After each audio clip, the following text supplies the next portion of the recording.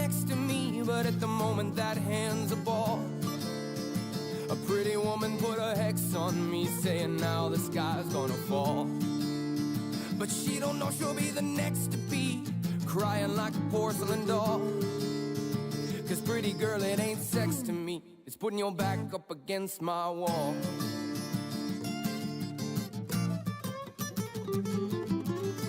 And if only my loneliness loves loving me, yeah, then why won't Miss Misery leave my leash a little slack?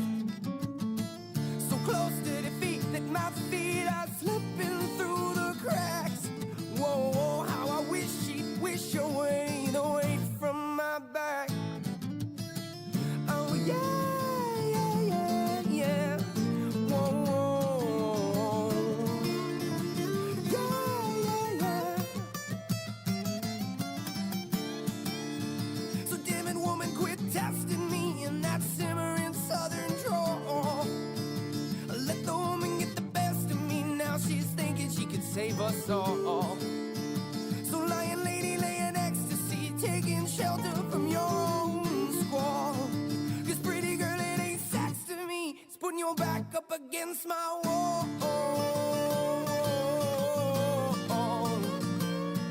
My wall, my wall.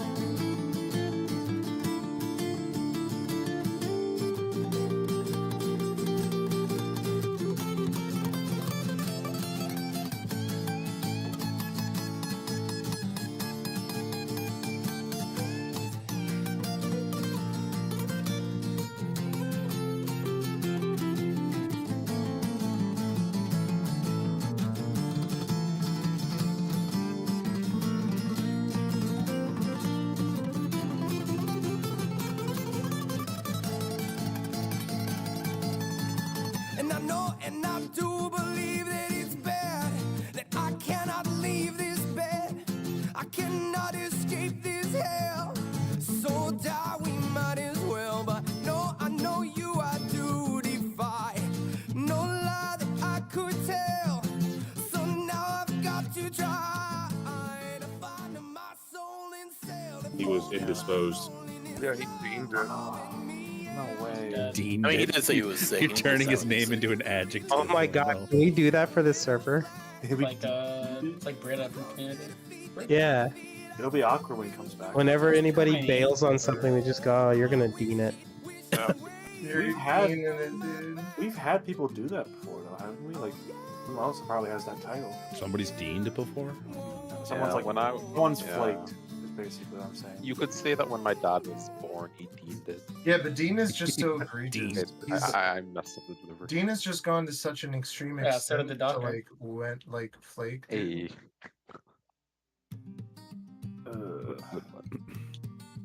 Well, at the very least, he's an example for what everyone should Dean not did do the with kind him. of shit, J-Boss, that like my Carney ancestors would have done to get out of a bet. What? Like, short of like moving to a new town and changing its name.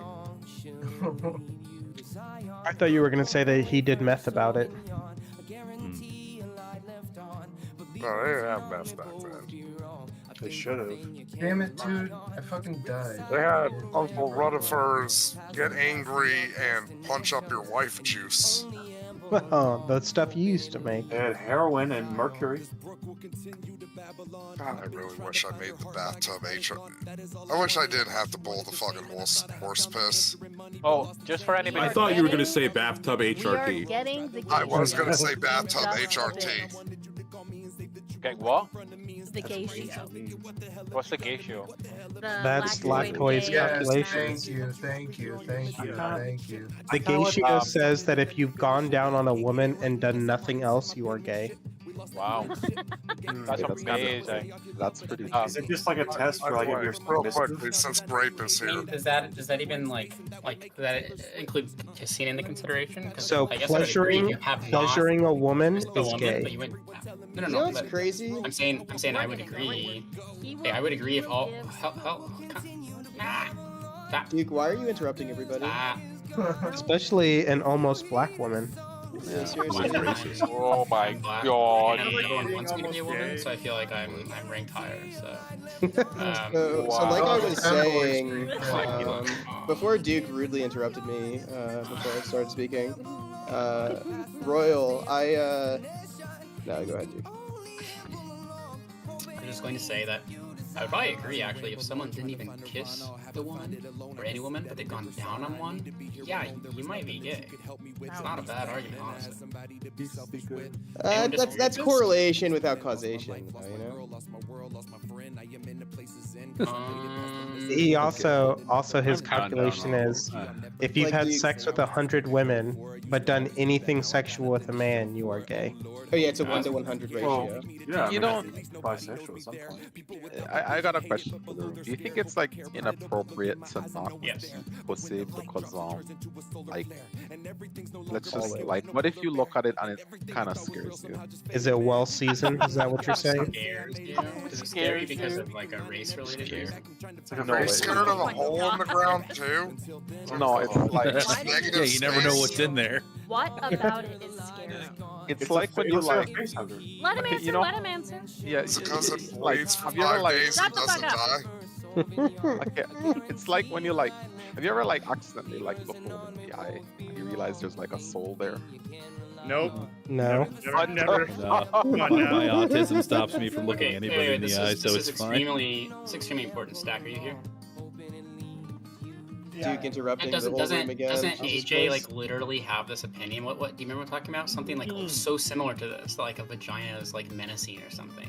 Do you remember what I'm talking about? No, it's he thinks that pregnant women are intimidating Oh he's scared of pregnant women. because he views the rotund belly as some Lovecraftian monster. I think is the argument. Yeah. The fuck? Is this wait? Is this like a? Yeah. He literally says he gets like uncomfortable around pregnant women. Okay, I was about to say. Chris. I was about to say I can understand that in a sense, like if there's a pregnant woman around, you have to like be careful around. Yeah, them, no, and you- not that. Other, he's afraid other of than me and that. Brick, who here There's has an had alien sex in with a there. pregnant woman? It's a phobia. Just I like don't care, picking up Royal. like you, No, but I want to know. I care. want to because there's another question that I have. It's not Royal, I'm about just me. trying to figure out if It's your not about mom was you, pregnant at Duke, the time or relax. not. But is there anybody else here that's had coitus I- with a pregnant I- woman? I'd really like Oh to my massage God. like a pregnant woman's feet one day. I assume it's a no. Excuse me? No, like you Wait, know, it's kind of Pregnant like ladies I'm are Royal. demons in this Did I just heard? Royal. Yeah, Honestly, like- heavy like duty, I think massage. you're onto something. Royal, Wait, I'm yeah, working yeah. on. So like, imagine like, Actually, impreg- yeah, they im- might hold on, actually hold on, be hold on. Yeah, you impregnate a woman, right? She carries your Hell offspring. Her feet are harmed by the extra weight of your offspring, and then like prepare hot water for her. It's not just her feet. Stop. This is the Royal, gayest thing don't I've you- heard a non-gay I don't person want to say, Heavy. hear. I want you to know that. You're Hell, weird. You're like rubbing Pregnant her lady. toes and like Sure, why you're don't getting Oh my God, dude. wait, Stop. like you Heavy oh, duty. It gets better. Their hips get sore because the same reason that their feet spread, their hips do too. I'm And so- unironically living. Oh, You it's- have to actually flex their hips. Oh my god, bro! I like You gotta literally stretch them. Royal, Royal, do you Man. think it's gay? I It don't sounds like I'm on a Yeah. duty server right now. Wait, I'm Great. intrigued. I'm telling gonna you, argue- they I'm need it. uncomfortable. Wait, I'd It's like like to listening argue. to fucking farmers talk about Wait, birthing If calves. you do not appreciate the like nuances and niceties of pregnant women, I'm gonna say like you're No, not a feminist. It's You're the not a way you feminist. So talk now about the that pregnant Duke isn't woman here, that I can say- disgusts me. I can No, say- like I never understood the pregnancy fetish until my wife was pregnant, and I get it now. yeah. Actually, don't yeah, I've like heard a pregnant lot women? of people, a lot of guys have the pregnancy. I want you to Yeah, know. yeah, Actually, one of the most Wait, common. no. Heavy and Rich. roll. It needs to be known. You guys disgusted Duke so Yeah. badly. He willingly went down to a VC with Chrono in it. That's That's right. how terrible you are right now. Napalm, I want you to understand. Oh, I need you to understand what I'm about to say. You know when a girl likes to be choked and you're doing it and you start to see their face get like a little flush and you know I'm dominating her? Imagine that every time you have sex because she's carrying your baby. You just To tie into our previous, okay. to tie into our property previous. Wait. is inside your I body. wait, hold on. I just wanted to like touch briefly a last thing I wanted to say. Like the power, the you know, the vulnerability, the neediness. Those are all pluses, but like for me, it's like the trust. Like I Yes, imagine it's yes. like imagine being a police officer, right? And like you come to Wow. like a domestic abuse call, Every right? word right And, like, now out of your mouth is Just wow. increasing the chance of me calling you an F slur right now. hold on, bro, hold on. Like, you know, there's like a woman, her husband was beating her, right? And We're you're like her only 15%. salvation, right? Yes. Like that's like so empowering. Yes. On random news to try and change the topic a little, did everybody see that Nuclear got banned for 7 days today? Oh, What good. did she do? Well, I Annie banned her for something. I can't remember what fucking the actual he's on a reason. rampage. But 7 days. Yeah, Doing a it's little good. culture check, huh? Sheriff Anti's you, back in town cleaning it up. Can you tag them or bring up the rap sheet? They can't tag them because they're banned. Ah, damn it.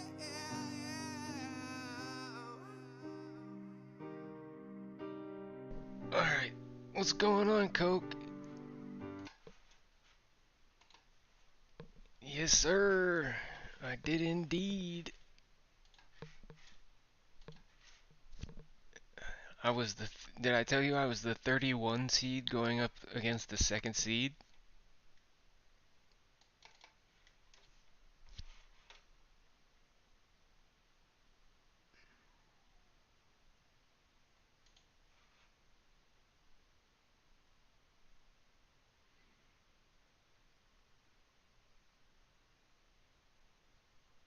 Good to see you, by the way, buddy.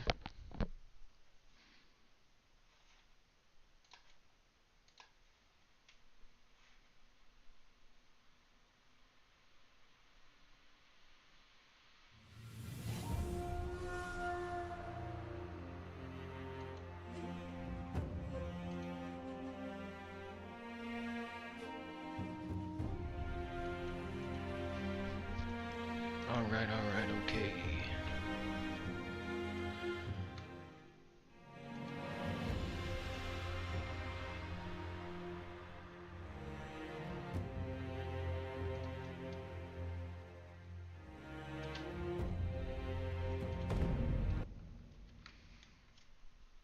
Alright, I'm trying to decide whether I want to stay in this Discord call or not right now. Checking on him too, man.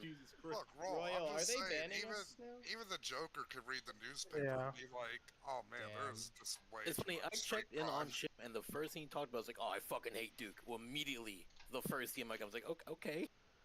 Chim said that? Yeah. Or Shim? Shim. Shim. Shim hates Duke more than he hates me. It's insane. Why does he hate Duke? You know what's funny? If you hang around, Duke's with apparently a Duke, larper. Is You're Shim wait, not- was Shim still around recently? I thought he got banned a while ago. No, he got banned yesterday. He got early I banned might for a end day up 'cause grabbing Oh, the that's PlayStation. right. Perma-banned yesterday. He was like But for now, and for like fuck a it. month, came back like a couple days ago, and it was actually just really fucking sad. I Like that dude is probably gonna self-harm, and it's not even fun to be around. Is he wait, was he still relapsed and like drinking again yesterday? His wife that he referred to as his wife is now his ex-wife. It's sad. Yeah, he told me that they've been separated for 10 days, and like he's like came here to have fun, but Duke joined the room, and he's super upset now. So when I was on, I did a private will get call his with fucking him, wish. and his wife was there, and she was trying to get him to like calm down and stop. So You can hear me, right, It's Mr. honestly Coke? tragic. Like holy no, fuck. that didn't sound really sad actually. Yeah. I'm gonna go find the. There was nothing fun about that call when Well, he came back. He I should probably be feel like- banned. I don't Let me go find the. He put No, the nothing video right up on now. YouTube. What was his like I don't know, like thing on the server? Like what did he like do or talk about? He just didn't have like talked. a thing. Shim, he used to call people out based on their job history. Do that to everybody. Yeah, that's true. Damn. But he didn't have like a topic or anything. He just kind of He's like talking about DEI. he kind of Is liked he to be a shitposter. Is he unemployed and worse now? He didn't say anything about his Yeah, I don't know employment about the while I job was thing. there. That'd be a bad combo if he did. That'd be over. Wait, how did he know their job history? Yeah, might be suck starting to Glock with that one. That's, you know, God in damn any it, other Ephemeral. context that'd be Jesus. funny, but that was actually really dark. Family, you should say sorry. Jesus Christ. I Sorry love to that who? terminology for shooting yourself in the head. Me. Okay, you know what, Right? ephemeral? I'm for it. You're implying if I'm in that situation, I should do it too. No, that's not what he's doing. Calm down. What? Rack 'em if you got 'em, boys. Royal, why did so many people? All right, guys. do alt-type I'm debating the pro. I'm proposing that we abolish the death penalty. All right. As of this debate, only a single execution has occurred in 2024. Can it? Agree with me on this. It's not because Roll and Duke are meaner than most people in here. It's that their brand of meanness and the way they pick at people, it makes motherfuckers feel dumb. And that is way more rage-inducing than just being fucking somebody dunking on you. There's the the link problem, to that the debate. I feel like you'd only feel that way if you actually were dumb.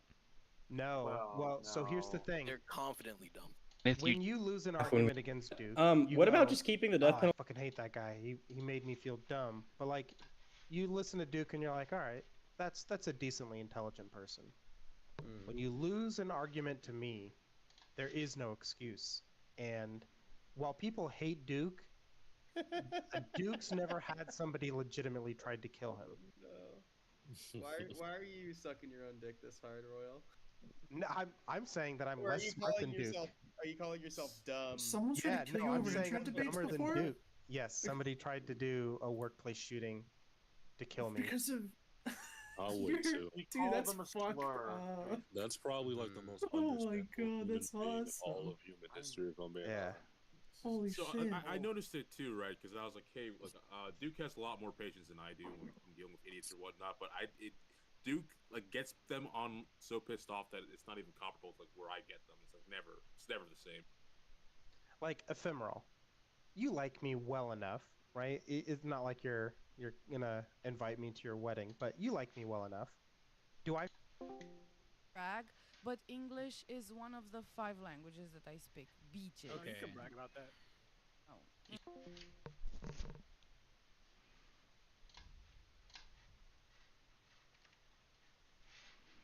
All right, fuck it. I'm getting off Discord.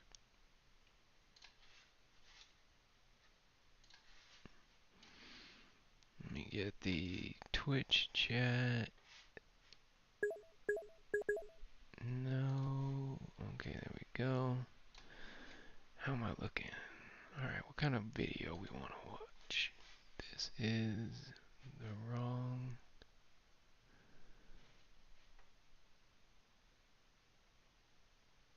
do I want to be that guy?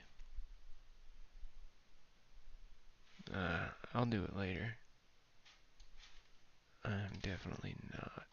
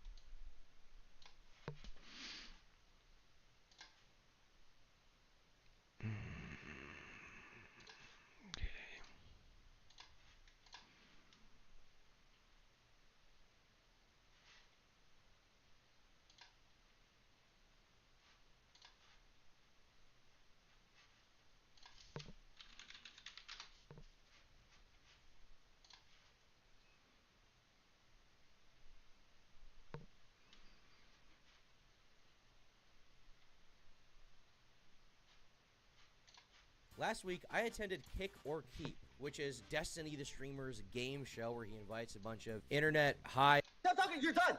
If I'll only be 100% with you, bro, it's honest to God because you don't get bro. I'm on Tinder all the time, dude. I've seen multiple girls, unfortunately, that got their Snapchats, been talking to them, and then they sent me a picture in a high school bathroom. If I used your logic and I went out in person, IRL, the problem would still stand where people are using fake IDs. Edging. Oh. Various subjects. We debated various topics like AI artwork, if a minor who lies to an adult about their age should be punished, and for the first time, I didn't win. I actually lost. But despite me losing, despite me failing, I still made sure to deliver some good content by the end, and there's a little secret surprise for you guys at the end that I think you guys will enjoy. So, yeah, enjoy. Oh, no, Turkey Tom's in this one? Shalom. What's up, guys? Glad to be Oh, here. don't get blown out. Video on all of us. Oh my god. He's actually in the Matrix. I'm currently hacking. I'm hacking, dude. Oh my god, is that the background for the what was that meme you talk about? Skadoodle toilet all the time? It's Skibbity toilet, man. You fucking freak. God, you're such a boomer. It's not Skadoodle. You did send me a good meme though. I enjoyed quite a bit. I know I did. The yeah. whiplash My one, chat dude? audit. I asked for the best Zoomer meme they could, you know. Are you put that in the edging one they gave me. or are you rizzing? Edging? Oh, I saw that one. Edging or That's a good one. Oh, edging or gooning, yeah. You edging or gooning? Edging or gooning? Edging. So you do edge in Ohio. If you deliberately end your mewing streak, I will rizz you like Livy Dunn. Now, are you an edger, or are you a gooner, or are you gonna phantom tax skibbity toilet? I'm definitely edging right now. Cool. Well said. How do you guys feel, edging or gooning? What's your vote? What's the difference? What do you mean, what's the difference? There's a big difference, technicals. Yeah, They're like what do opposite you mean? things. What do you mean? What's the difference? You mean gooning or not? Opposite. They're very different. One of them has poop in it. One of them has poop in it. and Wait, one what are of you them doesn't. talking about? Wait, what? Okay. Which one has poop? Yeah, what? Oh, I thought we were still on gooning. My fault. Yeah. Oh yeah, I thought you were. We're still on gooning and edging, Turkey Tom. Okay, bro. God. You guys are freaks. Oh my god. Oh, here comes the terrorist. With his signature mask and glasses. Sticking out your gap for the Rizzler. You're so skibbity. You're so phantom tax. I just wanna be your. I'm streaming once a week because of it. You know what I mean? Somebody supply dropped this some aloe vera. Was Carantas the last Guys, person can we keep to the arrive? N-words to a minimum? I was here the whole time. No, look, that He's rule is only in jealous place of our for power. you, Vito. I know, but that's unfair. It's unfair if some people get to use the N-word. Well, I won't use it if people are streaming. I won't use it if people are I streaming. think you can say it, Vito. Just say it right now, You dude. said- What's the worst that could happen? Come on, Vito, why would you challenge Vito? He's like the one white guy on the show that will say it with impunity over and over again, okay? Please. We don't have Lab here today, the other record holder for N-word said on this show. So second place is Vito, okay? So slow down, all right? Wait, I'm Lab second said the place? N-word? I think, wow. I think that every white person should just say it. Let's just get it. Well, we do. I Let's go agree. down the- Vito, you go. I mean, we do say like it. that We one. don't say it in front of you guys. Yeah, we'll do Vito. Alright, and I've seen this Destiny, before. and Why the Destiny fuck again, is and then he? Vito. How about that? But don't say the ER like last time. That was crazy. Okay. Just don't do that, and we'd be good. In what context did he say it? What was the context of that, Vito? Was I it just non-racial? I agree. Yeah. So there are certain things that 26. Well, that's that. Come on. Fuck this. The bell curve. Hello everyone. Today we're going to be talking about The Bell Curve. The Bell Curve is a 1994 book by psychologist Richard J. Herrnstein and political scientist Charles Murray, and by way of an introduction here, I'll read the description of the book that's on the back of my copy. Breaking new ground and old taboos, Richard J. Herrnstein and Charles Murray tell the story of a society in transformation. At the top, a cognitive elite is forming in which the passkey to the best schools and the best jobs is no longer social background, but high intelligence. At the bottom, the common denominator of the underclass is increasingly low intelligence rather than racial or social disadvantage. The bell curve describes the state of scientific knowledge about questions that have been on people's minds for years but have been considered too sensitive to talk about openly. Among them, IQ's relationship to crime, unemployment, welfare, child neglect, poverty, and illegitimacy, ethnic differences in intelligence, trends in fertility among women with different levels of intelligence, and what policy can do and cannot do to compensate for differences in intelligence. Brilliantly argued and meticulously documented, the bell curve is the essential first step in coming to grips with the nation's social problems. Even though it is now 25 years old, the bell curve's ideas have had quite the lasting impact. Richard Herrnstein passed away shortly before the bell curve was released, but the other author, Charles Murray, has in recent years, among other things, been on an episode of Making Sense with Sam Harris. He's been interviewed on Stefan Molyneux's YouTube channel, had his ideas discussed on the Joe Rogan podcast, and regular viewers of my channel will remember the bell curve being cited in a recent Steven Crowder video. At the time of the book's release, the backlash against it in certain sections of the media and scientific community was furious. Dozens of articles were written by scientists and journalists attacking the book, studies were conducted to debunk its claims, whole books were written to debunk its claims, actually, and these criticisms were often phrased very harshly. Columnist Bob Herbert, writing for the New York Times, described the book as a scabrous piece of racial pornography masquerading as serious scholarship.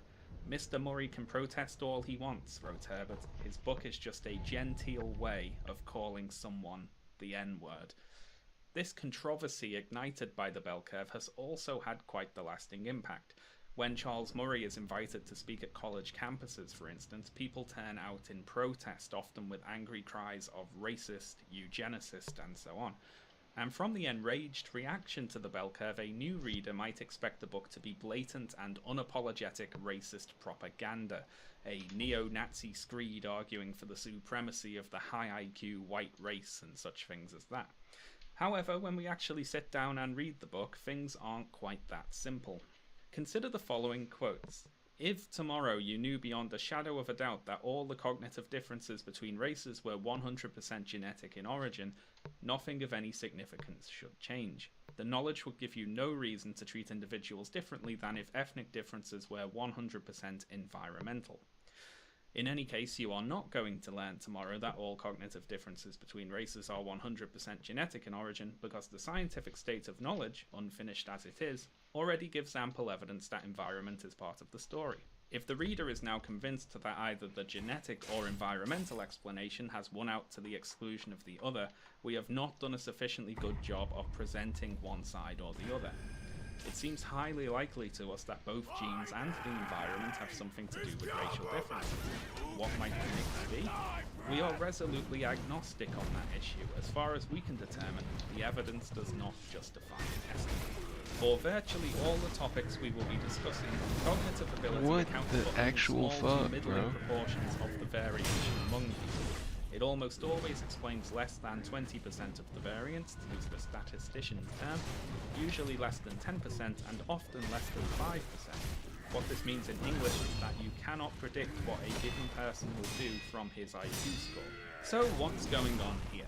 It seems from these quotes anyway that the bell curve is actually a fairly reasonable piece of work. These are all relatively mild, middle-of-the-road statements here, so this hardly seems like a scabrous piece of racial pornography so far. Charles Murray has used quotes from the bell curve, such as we have just read, to defend himself and his work against accusations of racism. Murray and other defenders of the bell curve cast the attacks on the book as resulting from a cowardly reluctance to discuss what they see as difficult scientific truths. In particular, a reluctance to discuss possible differences in intelligence across designated racial groups. So this is what we're going to talk about today. We're going to take a look at some of the arguments for the bell curve, discuss some of the most common counter-arguments, and see if we can figure out what all the fuss is about. Did the bell curve deserve its harsh criticism, or is it the case that its critics simply cannot handle the truth? Before we get to all that though, as you can see, this video is rather long. I expect people may have to watch this one in multiple parts, so firstly here, let's just take a second to lay out the format of the video today. First off, we're going to briefly talk about intelligence and intelligence testing, and quickly mention a few concepts that are going to be important going forward, such as Spearman's G and factor analysis. Then we're going to introduce the bell curve and summarise the arguments of each of its four main sections as fairly as we can. After that, we'll move on to counter-arguments in sections primarily concerned with the concept of a general intelligence, the possible problems with IQ testing, the bell curve's calculation of IQ versus environmental factors, and finally the political arguments and policy proposals found within the book. I will include time codes to all of these sections below so you can drop out and come back as needed. Right then, let's get started. And if we're going to be reading a book that is about intelligence, we should start off by briefly talking about exactly what that is. Let's imagine that we want to design an intelligence test. Why do I miss And that? to do this, we first have to answer two difficult questions. The first is, how exactly do we define intelligence? And this is a particularly tricky thing to do, as we'll see. Let's start with the dictionary definition of intelligence, which is as good a place to start as any, I suppose. And this is from the Oxford English Dictionary. Intelligence is the ability to acquire and apply knowledge and skills. Now, our first problem here is that this definition is rather broad. Think about all the activities and groups of activities that could fall under this definition of intelligence. Is one's ability to solve complicated mathematical sums governed by intelligence? How about the ability to solve a difficult chess puzzle? I'd imagine we'd say those things are associated with intelligence, right? Well, how about the ability to write a great novel or compose a great piece of music? Are those things influenced by intelligence, or would we merely call that creativity? Is knowing whether to pass or shoot in a game of basketball or football influenced by intelligence, or would we merely call that talent? Or are all of these things some mix of intelligence, talent, and creativity?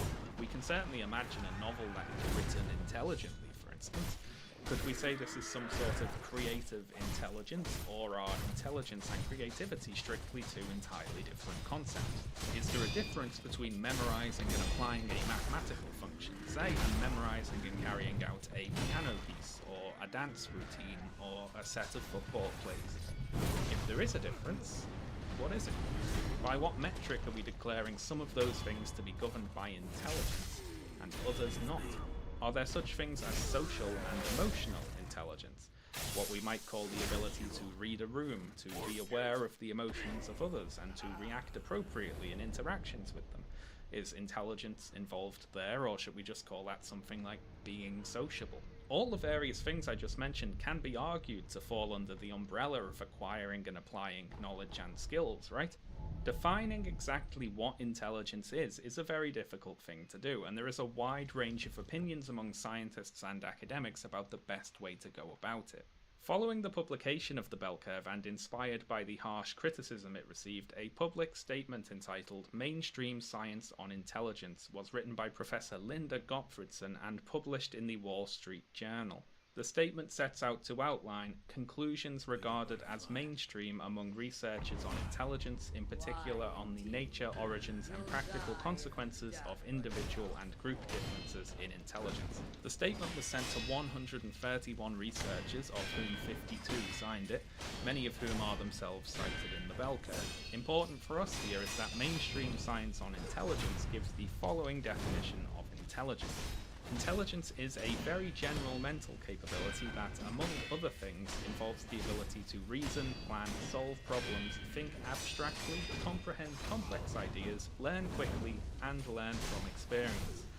It is not merely book learning, a narrow academic skill, or test-taking smarts. Rather, it reflects a broader and deeper capability for comprehending our surroundings, catching on, making sense of things, or figuring out what to do. My favourite part of this definition is among other things, because intelligence is apparently all of this and some other stuff too. My point here is that even among researchers who are cited in the bell curve and would put their name to a defence of its ideas, intelligence is a very broadly defined concept. And even if we can agree on a definition of intelligence, the second difficult question we have to answer is this.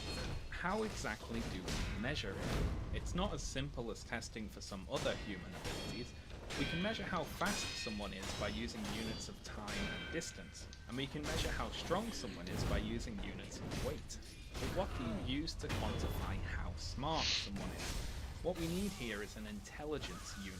We need a way to express someone's intelligence as a number.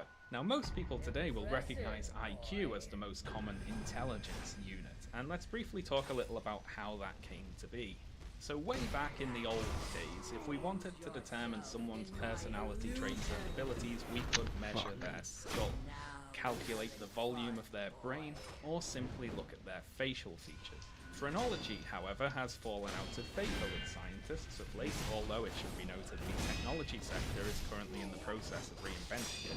Now, I won't be going all that deeply into the history of intelligence testing today, so I'll just start off here by saying that researchers eventually, for the most part anyway, stopped measuring people's skulls and started trying to measure what was going on inside them. The first practical IQ test was invented by French psychologist Alfred Binet in 1905. This test set out to determine the mental age of school children and was designed with the purpose of identifying those children who were underperforming compared to their peers so they could be given extra help. Such noble beginnings here. Now, Binet, for his part, stressed that intelligence was affected by environmental factors, was not expressible as a singular fixed numerical value, and was not exclusively genetic in origin. His test was designed to identify those who were struggling in school and not to rank people into some sort of eugenic hierarchy. Binet died in 1911 and has since spent the majority of his time spinning in his grave due to everything else we're going to talk about today. An American psychologist called Henry H. Goddard translated Binet's intelligence test into English in 1908 and distributed thousands of copies of the test across the United States. And in 1916, another American psychologist named Lewis Terman, working for the Stanford Graduate School of Education, revised the test into what we know today as the Stanford-Binet IQ test. Both Goddard and Terman also worked together with other psychologists to create the Army Alpha and Army Beta tests, which were intelligence tests administered to US military recruits during World War I. Before we go any further, I'd like to pause for a second and propose a question about our intelligence tests. How do we know that they are actually measuring intelligence? They're called intelligence tests, sure, but that doesn't necessarily mean they are actually measuring intelligence, does it? Oh, horseshit, man. Earlier, That fucking sweep intelligence is a very gnarly. broad concept. How do we know we're not merely measuring a tiny segment of it? That's Well, in some the early bullshit. 20th century, English psychologist Charles Spearman used a statistical technique called factor analysis to identify what he called the G factor. Spearman noticed that people's test results across a range of subjects were positively correlated and reasoned that this was because of an underlying general intelligence factor, which he dubbed G. And this G factor supposedly underlies all mental performance, so no matter the subject being tested, they are all influenced by this one general intelligence factor. And psychometricians claim that IQ tests measure this G factor, psychometricians being people concerned with psychological measurement there. Now, G answers both of our difficult questions, if you've noticed. Thanks to the G factor, the vast range of potential human intelligence is no longer a barrier to us testing for it, because it's supposedly all linked to a single underlying factor that is able to be measured and expressed as a single numerical value. It's very handy, isn't it, this general intelligence factor? Suspiciously handy, one might say, but we'll talk more about G and Spearman's factor analysis later. Now, before we conclude our little history lesson here, there is something else that must be noted, and it's that early proponents of IQ testing in America and elsewhere were not motivated solely by some neutral scientific curiosity. They were eugenicists. They wanted to use what they could learn from intelligence testing as a way to improve the genetic quality of the human population through what amounts to selective breeding. Henry Goddard, who translated Binet's intelligence test, proposed segregating the so-called feeble-minded into colonies separate from the rest of society. And Lewis Terman, author of the Stanford-Binet test, wrote the following in a 1916 work called The Uses of Intelligence Tests. Thus far, intelligence tests have found their chief application in the identification and grading of the feeble-minded. It is safe to predict that in the near future, intelligence tests will bring tens of thousands of these high-grade defectives under the surveillance of society. This will ultimately result in curtailing the reproduction of feeble-mindedness and in the elimination of an enormous amount of crime, pauperism, and industrial inefficiency. End quote. And tens of thousands of Americans were forcibly sterilized during the last century, and low IQ test results were used to justify many of those sterilizations. The eugenics movement lost a lot of momentum as a result of the Second World War, during which eugenics became irrevocably associated with many of the worst crimes of Nazi Germany. And in the following decades, many countries distanced themselves from eugenics policies, and many scientists became more suspicious of not just eugenics itself, but also the extent of the worth of intelligence testing as a concept. Now, not to spoil the end of my video here, but this is a good chunk of the reason that the reaction to the bell curve was so harsh. The idea that we can use intelligence test results in order to inform political policy was only half a lifetime before the book was written, getting people sent to gas chambers.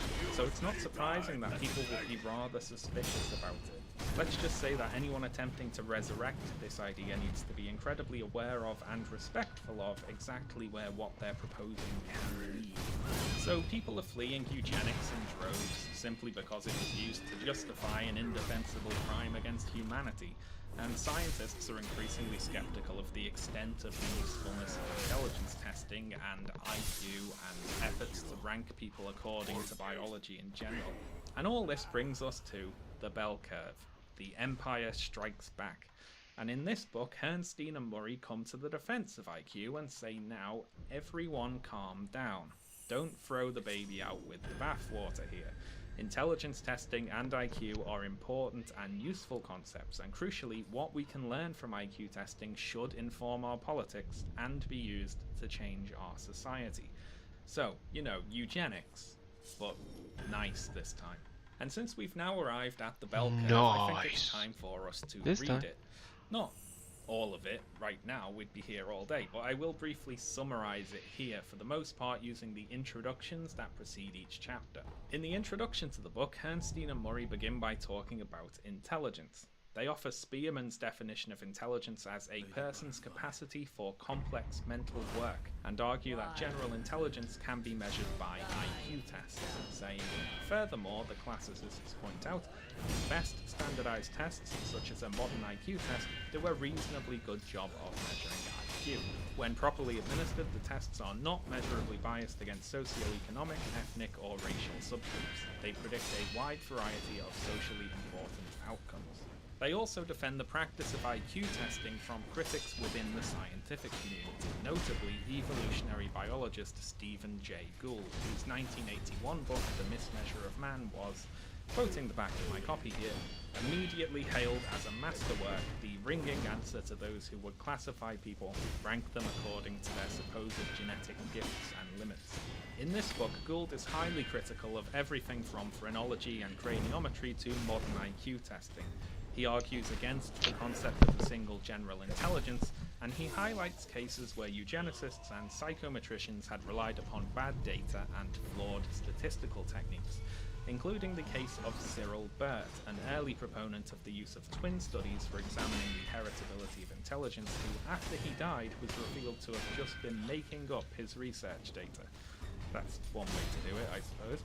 The bell curve was written with the mismeasure of man in mind, and is in some ways a response to its claims. A newer edition of the mismeasure of man was printed with an extra chapter responding to the claims of the bell curve, and a newer edition of the bell curve was printed with an extra chapter responding in part to Stephen Jay Gould. Gould and Murray probably should have just met up and had a fight at this point.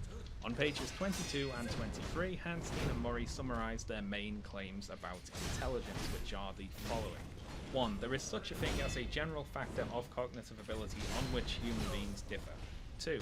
All standardized tests of academic aptitude or achievement measure this general factor to some degree, but IQ tests expressly designed for that purpose measure it most accurately.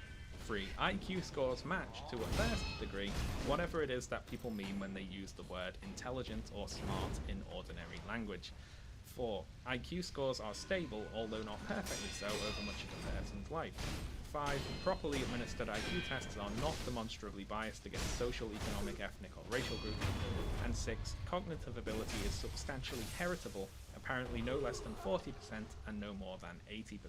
And on that last point, Herrnstein and Murray later write in a section titled How Much is IQ a Matter of Genes?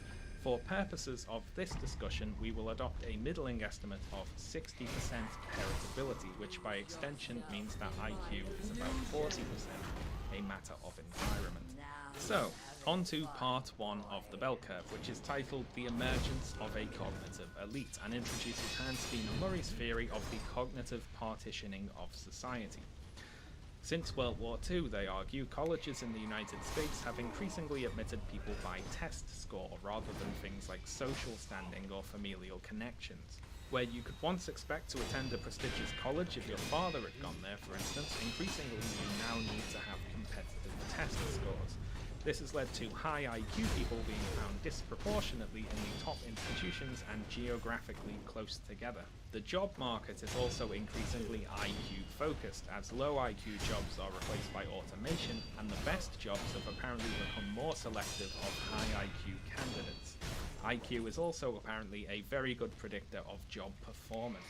These high IQ people, economically and geographically segregated from the rest of society, are increasingly partnering with each other, and since we're assuming IQ is largely genetic, are producing high IQ offspring. Society is thus stratifying itself into some sort of intelligence-based caste system. At the end of part 1, Hansteen and Murray summarise their claims by saying, 1. The cognitive elite is getting richer in an era when everyone else is having to struggle to stay even. 2. The cognitive elite is increasingly segregated physically from everyone else in both the workplace and the neighbourhood. And 3. The cognitive elite is increasingly likely to intermarry. Part 2 of the bell curve is titled Cognitive Classes and Social Behaviour, and here Hansteen and Murray make the case that intelligence is tied to behaviour and predictably determines various things, such as the likelihood of being poor, a criminal, a high school dropout, unemployed, an unwed mother, on welfare, and so on.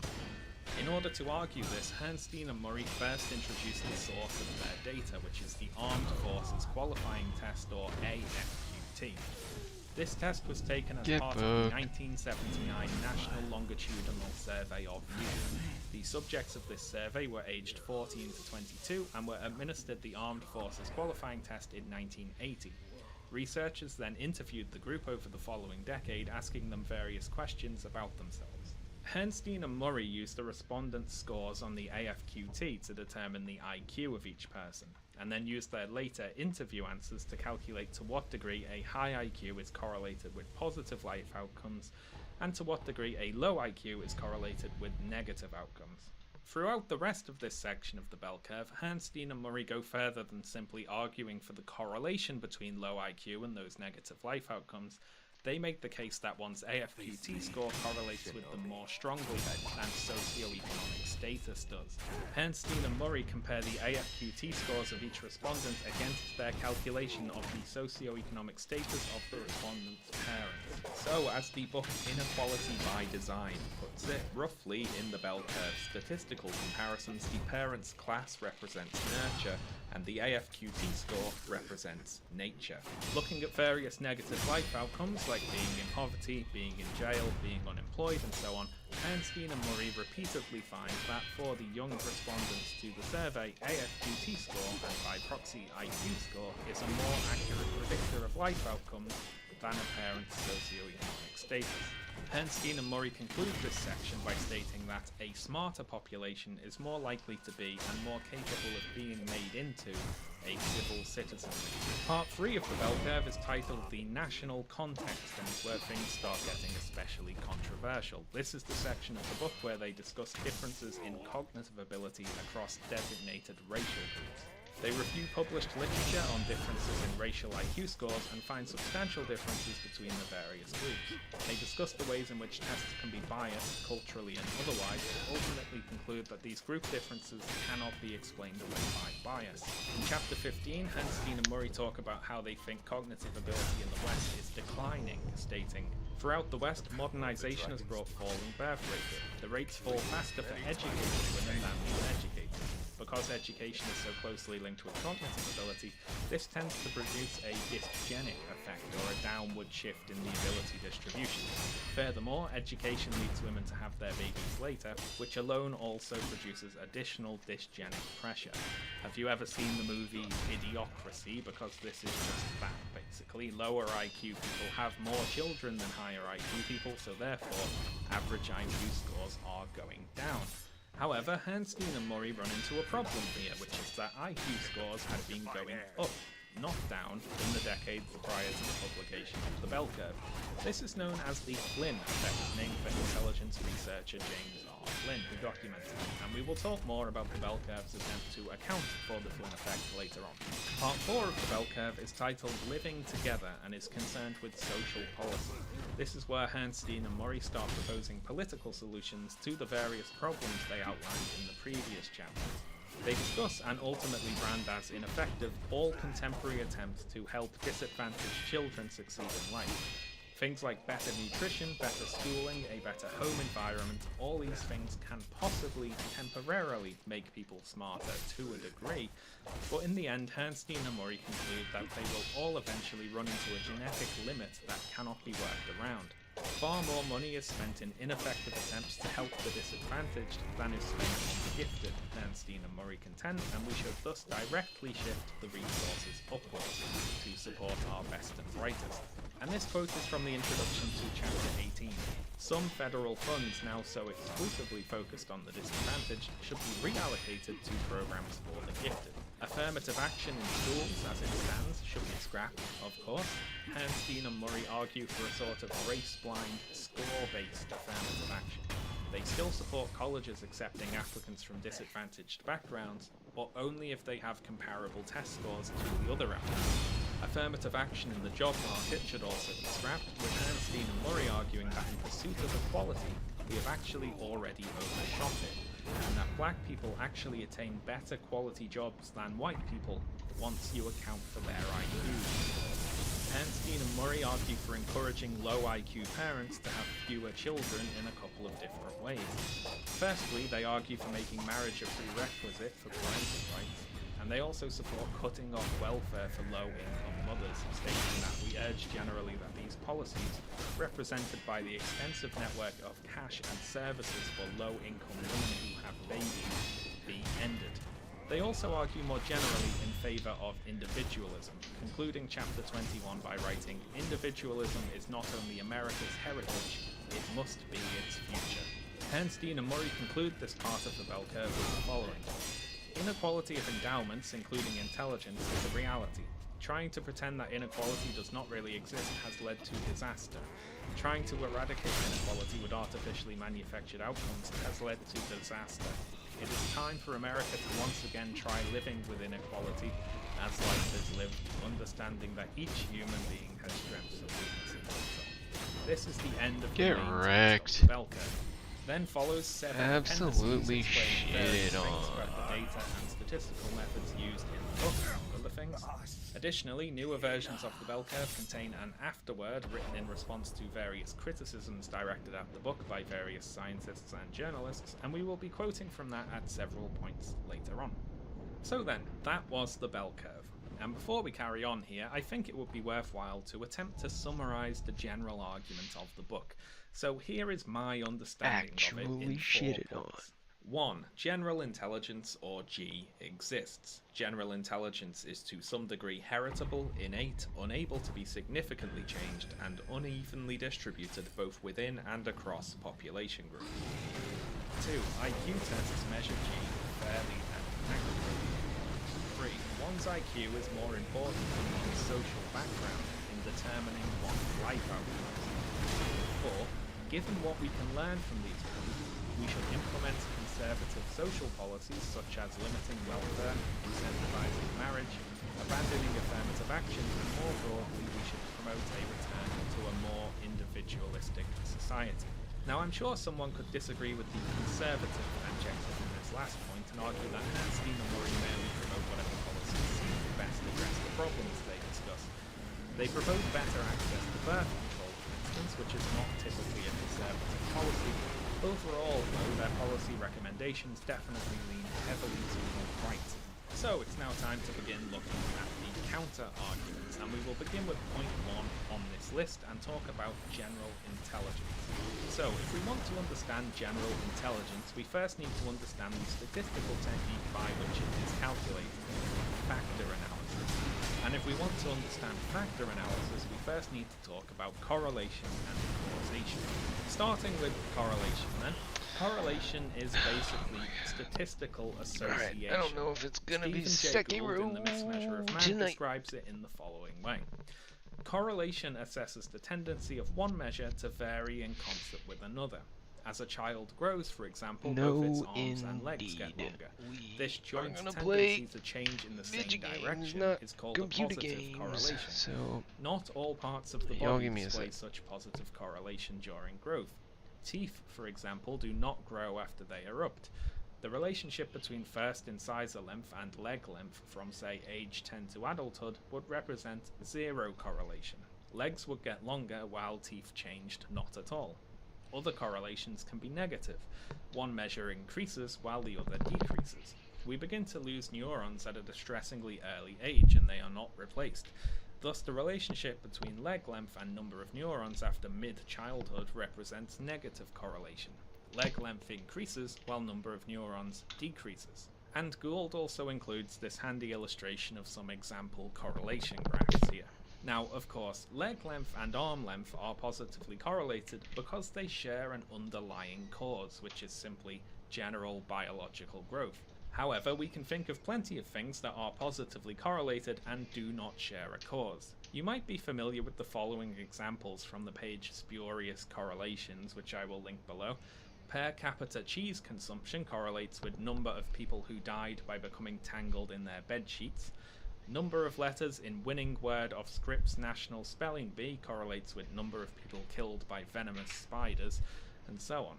Obviously these things have nothing to do with each other, probably, so some correlations are just chance. It would be an error to assume a shared cause there. Correlation does not imply causation, is the saying. Now, in addition to assuming a shared cause when there is not one, another common mistake here is to ignore a shared cause when there is one. For example, when considering arm and leg length, to ignore the underlying biological growth and assume that legs are getting longer because arms are, or vice versa. There are lots of different ways to misrepresent correlations, basically. I agree with Gould when he writes the invalid assumption that correlation implies cause is probably among the 2 or 3 most serious and common errors of human reasoning. Anyway, one result of us calculating the correlation between arm and leg lengths is that we have simplified the data somewhat. The strong correlation between the two variables means we can basically express them as one, so long as we don't mind losing a little information along the way. But what if instead of just 2 variables, we wanted to compare correlations between the size of, say, 50 different body parts? Plotting 2 measurements in a graph is fairly easy. With the addition of a third measurement, though, things start getting a little trickier. This figure from The Mismeasure of Man, where Gould introduces head measurements into the mix, needs another dimension in order to convey the information. And with more variables added in, the data quickly gets too complex to display with a mere 3 dimensions. And this brings us to factor analysis. Similar to how we simplified arm and leg length to a single dimension, factor analysis can be used to reduce a complex system of correlated variables to a smaller number of underlying factors. And you might find that just a few underlying factors explain the vast majority of the variations in a larger number of variables. And furthermore, you could identify which factor explained the majority of the variation. I won't be going into the exact specifics of how factor analysis works. I couldn't if I wanted to be honest, but this is basically how it is used. To quote Gould again, factor analysis is a mathematical technique for reducing a complex system of correlations into fewer dimensions. So you might be wondering, what does all this have to do with intelligence? Well, factor analysis is how psychologist Charles Spearman came up with the concept of the G factor.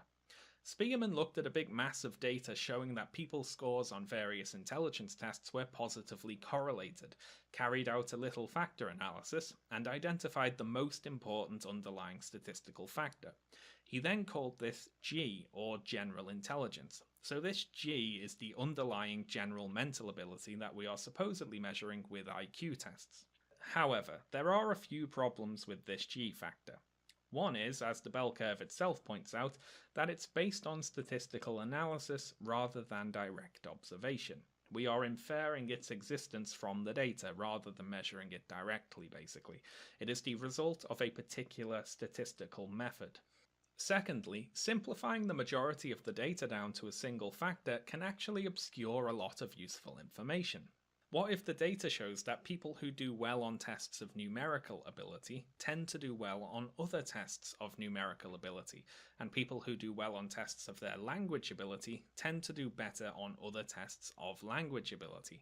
We can imagine two people who are determined to be statistically as smart as each other, but who excel in completely different areas, right?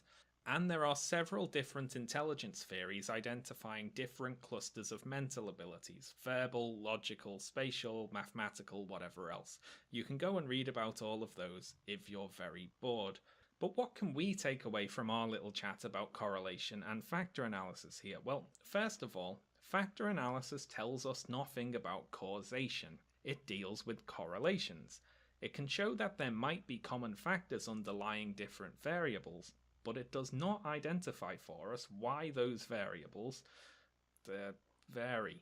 As a comparison here, let's say you take a sample of 10,000 random members of the public and you test their athletic performance at various physical tests. Amount of weight lifted, length jumped, speed at running various distances, sit-ups completed, whatever. And let's say that what you find is that people who perform well on one test relative to the group tend to perform well on the other tests relative to the group, and vice versa for those who perform poorly. Now you could, if you so fancied, subject this data to factor analysis. Identify numerically the most important underlying factor and name it F for general fitness or something.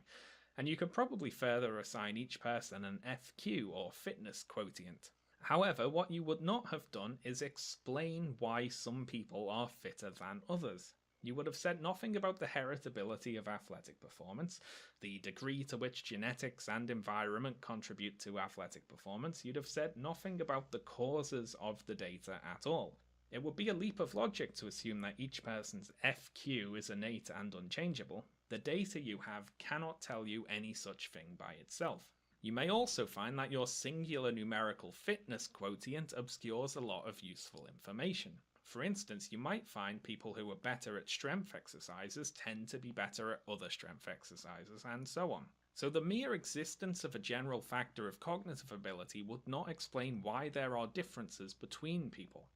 In fact, the G factor is perfectly consistent with a 100% environmental approach to understanding intelligence. We could play devil's advocate here and say yes, a general factor of intelligence exists and is important, but the variance in G between people is explained entirely by environmental factors: childhood nutrition, socioeconomic status, school quality, and so on. Absolutely nothing happens in the factor analysis process to tell us about what the causes are for people having different measurable levels of intelligence. And even if we accept a single general intelligence factor exists, that would not necessarily imply a genetic causation. And speaking of genetics, let's next talk about the word heritability. When the bell curve says cognitive ability is substantially heritable, apparently no less than 40% and no more than 80%, what does that mean exactly? If we average it for 60% like they do, are we therefore to assume that each person's individual IQ is 60% determined by heritable genetics and 40% by the environment? Well, no. Heritability is unfortunately one of those awkward words which has a common use understanding and a scientific understanding which differ in a few important ways. The common use understanding is something like the ability of a thing to be passed down genetically, right? You can inherit being tall or having red hair, but you can't inherit a scar or a finger lost in an accident, say. The technical academic meaning of heritability is rather different. Heritability is a numerical concept used to estimate the contribution of genetic variance to overall variance of a trait within a group. So basically, heritability estimates the degree to which the variance of a trait within a group is due to genetics. Height is thus a heritable trait. Taller parents will generally have taller offspring, for example, and this is measurable against a population group. Having two arms, however, is not a heritable trait. because almost everyone has 2 arms, and for people who don't have 2 arms, that variance is usually environmental in nature. Having 2 arms is genetically determined, but it is not a heritable trait, if you follow, because genes account for very little of the variance within the population group. Something that is very highly heritable we would say has a heritability of 1. Something that is not heritable at all we would say has a heritability of 0. If we say something has a heritability of 0.6, then what we mean there is that 60% of the variance of the trait in a population group will be due to genetic factors. What it does not mean is that 60% of the trait in one individual is due to their genes and 40% due to the environment. Heritability tells us about variance within a group, not the makeup of individuals. It is a population statistic. You cannot meaningfully ask what the heritability of your IQ is. So where am I going with this? Well, there's a couple of points that I'd like to make. The first is that a trait can be determined by your genes and be very lowly heritable, such as the presence of arms, and also the inverse of that. A trait could be very highly heritable and not directly genetically determined. One common example used to illustrate this is earrings. What would we say accounts for the variance in whether people wear earrings within a particular group? Well, depending on the group, most of the variance could be due, in one sense, to a genetic factor, biological sex. Wearing earrings would therefore be a heritable trait, but this does not mean that there is an earring gene that is being passed down generationally. The majority of people wearing earrings being women would be due to environmental factors, fashion and gender roles, which are subject to change over time. In more recent years, for example, men in the West have increasingly been wearing earrings. The heritability of the trait of wearing earrings is thus decreasing, because less of the variance is being accounted for by genetics. But crucially here, nothing is actually happening genetically on the earring front. The change in heritability is down to changing environmental factors. When we say something is due to genetics, we need to be very careful about exactly what we mean. A useful categorization here is direct versus indirect genetic determination. We need to be sure to differentiate between things that are directly genetically determined, as in your genes are directly causing some biochemical process to happen within you, and things that are indirectly genetically determined as a result of your genes interacting with your environment. Women being more likely to wear earrings, for instance, is a heritable trait, but it is not directly genetically determined. This is relevant to us because IQ could be such a trait, where differences in IQ across designated racial groups are caused not by a direct genetic process, but instead by how our genetically determined characteristics interact with our environment so as to affect our results on IQ tests. For example, let's imagine your genes cause you to have a particular skin color, and you live in a segregated society in which people with that skin color are discriminated against and do not have equal access to education. Now that group's lower results on IQ tests would be, in one sense, because of their genes. And scientists studying genetics might very well find a strong correlation between particular genes and lowered IQ test results. But if we don't take the environment into account, that by itself can't tell us anything. The point here is that a trait could be very highly heritable and correlated strongly with particular genes and still have zero direct genetic determination. Now, the idea that wearing earrings can be more of a heritable trait than having ears is admittedly a bit of a difficult concept to grasp at first sight, and I would understand if it took a little time for someone to wrap their head around all this. Right now, though, what I want you to take away from this section, if nothing else, is the idea that something being heritable does not necessarily mean it is actually being directly caused by genetics. My next point is that heritability estimates the causes of variance within a group. It cannot tell us about reasons for differences across groups. And to illustrate this, we will paraphrase a thought experiment by geneticist Richard Lewontin. Let's say we take a packet of seeds and plant them in fertilized soil in a controlled laboratory environment, and we ensure that the growing plants have sufficient and equal amounts of water and light. And doesn't that sound nice? Now, height in plants is a heritable trait, just like in humans, and the plants would thus grow to a range of different heights.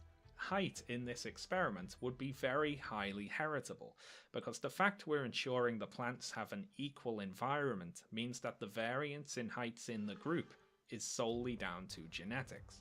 Next, let's say we do that experiment again, only this time we plant the seeds in bad soil and give them less, but equal within the group, amounts of water and light. The thing to understand here is that height in this second experiment would be exactly as heritable as in the previous experiment.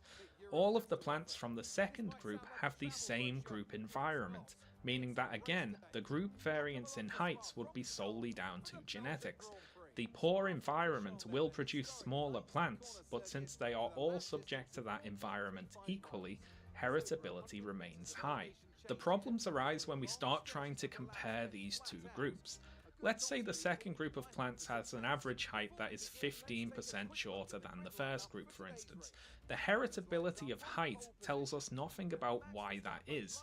Heritability was the same across both groups. If you're trying to figure out why one group of plants grew larger than the other, saying height is heritable tells us nothing useful. The difference between the groups was entirely down to environmental factors, and heritability, despite being high, played no part.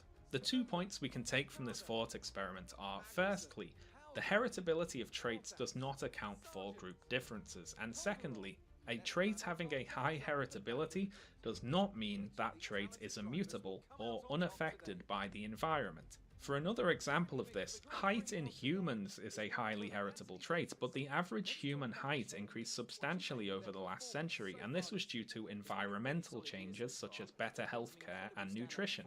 Or for another example, North Koreans are on average a few inches shorter than South Koreans, and this is down to the different material conditions in those two countries, not some recent radical divergence in genetics. Height is heritable in both North and South Korea, but it's the environment that is the cause of the variance between the groups. This is something that the bell curve crucially misunderstands when talking about the heritability of intelligence and IQ. On page 109 they say, even a heritability of 0.6 leaves room for considerable change if the changes in environment are commensurably large. The implication here being that higher heritabilities would be less affected by changes in the environment, and this is just not how it works. IQ could be 100% heritable and still massively affected by changes in the group environment. Professor Ned Block from New York University makes several of these points about heritability in an article entitled How Heritability Misleads About Race, and then goes on to say, I hope these points remove the temptation exhibited in the bell curve to think of the heritability of IQ as a constant like the speed of light.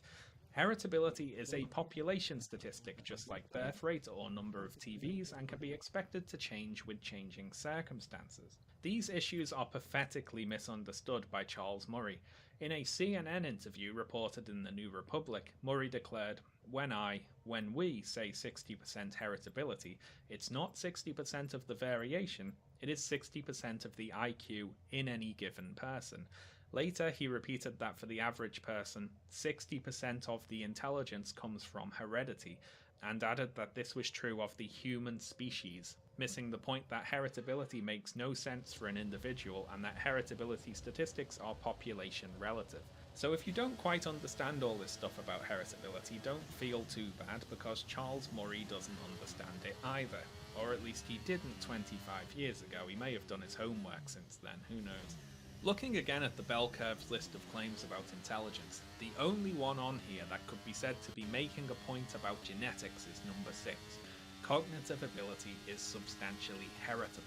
However, as we've seen, a trait being heritable does not necessarily mean a direct genetic cause. It does not tell us anything about the heritability of a particular individual's intelligence, and it cannot tell us the reason for differences between groups of people. Those differences between people could be caused by environmental factors because, twist, environments are heritable too. As the bell curve itself points out, non-genetic characteristics can nonetheless run in families. For practical purposes, environments are heritable too. So, to summarise this section, we have considered the method by which a general intelligence factor is determined, and also claims about its heritability, but we can conclude from neither of these things that the variance in intelligence between groups of people has a direct genetic cause. The cause could simply be directly due to the environment, or indirectly by way of how genes are interacting with that environment. So why am I listing off all the ways in which Herrnstein and Murray do not prove a genetic cause for cognitive ability, you might ask? Their later comparisons of IQ and environmental factors assume that IQ is largely genetic in origin, so presumably they do prove it at some point, right? Well, to put it bluntly, no. In their section, How Much is IQ a Matter of Genes?, they estimate the heritability of IQ scores by talking about twin studies. We can use studies of identical twins, non-identical twins, and regular siblings to estimate the extent of genetic effects upon IQ by noting the differences in correlations between their scores on intelligence tests. However, there are a few problems with this. Most importantly for us here being that in attempting to learn about genetic cognitive ability via intelligence test scores, we have to make the assumption that intelligence tests are an accurate measure of cognitive ability, but more on that in a moment. Even if we assume that the tests do give an accurate representation of cognitive ability, attempts to use these correlations to construct a simple genetic model for IQ run into several issues. Firstly, the IQs of identical twins do not perfectly correlate, as we would expect them to, given their nearly identical genetics.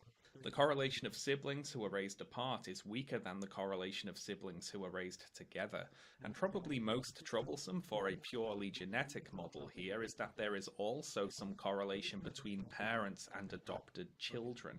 Their scores correlate to some degree, despite there being no immediate genetic link, beyond being the same species, of course.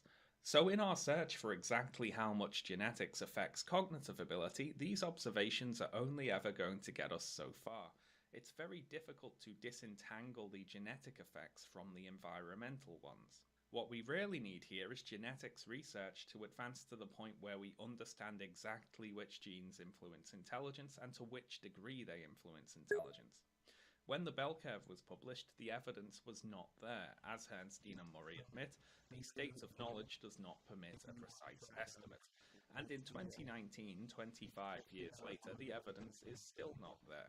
If anything, with regards to the claims in the bell curve, particularly its claims about racial differences, the genetic story has only gotten more complicated. The reason I say designated racial groups instead of racial groups during this video is because on a genetic level, our skin color folk understanding of racial groups can be unhelpful. There can be greater genetic differences within our socially constructed racial groups than between them. I doubt anyone would be so naive as to expect us to one day identify the singular gene that controls both skin color and intelligence. Someone having dark skin and thus being identified and identifying as black could have a whole range of genetic history. You can't read someone's genes by looking at their skin color. This is important for us because the authors of the bell curve use our socially constructed racial groups in their book. Talking about this, they say, what does it mean to be black in America in racial terms when the word black or African American can be used for people whose ancestry is more European than African? How are we to classify a person whose parents hail from Panama but whose ancestry is predominantly African? Is he a Latino? A black? The rule we follow here is to classify people according to the way they classify themselves. It would be a leap of logic to assume genetic explanations for characteristics of self-identified groups, given that those groups could have a wide range of genetic makeups. My point with all this is that the bell curve's direct evidence of a genetic basis for IQ is missing.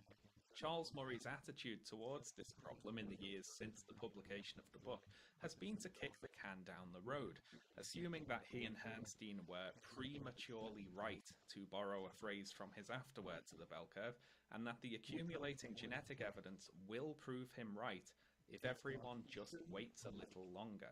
And it remains his tactic more than 2 decades later. In October of this year, Professor Ewan Burney, the director of the European Bioinformatics Institute, published a blog post titled Race, Genetics and Pseudoscience, an Explainer. which discusses, among other things, how our traditional racial categorizations are not reflected in actual patterns of genetic variation, how distinct groups within Africa can be as distinct from each other as they are with non-Africans, how race is not a useful or accurate term for geneticists, and it says that it is often suggested that geneticists who emphasize the biological invalidity of race are under the thumb of political correctness, forced to suppress their real opinions in order to maintain their positions in the academy. Such accusations are unfounded and betray a lack of understanding of what motivates science. Charles Murray responded to this post on Twitter a few days later, saying, "I can't understand why people are so eager to go public with positions for which the weight of the accumulating evidence is so unwelcome, and that will be definitively settled within a few years." So it seems the evidence for Murray is still just a few years away. With regards to the bell curve, however, it is possible we are being a little unfair when we criticize it for basing much of its analysis on relatively crude estimations. After all, they do admit the evidence is not there, and they say, if the reader is now convinced that either the genetic or environmental explanation has won out to the exclusion of the other, we have not done a sufficiently good job of presenting one side or the other. We should not criticize scientists for saying the evidence isn't there yet, but here's a rough guess. Presenting such estimates and attempting to disprove them is a key part of the scientific process. Problems arise when we get to part 4 of the bell curve, however. While it is fine to say the evidence isn't there yet, but here's a rough guess, it is not so fine to say the evidence isn't there yet, here's a rough guess, and based upon this rough guess, you should immediately suspend welfare programs for underprivileged children. But we'll talk more about this later when we discuss the politics of the bell curve. For now, though, let's address the assumption I mentioned earlier when talking about twin studies. We have been, in this section, assuming that we can measure native intelligence accurately. If we cannot measure native intelligence accurately, then much of what we've talked about thus far is irrelevant. So it's now time to talk about IQ tests. So I summarized the bell curve's claims about IQ tests as IQ tests measure G fairly and accurately. I wrote fairly because of their statement properly administered IQ tests are not demonstrably biased against social, economic, ethnic, or racial groups, and I wrote the word accurately because of their statement that all standardized tests of academic aptitude or achievement measure this general factor to some degree, but IQ tests expressly designed for that purpose measure it most accurately. So firstly here, we're going to discuss a few of the possible problems with IQ tests, starting with the various ways in which they can deliver biased results. Now, direct cultural bias in IQ test items is discussed by Herrnstein and Murray in Chapter 13. They use an example of a question that includes the word regatta, which is a word that might bias the results towards certain cultural and economic groups. And certain historical so-called intelligence test questions have actually been much worse than this. Some of them amounted to nothing more than general knowledge questions. The Army Alpha test used in World War I asked Army recruits to identify what particular celebrities were famous for, in which cities certain cars were manufactured, and the products produced by certain brands. Questions like these obviously have very little to do with any native intellectual ability, they're just testing whether or not you happen to already know the answer. There's no opportunity to work it out, so any psychometricians constructing intelligence tests certainly need to be careful to not include biased test items like these ones. Tests can also be biased for instruction. And what do we mean by instruction here? Well, simply whether or not you've been taught the meaning of a word or the best method for solving a maths problem is going to matter a lot on a test that requires you to draw upon your mathematical and language abilities. As an example here, I'm going to assume that we all agree it would be unfair to expect a random teenager to, by themselves, during a test, invent trigonometry. If you include trigonometry questions on your intelligence test, what you'll be testing for there will not solely be the intelligence of the respondent, but also whether or not they've been taught trigonometry before, how recently they were taught it, and how well they were taught it. This is relevant for us here because the Armed Forces Qualifying Test, which is the primary source of intelligence test data in the bell curve, had as one of its 4 sections a mathematics test which included questions examining knowledge of classroom trigonometry and algebra. This is more of a test of scholastic aptitude than native intelligence, and is also testing by proxy the quality of the teaching at the different schools that the AFQT respondents went to. We can't assume that to be equal across thousands of different people, can we? This is one of a few problems with the AFQT that has roots in the fact that it was not designed as an IQ test, but more on that in a second. Another way that IQ tests can be biased is for speed. Think of the definitions of intelligence we've seen so far: a capacity for complex mental work, catching on, making sense of things, and figuring out what to do. And simply because of the way IQ tests are administered, we have to add the words "within the time constraints of an academic test" to all of those things. IQ tests are by their nature biased towards how fast you can think and away from other important qualities which contribute to overall cognitive ability, such as stamina, determination, and discipline. Similar to that point, IQ tests have a more general bias towards familiarity with an academic environment. People unfamiliar with taking tests are going to fare worse than people who are very used to it, simply due to being in an unfamiliar environment. Things like anxiety and stress come into play here. Those can affect intelligence test results despite having nothing directly to do with intelligence themselves. Bernstein and Murray are particularly aware of that last point, and we need to briefly discuss the Flynn effect. So when IQ tests are constructed, they're standardized using a sample of test takers. Now what that means in practice is the testers will test some people, work out the average score, and set that to correspond to 100. This is why we recognize an IQ of 100 as the average. When those IQ tests are later revised, or when new IQ tests are designed, they're also standardized on new groups of people, and their average is set again to 100. However, researchers noticed that when newer test subjects take the older versions of a test, their IQ scores are on average higher. So IQ scores have gone up over time, basically, meaning if you believe that IQ tests measure intelligence, then people must be getting more intelligent, right? This is troublesome for Bernstein and Murray because they argue the opposite, that cognitive ability is deteriorating. And this brings us back to our point about bias towards an academic environment. Addressing the Flynn effect, Bernstein and Murray write the following. There is a further question to answer. Does a 15-point IQ difference between grandparents and their grandchildren mean that the grandchildren are 15 points smarter? Some experts do not believe that the rise is wholly, perhaps not even partly, a rise in intelligence, but in the narrower skills involved in intelligence test taking per se.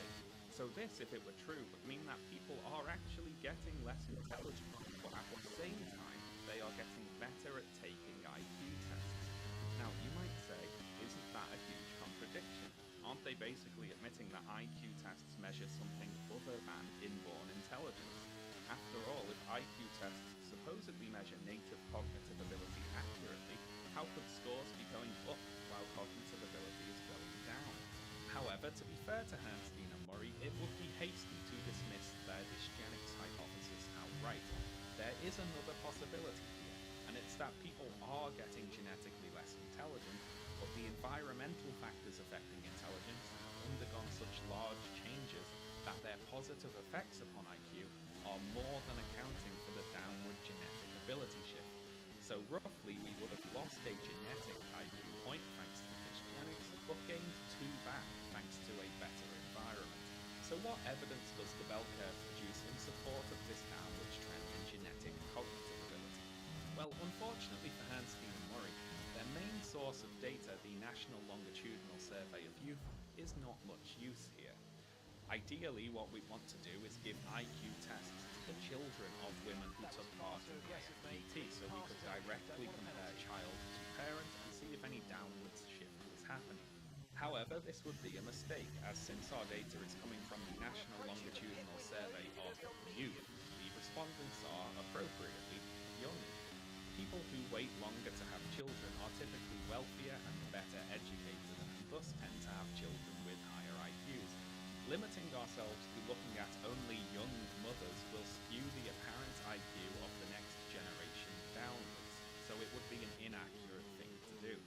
Bernstein and Murray are thankfully well aware of this problem, not that it stops them from trying, however. Bernstein and Murray's dysgenics hypothesis is discussed in Intelligence, Genes and Success. Scientists respond to the bell curve. a 1997 book which responds to many of the points made in the bell curve.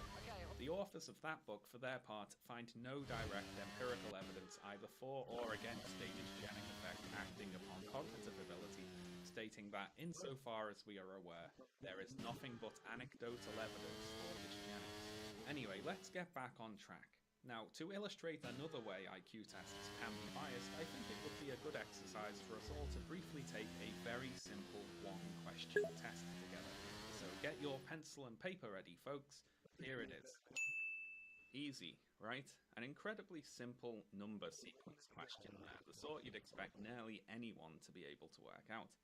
It's also a fair and unbiased question, of course. I mean, everyone was given the exact same question and the exact same amount of time to answer it, right?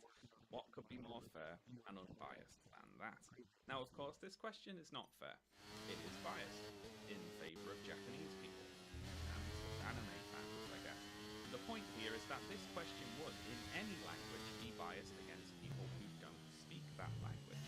A question in English is biased against people who don't speak English, isn't it? Now you might protest. This seems like a very obvious point. I mean, surely nobody is going to give an IQ test in English to a group of people who are not fluent in English and then try to pass off those results as legitimate, right? Well, stay tuned, folks. One point not given due consideration by the bell curve during their discussion of testing bias is that even a completely unbiased test, where it's possible to construct such a thing, would still deliver biased results if it were being carried out in a biased system.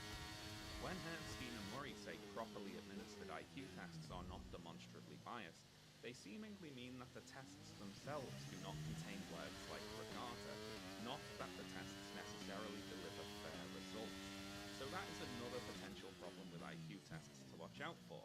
Even if we eliminate as much cultural bias as possible from the test, we could still, thanks to the wider environment the test is taking place in, be receiving biased results.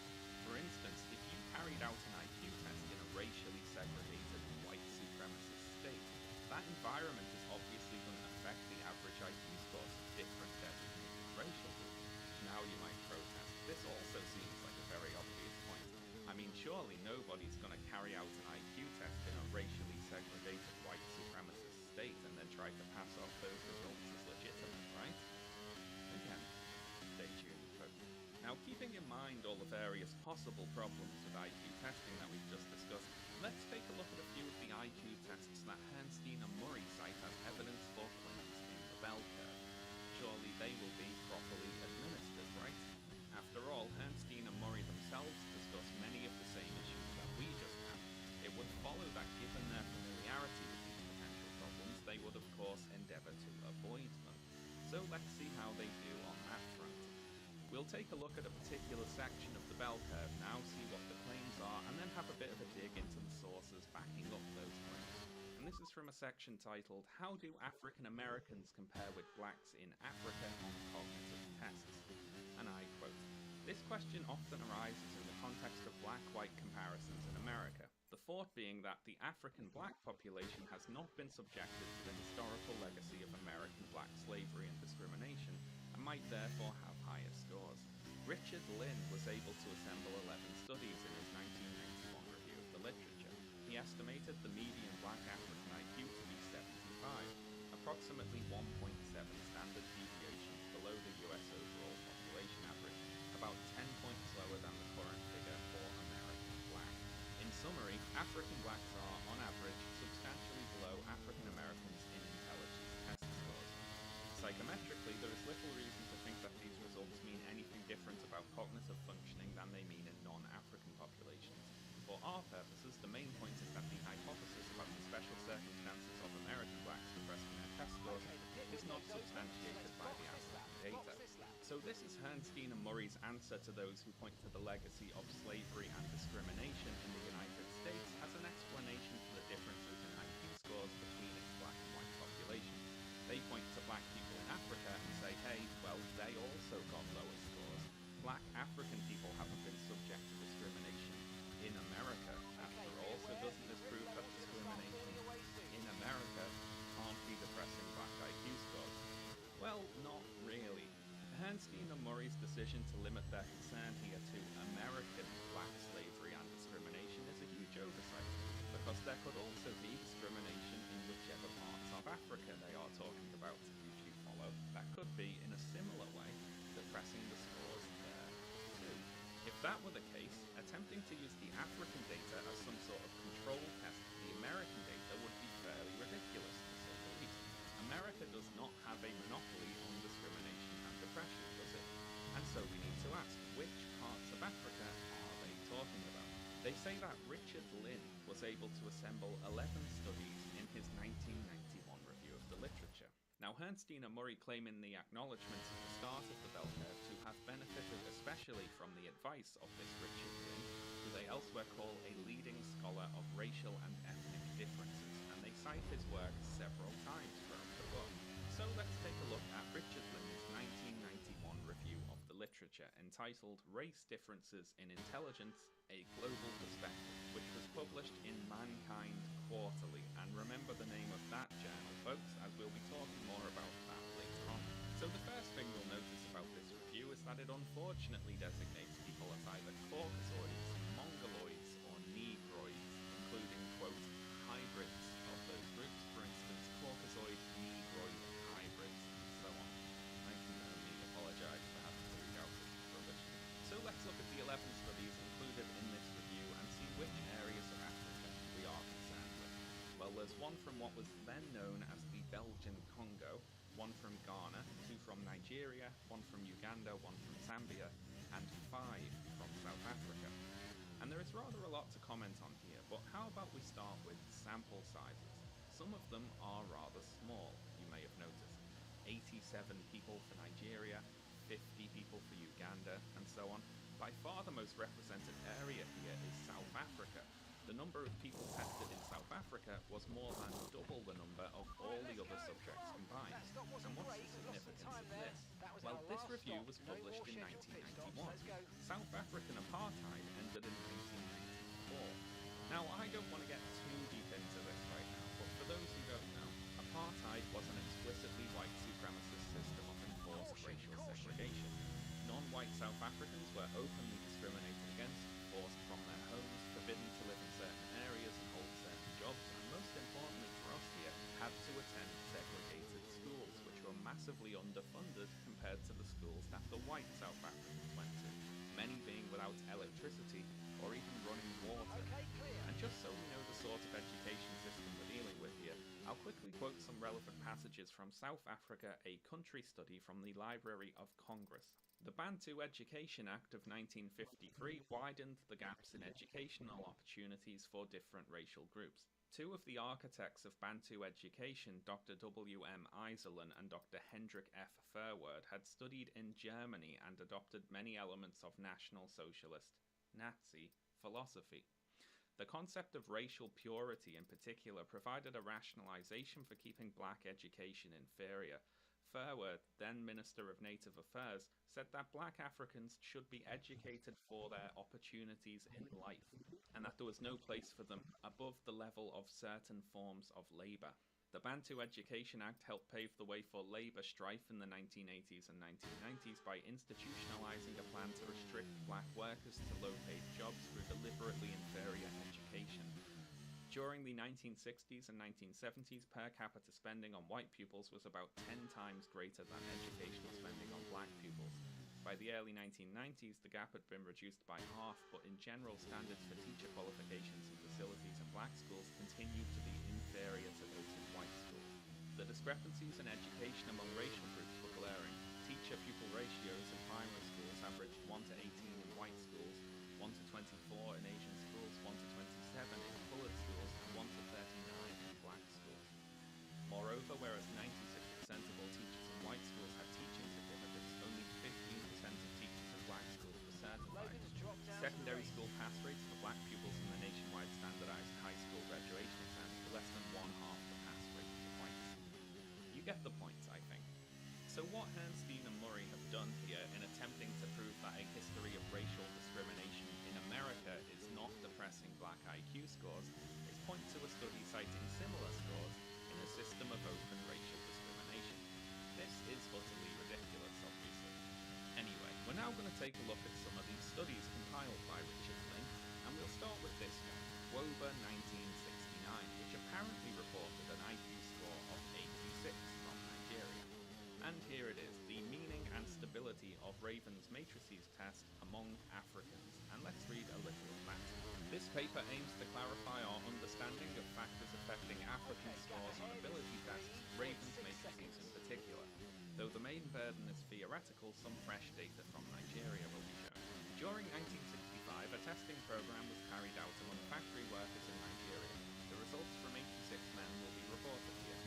They were tested individually in English or Pidgin by the author with the aid of a trained Nigerian assistant. Among the test battery were Raven's progressive matrices and an adapted embedded figures test, which, with an index of educational attainment, are explained by WOBA. 6 months after the tests, each man was given the matrices again. There was no intervening coaching, and the test was given as though it was for the evening experience, with full instructions repeated and evidently equally necessary in most cases as previously. Men were not overtly asked to pit their present against their previous efforts. Results were presented in Table 1.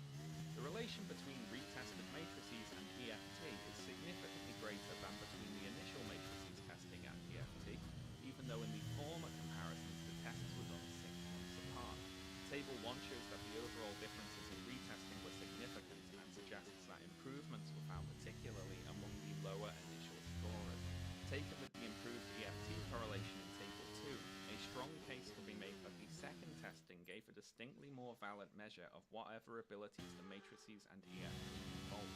So to quickly summarise, in 1965 researchers gave 86 Nigerian factory workers the Raven's progressive matrices test and then gave it to them again 6 months later. The second time they took the test, they performed better overall, and the results better correlated with another test they took of the EFT.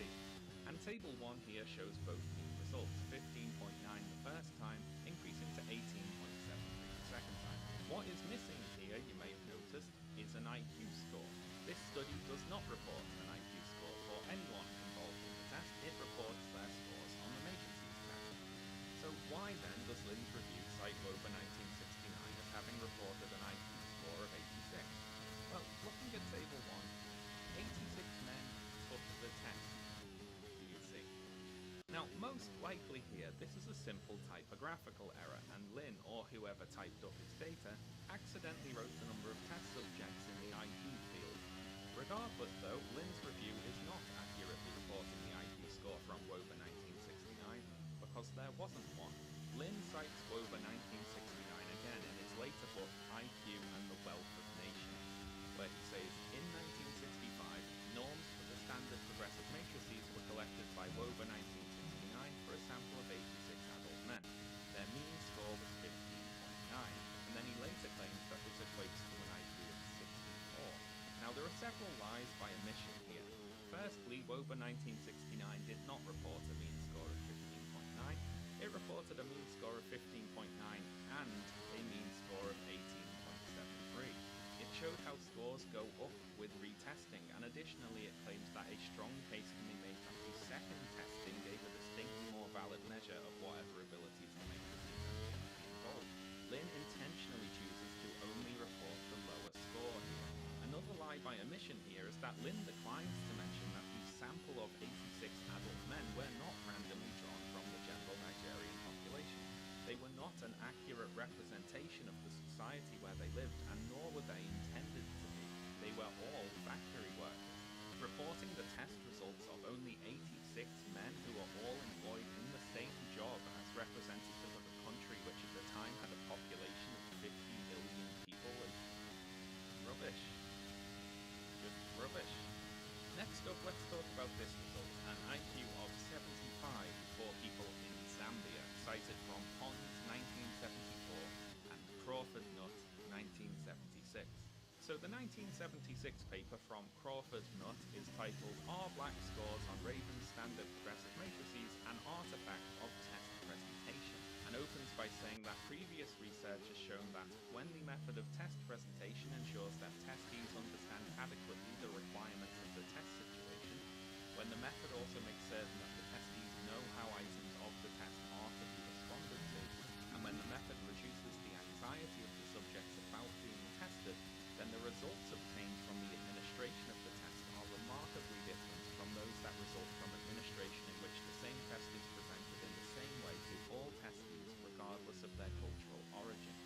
goes on to detail how a researcher named Pons gave the Raven standard progressive matrices test to a group of Zambian copper miners in 1962 using the standard method of delivery.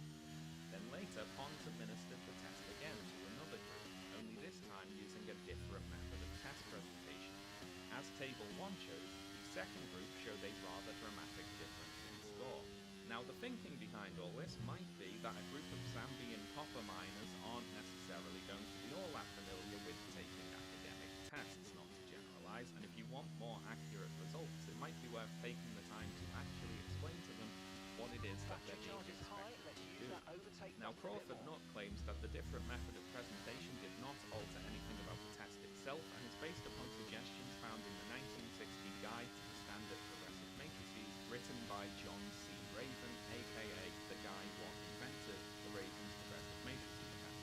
After reporting the findings of Pons, Crawford Nutt takes things one step further and tasks a selection of pupils from a long-established high school situated in the black residential area of Soweto near Johannesburg, a school that is described as having high standards and whose students would be used to being tested. Crawford Nutt tested 2 samples of these school children using the same presentation method as described by Pons, and the results received were actually slightly higher than the equivalent age range of the white group on whom the test was normalized. Now you might say, what has Crawford Nutt actually proved there? Test results go up the closer you get to a good school, I suppose. This shouldn't be surprising anyone. If you test a relatively uneducated group of copper miners, you get one result. Do that same test in a competitive academic institution and you will get a higher result. By changing the method of test presentation and changing the group which you are testing, you can get a whole range of results. This is why researchers don't usually test people in just one area, one workplace, or one school, and then try to pass off that singular result as representative of the entire country that they live in.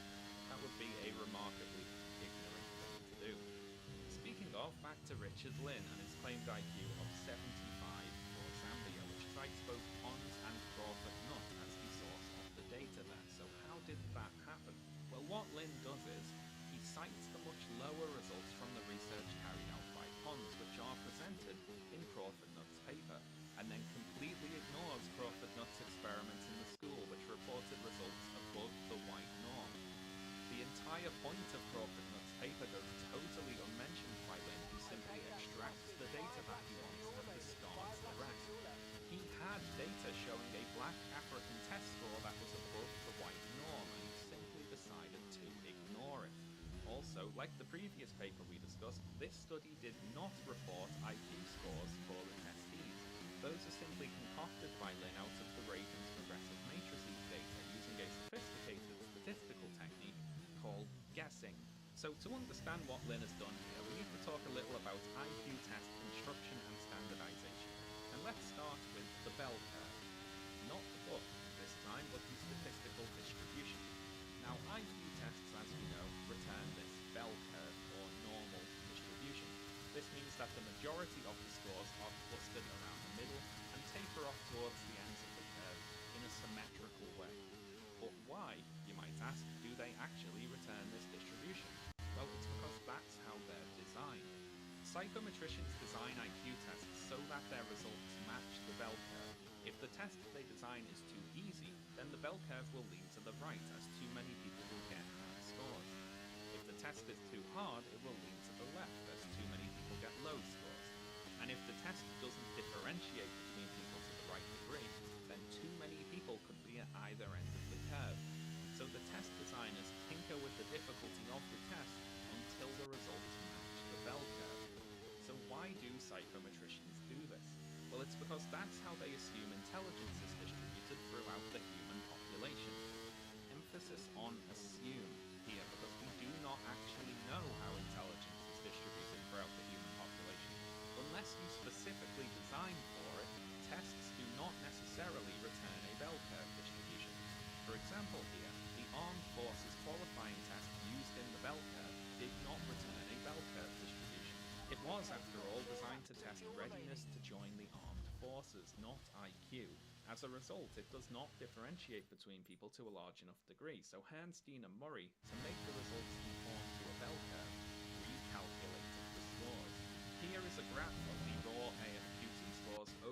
with Hernstein and Murray's recalculated bell curve scores from the book Inequality by Design.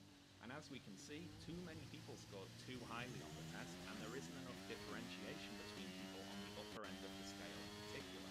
So yes, that's right, in the book The Bell Curve, the principal intelligence test the authors use as a source did not return a bell curve distribution. To transform these results into a bell curve, Hernstein and Murray exaggerated the slight differences at the end of the scale. They basically gave extra credit for being near the tails of the bell curve and less for being in the middle. They did this, as they explain in Appendix 2, to correct for skew. But remember, in relation to how intelligence is distributed throughout the human population, these results are only actually skewed if we assume that intelligence is distributed in a bell curve to begin with. This is circular logic. We are assuming the result that we are going to get beforehand, and then designing the test or just manipulating the data in order to reach that conclusion. Anyway, to get back on track here, what does all this have to do with Richard Lynn and the Ravens progressive matrices test? Well, that test also does not return a bell curve distribution. The results are not symmetrically distributed around their mean, to quote an article by psychologist Leon Panin. That article also notes that the test's developer, John Raven, always insisted that the progressive matrices scores cannot be converted into IQs. Here is an example of the distribution of matrix test scores from Raven's paper Standardization of Progressive Matrices 1938, and as you can see, those are some very wobbly bell curves right there. What the test does give is raw scores which correspond to percentile scores, so you can know from your raw score how you compare percentile-wise to the group on which the test was normalized.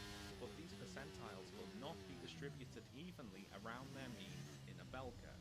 To calculate IQ, Richard Lynn takes the average of these raw scores, converts them to a percentile score, and then gives what the IQ of that percentile score would correspond to if the results were in a bell curve distribution. Basically, Lynn is assuming a bell curve exists where there demonstrably isn't one, and is forcing the data to fit it.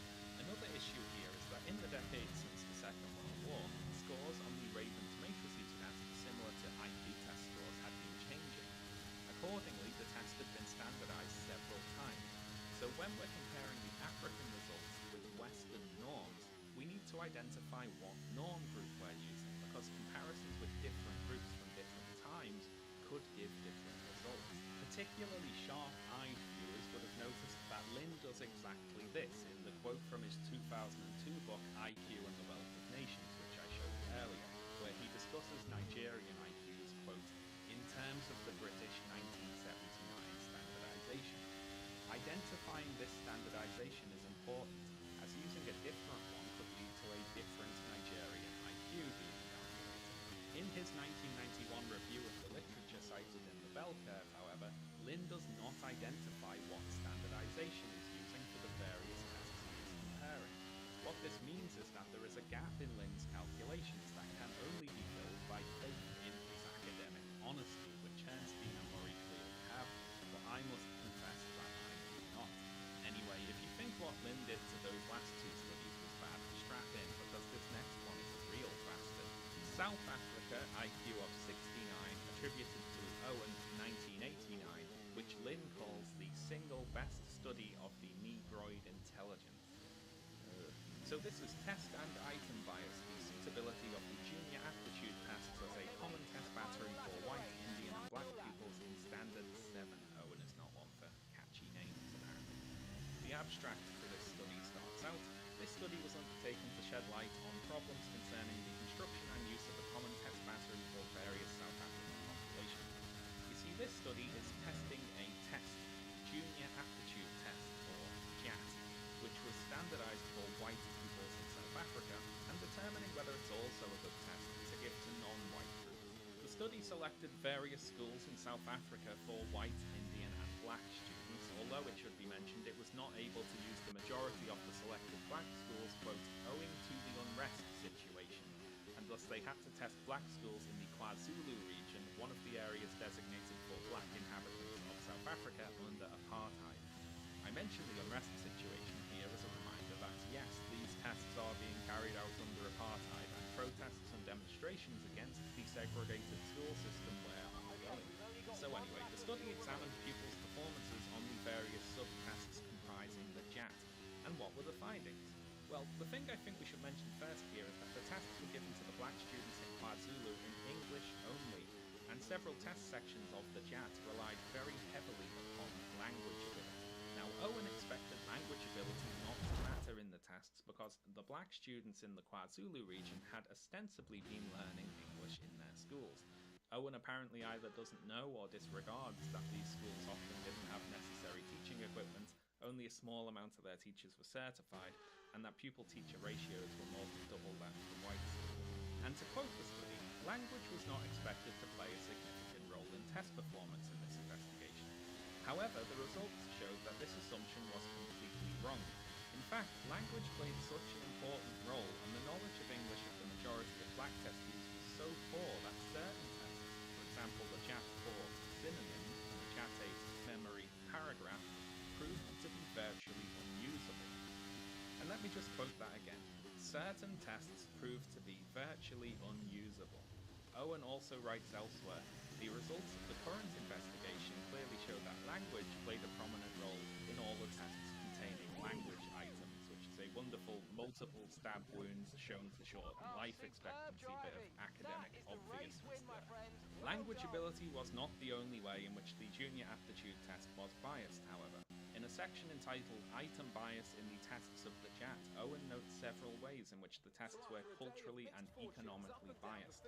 For example, he here lists several test items on the first test in the JAT and states, a common element in most of these items was that they presupposed knowledge or a degree of knowledge on the part of the testee, and mentioned such things as electrical appliances, microscopes, and Western types of ladies' accessories, going on to write, thus in the case of both the Indian and black testees, it seems that the single largest cause of bias lay in the fact that the pupils were not familiar with the objects represented by the pictures. Cultural and socio-economic status factors probably also played a role in this regard. So this test is biased then. The study examining it says it is biased. But according to Richard Lynn, this is the single best study of the Negroid intelligence. This is the best one. The one that tests segregated school children in a non-native language and calls its own results virtually unusable. In Lynn's review, this is the most important study for his estimates of black African IQ. Writing about it, he says, the mean IQ of the sample in comparison with Caucasoid South African norms is 69. It is also around the median of the studies listed in Table 3. It is proposed, therefore, to round this figure up to 70. Why? And take this as the approximate mean for pure Negroids. God damn. What Lynn has done here is ridiculous. He has taken 11 studies from a period between 1929 and 1991 with vastly different sample sizes reporting data from different tests, most of which didn't even report IQ scores, transformed the data into what he reckons the equivalent IQ scores were using some unknown standardization, picked one that was sort of near the middle, and said that's the average black African IQ. This is outrageous. It is a crime. It might actually be a crime, and if it's not, it should be. Now, I am far from the first person to criticize the bell curve's reliance upon Richard Lynn as a source.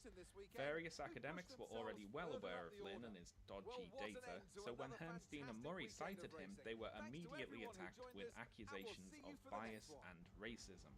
Charles Murray responds to these attacks in the afterword to the bell curve, and his defense is laughable. His first defense is to say that the topic of African IQ is a tiny piece of the bell curve, 3 paragraphs on pages 288 to 89, and in regards to this, 2 responses jump to mind immediately. The first is to say, well, maybe you should have spent longer on it then, Charles.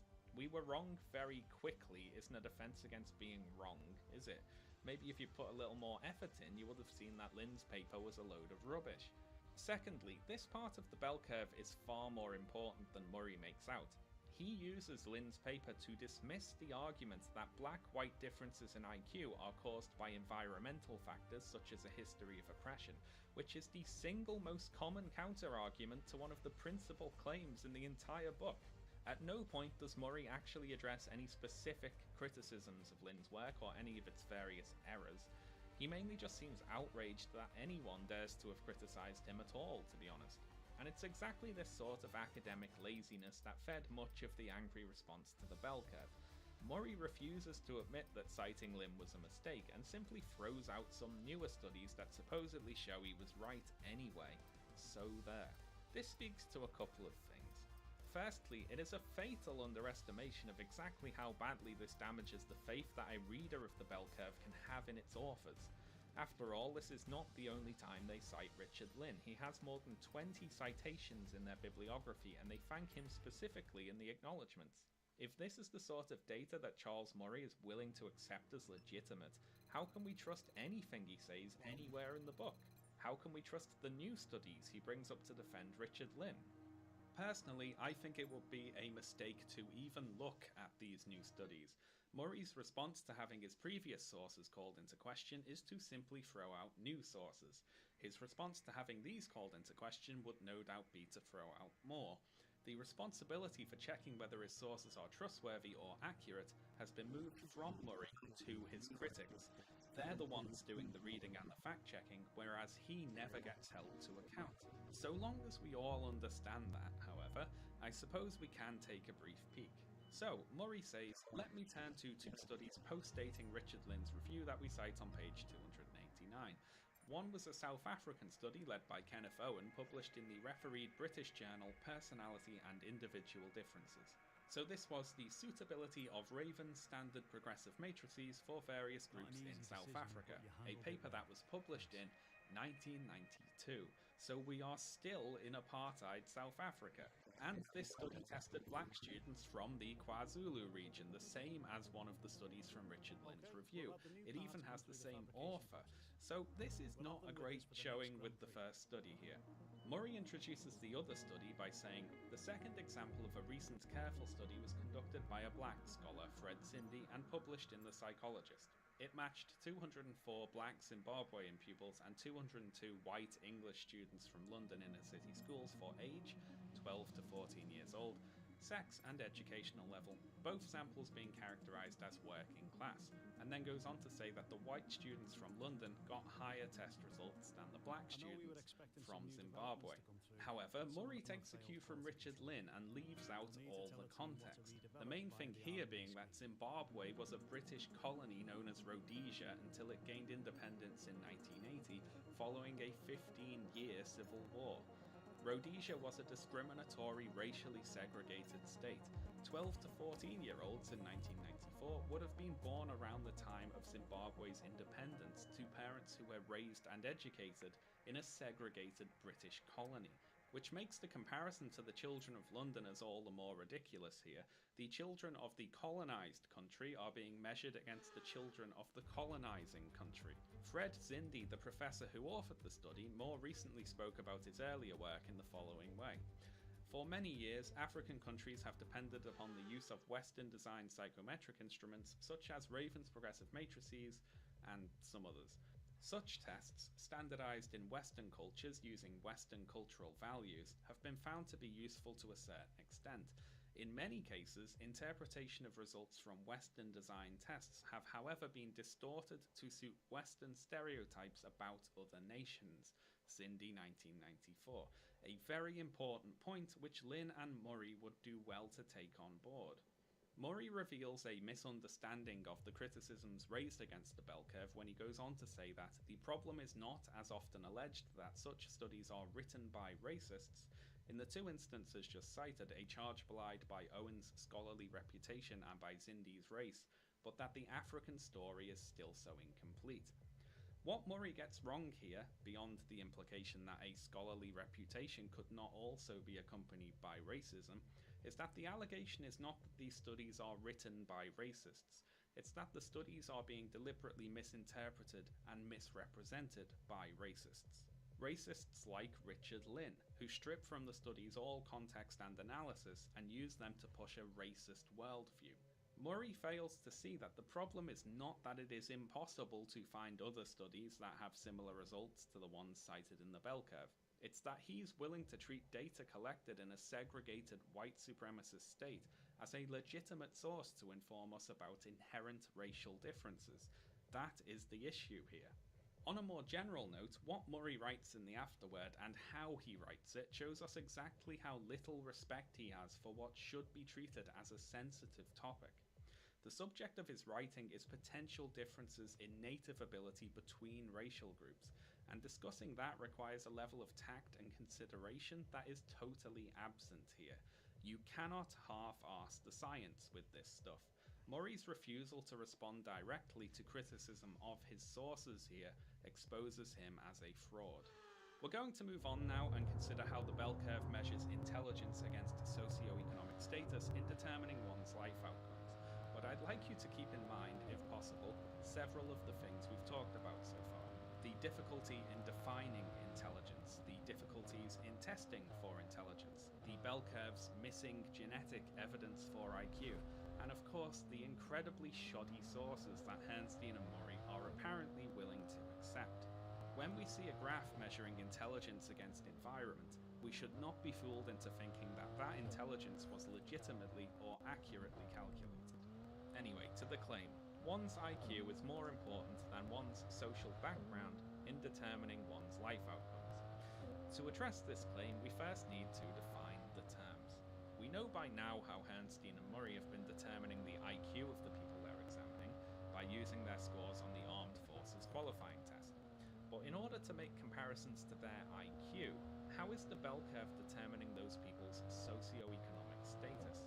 Let's take as an example poverty from Chapter 5 of the bell curve titled Poverty. Herrnstein and Murray want to compare low intelligence with low socioeconomic status as causes for poverty to figure out which is more important. They use the survey respondents' AFQT scores as their data for intelligence, and they use socioeconomic information provided by the respondents to build what they call an index of socioeconomic status.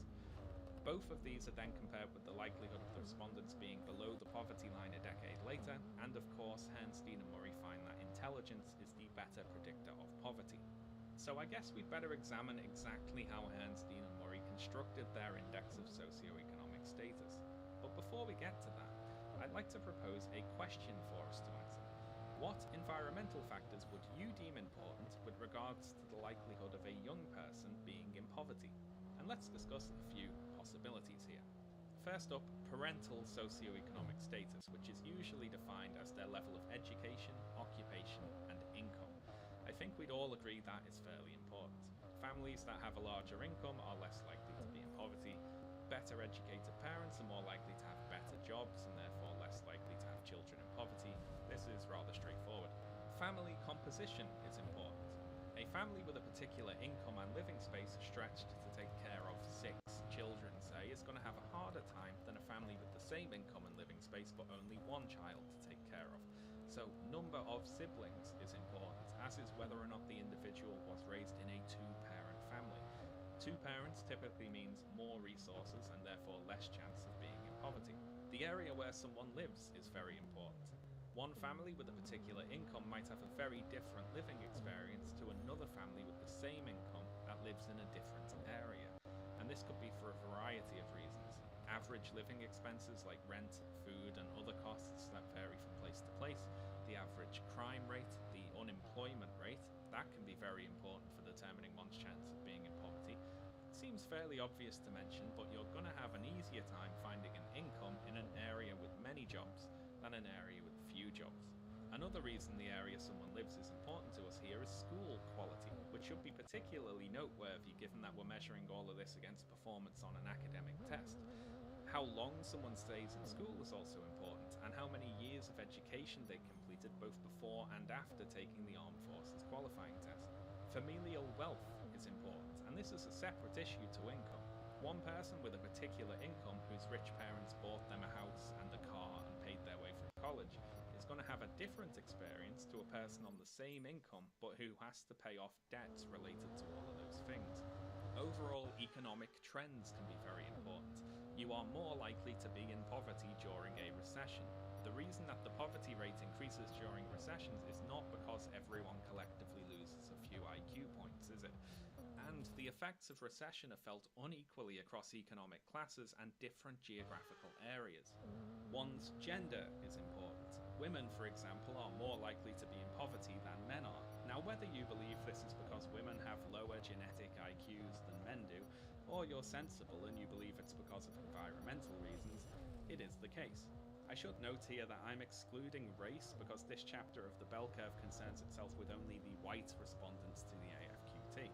Your health is important, of course. People with disabilities, for instance, are more likely to be in poverty, and particularly in the US, the cost of medical care and health insurance can massively affect someone's likelihood of being in poverty. And we could go on listing things, but we will arbitrarily stop here. I trust you get the point by now. There are lots of different things to consider when attempting to determine how someone's environment might contribute to them being in poverty, which brings us back to the bell curve. Which of the various factors on this list did Herrnstein and Murray think were important with regards to the likelihood of a young person being in poverty? The first one. Yep, that's all. Herrnstein and Murray's consideration of environmental factors extends to parental education, income and occupation, that's all. As far as they're concerned, with regards to determining predictors of poverty, all the other things on this list have no effect.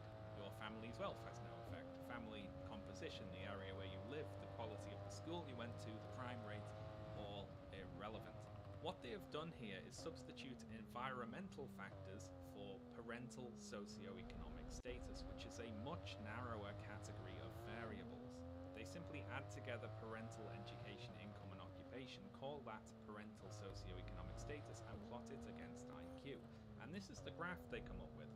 The comparative roles of IQ and parental SES in determining whether young white adults are below the poverty line.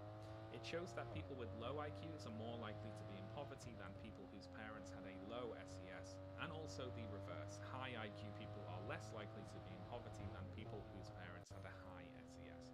Cognitive ability is more important than parental socioeconomic status in determining poverty, they say. But of course, as we have seen, their consideration of environmental factors here is laughably narrow. They only want to consider as valid things that fall under their definition of parental SES, and they ignore all the other relevant environmental factors.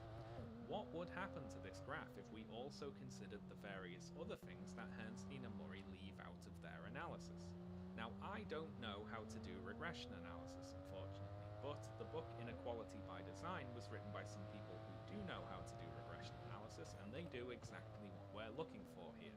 Firstly, they recreate Herrnstein and Murray's calculations using their data. They then use the National Longitudinal Survey of Youth responses to add more environmental data to the analysis. Their first updated graph changes parental SES to parental home environment, adding for consideration things like the number of siblings and whether the household has two parents. As we can see, AFQT score is still more important than parental home environment, but now the two are much closer together. Next up, they add community environment to home environment, considering the region where the respondent lived when they took the test and the school that they attended. Doing this, we see that AFQT score and social environment are now equal. Next, they add for consideration the number of years of education of the respondents to the survey. And by now, the AFQT score has slipped below the combined environmental factors in importance. Using the same statistical methods and data set as the bell curve, Inequality by Design's analysis shows that environmental factors are more important than AFQT score in determining the probability of being in poverty. And this is shown using only the limited data available in the National Longitudinal Survey of Youth, remember. Inequality by Design adds to the analysis only a few of the conceivable socioeconomic factors that are ignored by Herrnstein and Murray. If we were to continue adding in available factors to consider, the effect of IQ would get weaker and weaker. And lest you think Inequality by Design's analysis was a one-off, the authors of Intelligence, Genes and Success also reanalyzed the NLSY data, and with regards to how much cognitive ability accounts for differences in wages between people, say the following. However, our results conflict with the predictions of Herrnstein and Murray. Ability factors other than G are economically useful. Compared with education, family background and region of residence, G explains little of the variance in wages. If there exists some X factor that can explain the large residuals common in wage regressions, it is not measured cognitive ability. In In summary, our reanalyses of the NLSY data originally analysed by Herrnstein and Murray show measured cognitive ability is correlated with wages, but explains little of the variance in wages across individuals and time. Later in this chapter, Herrnstein and Murray use this same narrowly defined parental SES to consider which young people will drop out of school, get a college degree, be unemployed, have children out of wedlock, be on welfare, and so on. To be fair, sometimes they do add other factors to consider, but again, only when they personally, subjectively, decide those factors are important. All their comparisons between IQ and SES that inform their later policy proposals are based upon this calculated decision to not consider the full range of relevant environmental factors. And there's two other important points that we have to keep in mind here. The first is that we have been assuming that AFQT score is a legitimate stand-in for cognitive ability, which, given all the potential problems with intelligence testing we've already discussed, is a bit of a stretch. The second thing we need to remember is that Herrnstein and Murray's estimation of IQ is that it is only 60% genetically heritable. That would mean, according to their flawed understanding of heritability anyway, that 40% of the IQ score in their calculations originated from environmental factors. Considering all these things together, the case for IQ here is looking incredibly flimsy. So as we've seen, once you add more factors to consider, environment trumps IQ. So we now have to ask, is this a legitimate thing to do, statistically speaking? The bell curve anticipates being criticised in this manner. In a section titled, "But what about other explanations?" they write, "We can already hear critics saying, if only they'd added this other variable to the analysis, they would have seen that intelligence has nothing to do with X." At this point, however, statistical analysis can become a bottomless pit. It is not uncommon in technical journals to read articles built around the estimated effects of a dozen or more independent variables. Sometimes the entire set of variables is loaded into a single regression equation. Sometimes sets of equations are used, modelling even more complex relationships in which all the variables can exert mutual effects on one another. Why should we not press forward? Why not also ask if religious background has an effect on the decision to go on welfare, for example? It's an interesting question, as are 50 others that might come to mind. This is the first of two defences by Herrnstein and Murray where they argue that it would just be too complicated to consider all the factors. Why there could be 50 environmental variables affecting someone's likelihood of being in poverty, that's just too many. It would be too complex. Our graph wouldn't make any sense if we did that. So instead of 50, we're just going to consider, I don't know, 2. This is a result of treating the method of investigation as more important than getting accurate results. If you can't use regression analysis to fairly compare IQ to all the relevant environmental factors, don't. You know, you don't actually have to do this. Herrnstein and Murray's second defense is even more telling than the first. Our principle was to explore additional dynamics when there was another factor that was not only conceivably important, but for clear logical reasons might be important because of dynamics having little or nothing to do with IQ.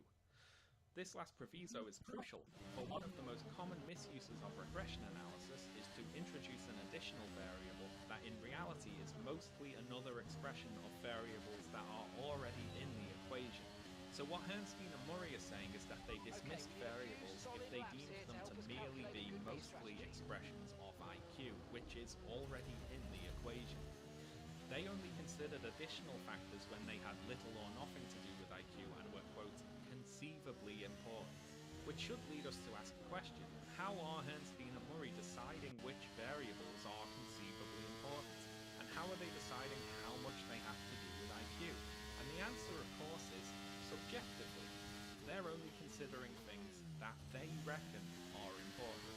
You see, the problem with Herrnstein and Murray dismissing variables that they have subjectively decided are merely expressions of cognitive ability here is that they think that socioeconomic status itself is an expression of cognitive ability. Later in the book, when criticising the practice of controlling for SES between racial groups, they write, "The difficulty comes in interpreting what it means to control for socioeconomic status. Matching the status of the groups is usually justified on the grounds that the scores people earn are caused to some extent by their socioeconomic status. So if we want to see the real or authentic difference between them, the contribution of status must be excluded. The The trouble is that socioeconomic status is also a result of cognitive ability, as people of high and low cognitive ability move to correspondingly high and low places in the socioeconomic continuum. Now this is circular logic. Bernstein and Murray claim to be limiting which factors they're considering to avoid including those which are merely expressions of other factors, but their main comparison here is between cognitive ability and socioeconomic status, which they elsewhere argue is a result of cognitive ability. Using this framework, where cognitive ability determines both IQ and socioeconomic status, the whole series of comparisons from this chapter of the bell curve seems cynical and unnecessary. Bernstein and Murray have already decided what conclusion they're going to come to, that cognitive ability is more important than all the other variables, and all their statistical comparisons read as them just going through the motions to get that result. In simply declaring socioeconomic status the result of cognitive ability, the bell curve brings to mind the chicken and egg problem here. You see, a lot of disagreements over IQ stem from different interpretations of the same data. Let's say you do a study which proves a strong positive correlation between the amount of time someone has spent in education and their IQ, and you present those findings to two groups of people. One group that favours environmental explanations and one that favours genetic explanations. Now, of course, the environmentalists will say, this result makes perfect sense. The longer you're in education, the more things you learn, the better you get at answering the sorts of questions that show up on IQ tests, the more familiar you are with taking academic tests in the first place. IQ clearly stems from environment. The genetic-minded folks, on the other hand, will say, of course, this result makes perfect sense. People with higher IQs favour an academic environment, and they're more likely to stay in school longer because that's the smarter thing to do. Since they have higher IQs to begin with, they will naturally make better choices. Environment clearly stems from IQ. So which came first, the chicken or the egg? Environment or cognitive ability? We can phrase this two ways. A parent's higher cognitive ability leads to a better environment, which again leads to a higher cognitive ability in their children. Or we can say that a better environment leads to a parent's higher cognitive ability, which then produces a better environment for their children. But both of these ways of phrasing are merely presenting a segment of the overall environment cognitive ability logic chain. The bell curve solves the conundrum of whether cognitive ability or environment should come first by saying cognitive ability. That's first. We like that one the most, so that's the one that comes first. But of course this is completely arbitrary, and also, ultimately, incorrect.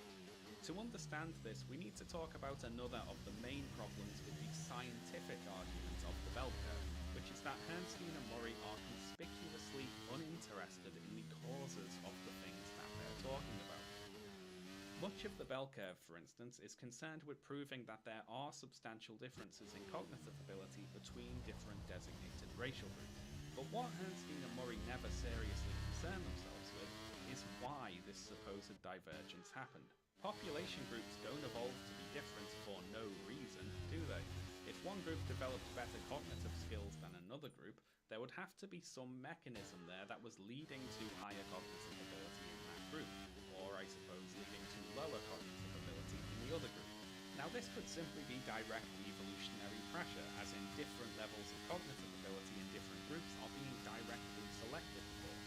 Or it could be an indirect, unintended effect of a different trait being selected for, or some sort of genetic drift, as generations of different population groups are isolated enough from each other to develop in significantly different ways. Whatever the reason, though, there would have to be a reason, and we should expect a scientist attempting to argue for a substantial difference in ability between different groups to therefore maybe be interested in exactly why this difference came about, right? One of the only times that Bernstein and Murray show any interest in this question is in Appendix 5, where they discuss the work of Canadian psychologist J. Philippe Rushton, who wrote the book Race, Evolution and Behaviour in 1995. Rushton alleges that brain and genital size are inversely related, and that larger genitals correlate with an increased fertility. So at some point, different designated racial groups diverged from one another and developed different traits according to some sort of trade-off system. So it's like a computer game where you have limited points to put into your starting stats, only here the starting stats are int and genital size. In 1988, Rushton was reprimanded by the University of Western Ontario for carrying out two particular studies. He surveyed first-year psychology students and then male customers at a Toronto shopping mall, asking them questions about their sex lives, the size of their penises, and the exact distance that they ejaculate. Now, I can only speak for myself here, but I can't say I've ever measured. One therefore wonders how reliable this self-reported data could be. Or, who knows, maybe I'm the anomaly here. Maybe all you penis havers out there are keeping detailed daily statistics, I don't know. One also wonders about exactly how distance is supposed to come into play here, for want of a better phrase. What does this Rushton guy think is going on in the bedroom? Does he think you have to hit a moving target or something? I don't know. Rushton's work also uses the same Caucasoid, Mongoloid, Negroid categorization that Richard Lynn uses, and to quote a response to Rushton's theories by Canadian psychologist Zach Sinofsky, some of Rushton's references to scientific literature with respect to racial differences in sexual characteristics turned out to be references to a non-scientific, semi-pornographic book and to an article in the Penthouse Forum. I am mentioning Rushton and his weird genital theories here not just because they're funny to relate, which they certainly are, but because he and his research are defended in the bell curve. Bernstein and Murray relay his ideas before stating, "We cannot at present say who is more nearly right as a matter of science, Rushton or his critics. However, Rushton's work is not that of a crackpot or a bigot, as many of his critics are given to charging." But they're wrong there, of course. He is a crackpot and a bigot. Or he was, anyway, he's dead now. As for why Bernstein and Murray seem so disinterested in examining causes for the things that they're discussing, I can only speculate here, but I suspect it's because, at least with regards to the bell curve anyway, Bernstein and Murray are not scientists. They didn't even submit the bell curve for peer review prior to its publication. They are here to advance a conservative social and political agenda, and all the air quotes science is just window dressing for that agenda, and that's what we're going to talk about next. So then, the politics of the bell curve, and I'd like to first talk a bit more about why the bell curve was so controversial, and there's one main reason comprised of two sub-reasons. The first is that Bernstein and Murray spend a large part of their book asserting differences in intelligence between designated racial groups, and we have to wonder why they even did this, because it isn't important at all for their overall point.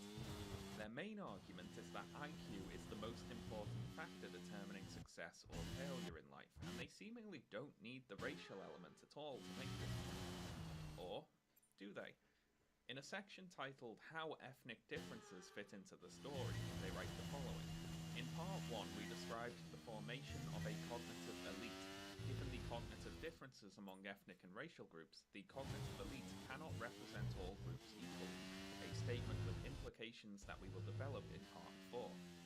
Part 4 being the section of the book comprised of their policy proposals, and it is these policy proposals that are the second part of the reason for the bell curve being such a controversial book.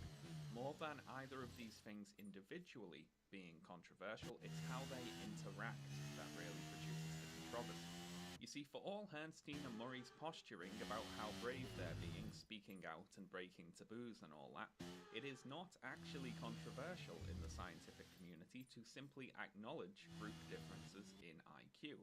Let's imagine that instead of the bell curve, Bernstein and Murray had simply published a list of IQ test results showing differences in IQ in different countries.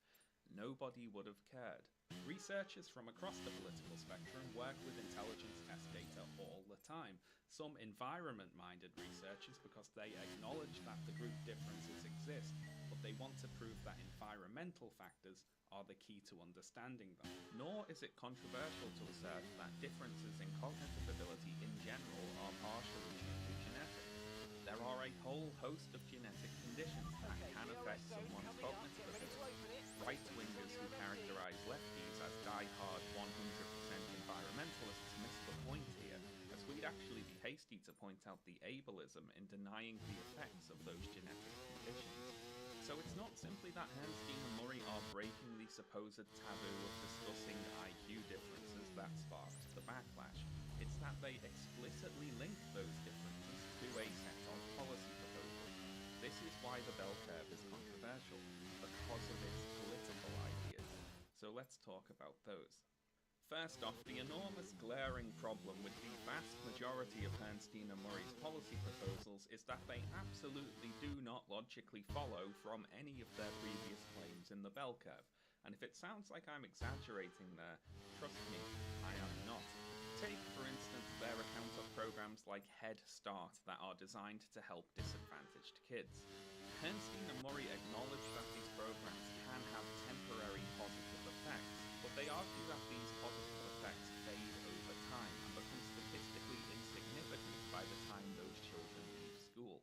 This is taken by Bernstein and Murray as proof that there is ultimately nothing to be done to help these kids. Any temporary positive effects will simply fade away due to their inferior genetics, so we should stop wasting money on them and instead give it to the naturally gifted children. This does not follow, however. There is an alternative interpretation of this situation which is perfectly consistent with a majority environmental understanding of childhood development. We can argue that these programs produce a positive effect because they are changing the children's environment. Any diminished effects after the programs stop are because the programs stopped, thus changing the environment back to the norm. So instead of abandoning these programs, we should instead take them as proof that environmental changes can produce positive effects, and then expand them, increase their funding, have equivalent programs for every stage of school life. Any later diminished effects are proof that we aren't trying hard enough, not that what we're trying to do is impossible. Nearly every policy proposal in the bell curve has this sort of alternative explanation. One of their proposals for dissuading low IQ mothers from having children is to stop the welfare programs that support them. But as we know, richer people tend to have fewer children, and birth rates are lower in countries with comprehensive welfare programs. Making these women poorer will not make them have fewer children, and besides, Bernstein and Murray are arguing that these women are resolutely unintelligent. So if that were true, why would we be expecting them to be able to plan ahead and reason logically that having fewer children is a good idea? That they're not supposed to be able to plan well for the future is kind of the whole point, right? What Bernstein and Murray could have done here is some very basic comparisons between the United States and other countries. They scaremonger about the possible effects of welfare programs which exist in Europe in abundance, for instance. But since those European welfare programs have not led to the sort of utter catastrophe that Bernstein and Murray prophesied, they instead choose to focus only on the United States. Even if Bernstein and Murray had proven that some groups were genetically less intelligent than others, cutting welfare would not follow from that. Rather, one could make the argument that those groups would deserve more welfare because they would have an unfair disadvantage in school and in work that would not be their fault. And even worse than Bernstein and Murray's logic simply not following, their proposals sometimes actually directly contradict with their previous analysis. For example, let's talk about affirmative action. As mentioned earlier, Bernstein and Murray really don't like affirmative action. And as we've also seen, they are very worried about the supposed cognitive stratification of society. And let's briefly quote them talking about that. In this penultimate chapter, we speculate about the impact of cognitive stratification on American life and government. Predicting the course of society is chancy, but certain tendencies seem strong enough to worry about. An increasingly isolated cognitive elite, a merging of the cognitive elite with the affluent, a deteriorating quality of life for people at the bottom end of the cognitive ability distribution. Unchecked, these trends will lead the US towards something resembling a caste society, with the underclass mired ever more firmly at the bottom and the cognitive elite ever more firmly anchored at the top, restructuring the rules of society so that it becomes harder and harder for them to lose. Among the other casualties of this process would be American civil society as we have known it. Like other apocalyptic visions, this one is pessimistic, perhaps too much so. On the other hand, there is much to be pessimistic about. Now Now, what Bernstein and Murray failed to spot here is that a policy of aggressive affirmative action would directly work to check the cognitive partitioning that they call frightening and apocalyptic. If Harvard or some other fancy school decided they were going to admit a certain percentage of applicants based upon some characteristic other than test scores, then there would be that same number of applicants with higher test scores who would therefore not get into Harvard and have to go to their next choice of college. And the next smartest people who would have gone to that college will now not get in and have to go to their next choice, and so on down the line. And if this ruthless affirmative action policy was adopted by the group of colleges as a whole, the cognitive elite will be forced to spread out throughout the whole college pool, which would have the added effect of spreading them out geographically too. Bernstein and Murray really should have spotted this, since earlier in the book they talk fondly about Harvard's policy of admitting legacy applicants, those usually being people whose fathers had graduated from Harvard. They also mention applicants being considered for things like his potential as a quarterback or stroke for the eighth-man shell, and other non-academic qualities. Curiously, Bernstein and Murray do not criticize Harvard's practice of admitting people for non-academic reasons. When it comes to affirmative action, however, Bernstein and Murray are very clear about that being unfair, and I quote, "To what extent is a society fair when people of similar ability and background are treated as differently as they are now? In 1964, the answer would have been unambiguous. Such a society is manifestly unfair. The logic was right then, and right now. So colleges admitting applicants for non-academic reasons, such as their father having gone there, that's okay. It's counteracting the dreaded cognitive partitioning of society after all. But colleges admitting applicants because of affirmative action, well, that is rather dramatically leaking a poison into the American soul. So how do we account for this apparent contradiction on behalf of Bernstein and Murray? Well, what would you imagine to be the most likely difference between a legacy Harvard applicant and an affirmative action applicant? I will leave it to you to ponder that one. Instead of the unfair and poisonous racial affirmative action, Bernstein and Murray argue instead for a race-blind version of affirmative action based, bizarrely, on test scores. And I say bizarrely here because this idea would actually accelerate the supposedly apocalyptic cognitive partitioning. They say that in the case of two candidates who are fairly closely matched otherwise, universities should give the nod to the applicants from the disadvantaged background. Now, I agree with this in isolation here. I do think that if you have two similar candidates, you should admit the less privileged one. But with regards to Bernstein and Murray's fears of cognitive partitioning, though, this is exactly what they were worried about.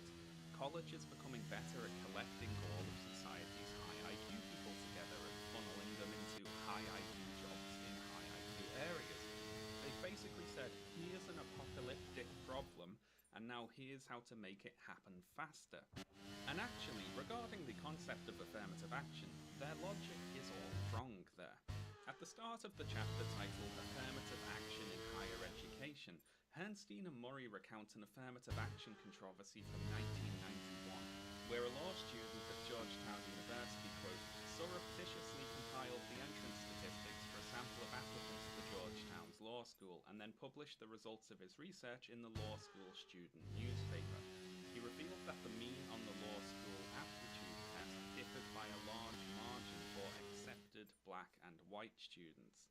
Bernstein and Murray dubbed this difference the ethnic premium or edge that minority applicants are supposedly being afforded in the admissions process, and go on to detail how they've looked at the college admissions data from 26 colleges and found that in the classes entering those in 1991 and 92, the average SAT scores of the black students were below the average SAT scores of the white students. Bernstein and Murray take this as proof that black students have an unfair edge in the college admissions process. Quote, the summary statement about affirmative action in undergraduate institutions is that being either a black or a Latino is worth a great deal in the admissions process at every undergraduate school for which we have data. However, this method of measuring the supposed results of affirmative action is entirely incorrect. There is a crucial flaw in the logic here.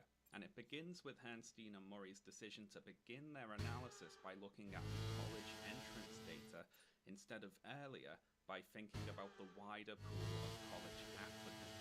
So black people have historically had lower SAT scores than white people. Now, whether you believe this is due to some fixed, genetically originated lower IQ, or you're sensible and you believe it's down to environmental reasons, it is the case.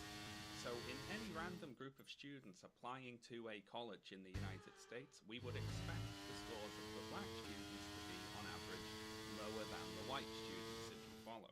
So what happens next is the college takes a look at this group of applicants and decides to admit some of them using certain criteria. So test scores, but usually various other things like extracurricular activities and whatever else. So all the accepted students get in, and all the denied students go off to apply somewhere else, right? Then Herrnstein and Murray come along to the college, and they notice that the scores of the black students are on average below the white students, and thus start decrying the terrible unfairness of affirmative action. But what they've missed here is that this discrepancy between the average black and white scores would still exist even if the college admissions process only considered test scores and nothing else. And let's think about this. Imagine an American college in 1991 with a certain amount of positions to fill, and they get a larger group of students applying for those positions, right? So they have to let some in and not others. In that group of applicants, there will be a range of test scores, and the black applicants will have, on average, lower scores than the white applicants. And let's say this college only admits people via test scores, so if they have 1,000 positions to fill, they only accept the top 1,000 SAT scores and they send everyone else packing. Now, in this group of 1,000 successful applicants, there will still be both black and white people, but of those black people who scored high enough to get in, they will be, on average, towards the lower end of the range, meaning the black group average will still be lower than the white group average, even though they all scored high enough to get in.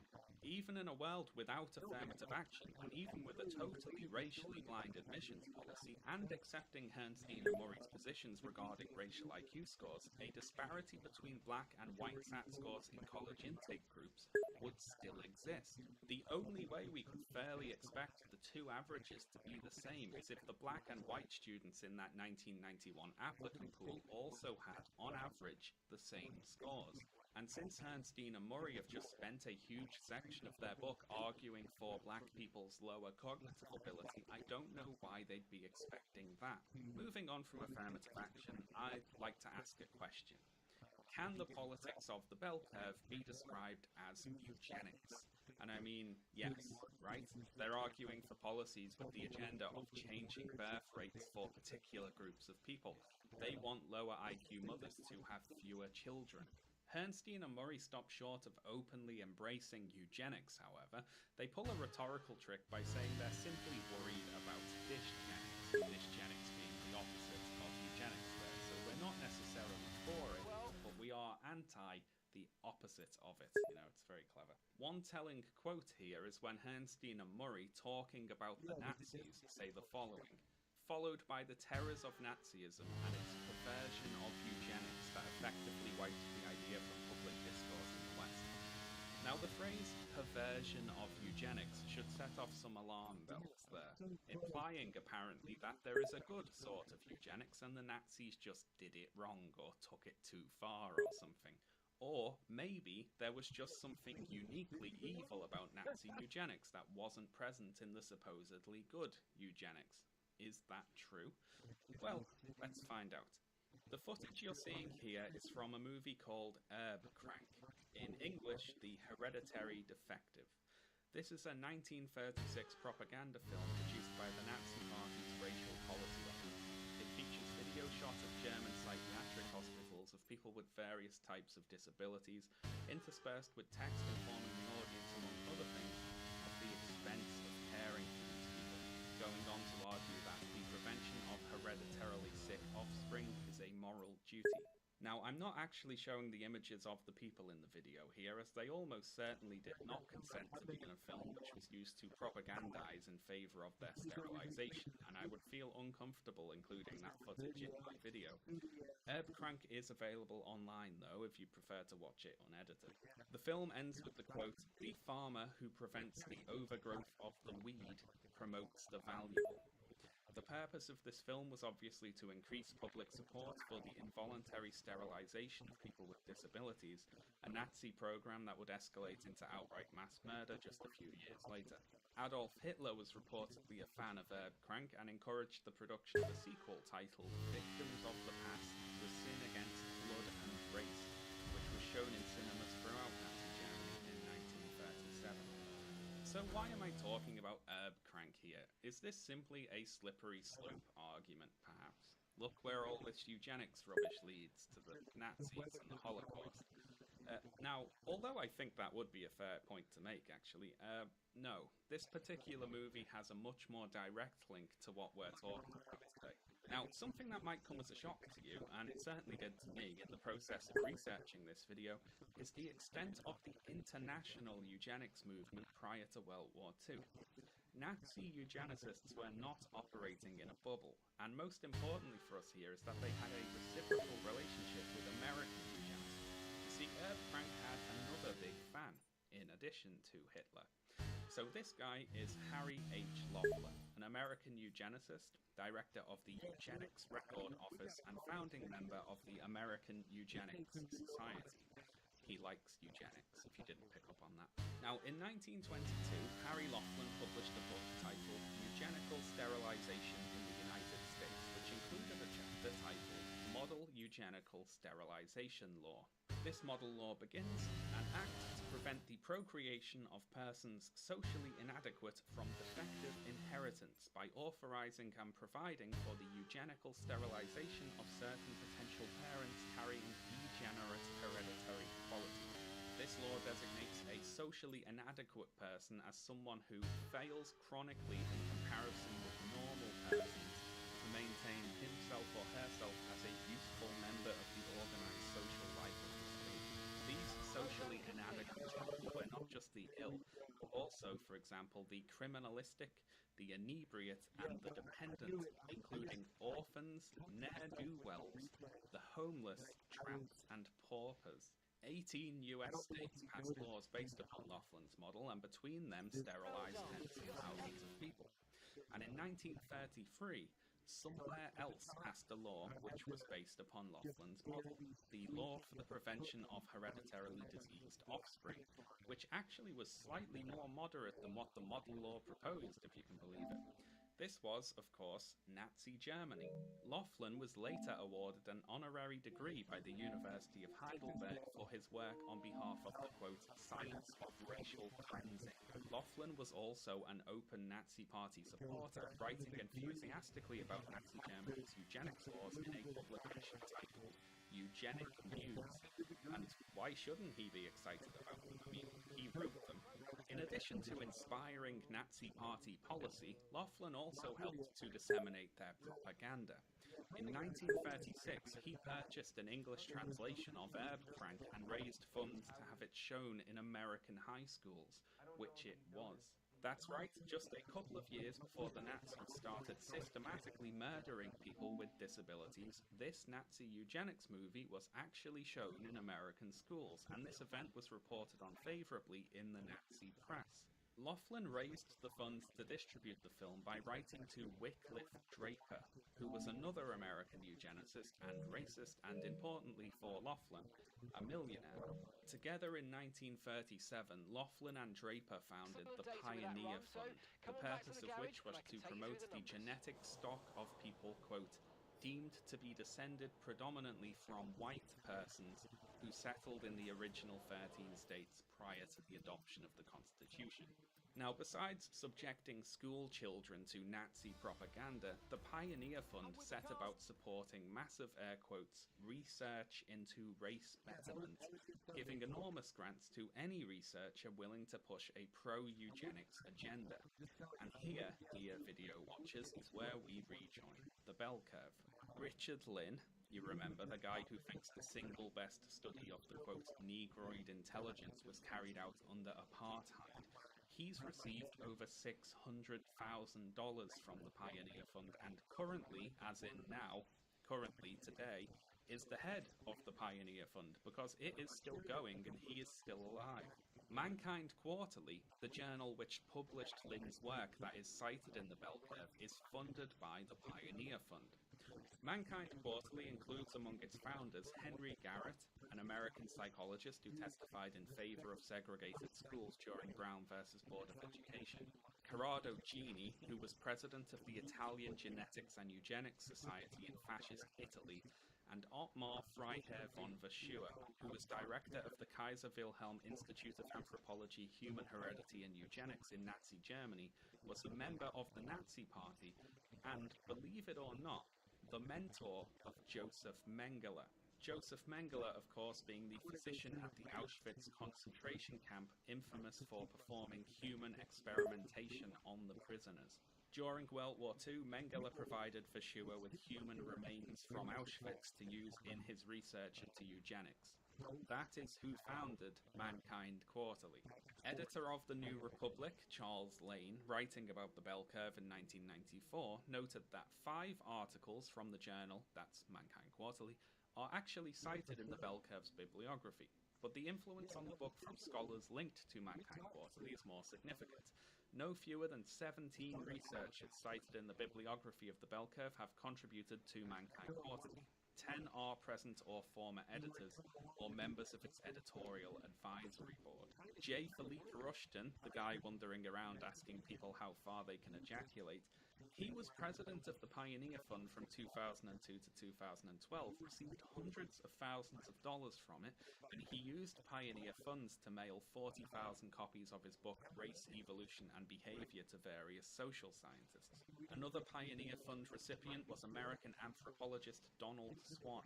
Now, in 1966, Donald Swann was arrested on charges of mail fraud. When the police investigated Swann's apartment, they found an assortment of illegal weapons, a stash of racist literature, Nazi memorabilia including flags and a helmet, and photographs of Swann with members of the American Nazi Party. Oops. Do you remember Linda Gottfredson, the author of the public statement defending the bell curve's claims about intelligence that I mentioned way back at the start of the video? Well, as of 1994, she'd received $267,000 from the Pioneer Fund.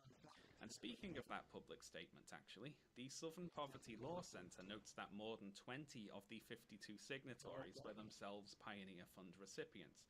And crucially for us here, the Pioneer Fund wanted to fund Richard Herrnstein. The head of the fund prior to J. Philippe Rushton was a lawyer called Harry F. Weyer, and in 1994, the year that the bell curve came out, he told a journalist interviewing him that regarding Herrnstein, we'd have funded him at the drop of a hat, but he never asked. Now, the fact that the bell curve includes among its sources a bunch of people who receive money from the Nazi Fund and publish papers in the Nazi Journal was understandably cause for concern for many when it was published, and this was used frequently to dismiss the book's arguments. So Murray includes a very short defense of the Pioneer Fund in his afterword to the bell curve, which reads as follows. The relationship between the founder of the Pioneer Fund and today's Pioneer Fund is roughly analogous to that between Henry Ford and today's Ford Foundation. So he's saying, you know, it may have been founded by pro-Nazi eugenicists, but today it's completely different. The trouble is, Murray includes absolutely no evidence to back this statement up. He treats it as a given. But actually, the Pioneer Fund has been unwavering in its support for eugenics over the years. Richard Lynn, the current head of the fund, works with the explicitly white supremacist publication American Renaissance and speaks at their conferences.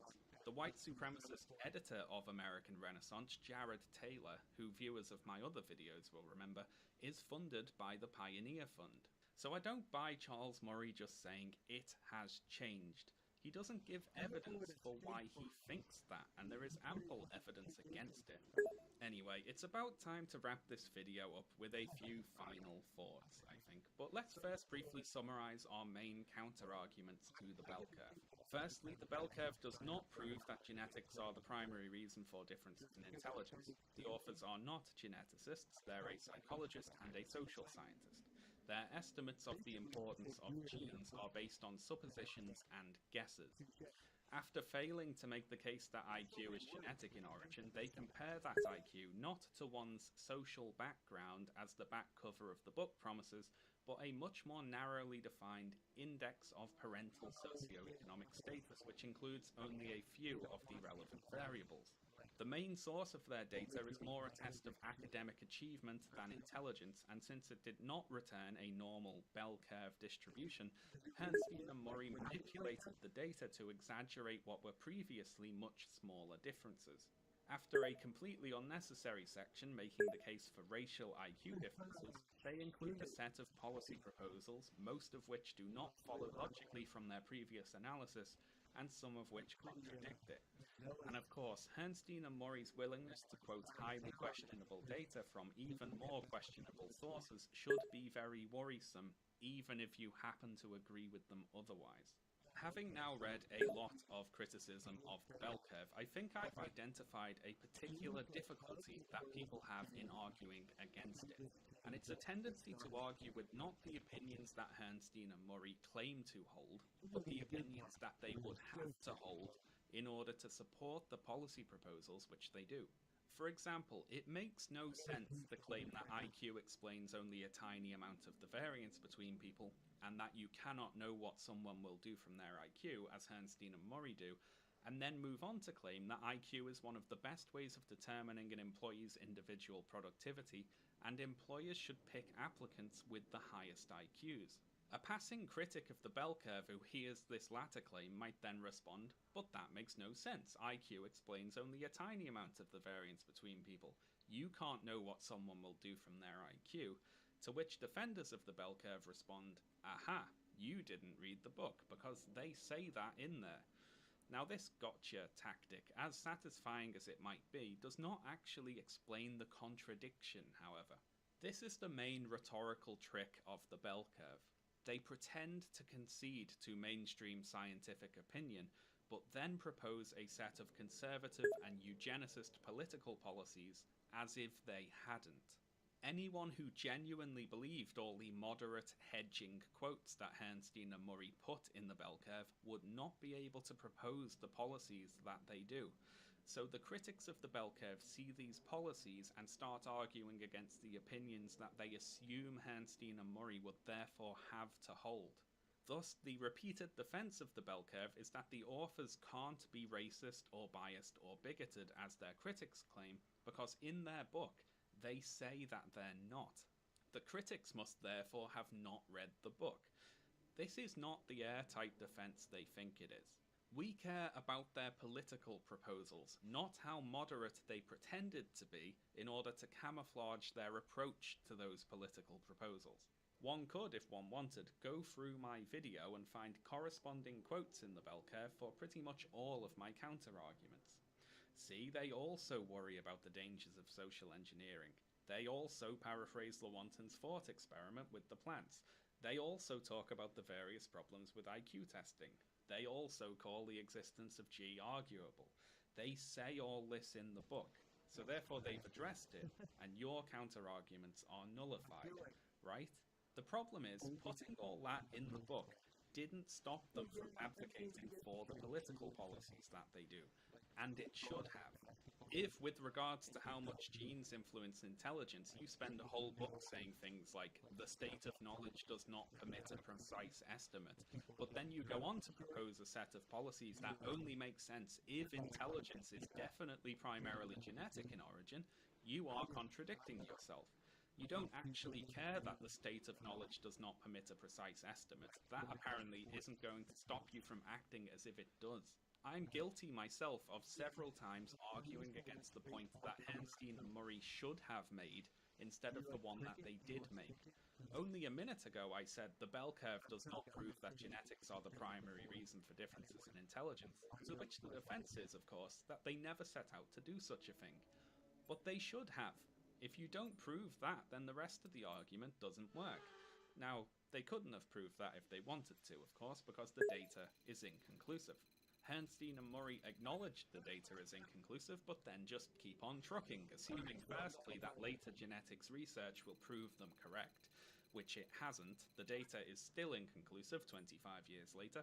And secondly, assuming that any data which trends against their position is due to strictly temporary effects.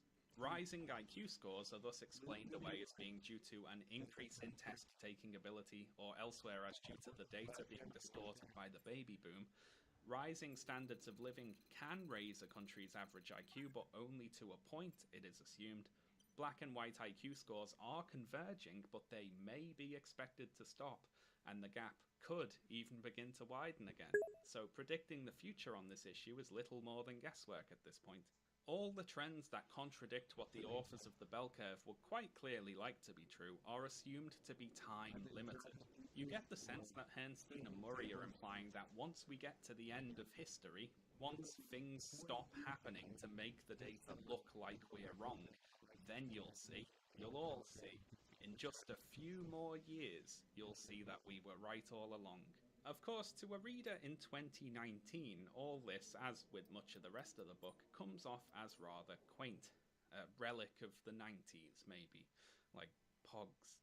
You see, today, of course, we have social media and daily get to see just how cognitively elite the supposed cognitive elite are.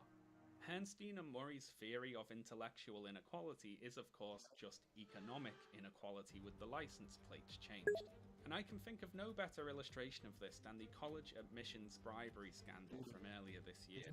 This was a criminal conspiracy organised by William Ricks Singer to doctor exam results and bribe college officials in order to ensure children of rich parents get into several top universities.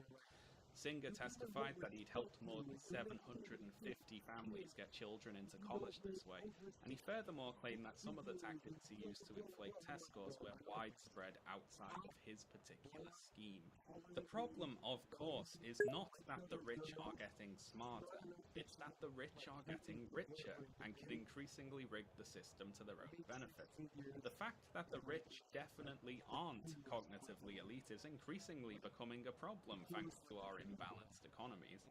In 2008, this cognitive elite caused an economic crash and had to be bailed out by all the middle bell curve average people. Lastly here, I'd like to say that the bell curve proves, if anything, that any apprehension the scientific community might have about discussing possible differences in racial cognitive ability would be very well justified, because what you shouldn't want to happen as a scientist presenting inconclusive evidence for such is for someone hearing that inconclusive evidence to then start using it as a justification to propose eugenicist political policies.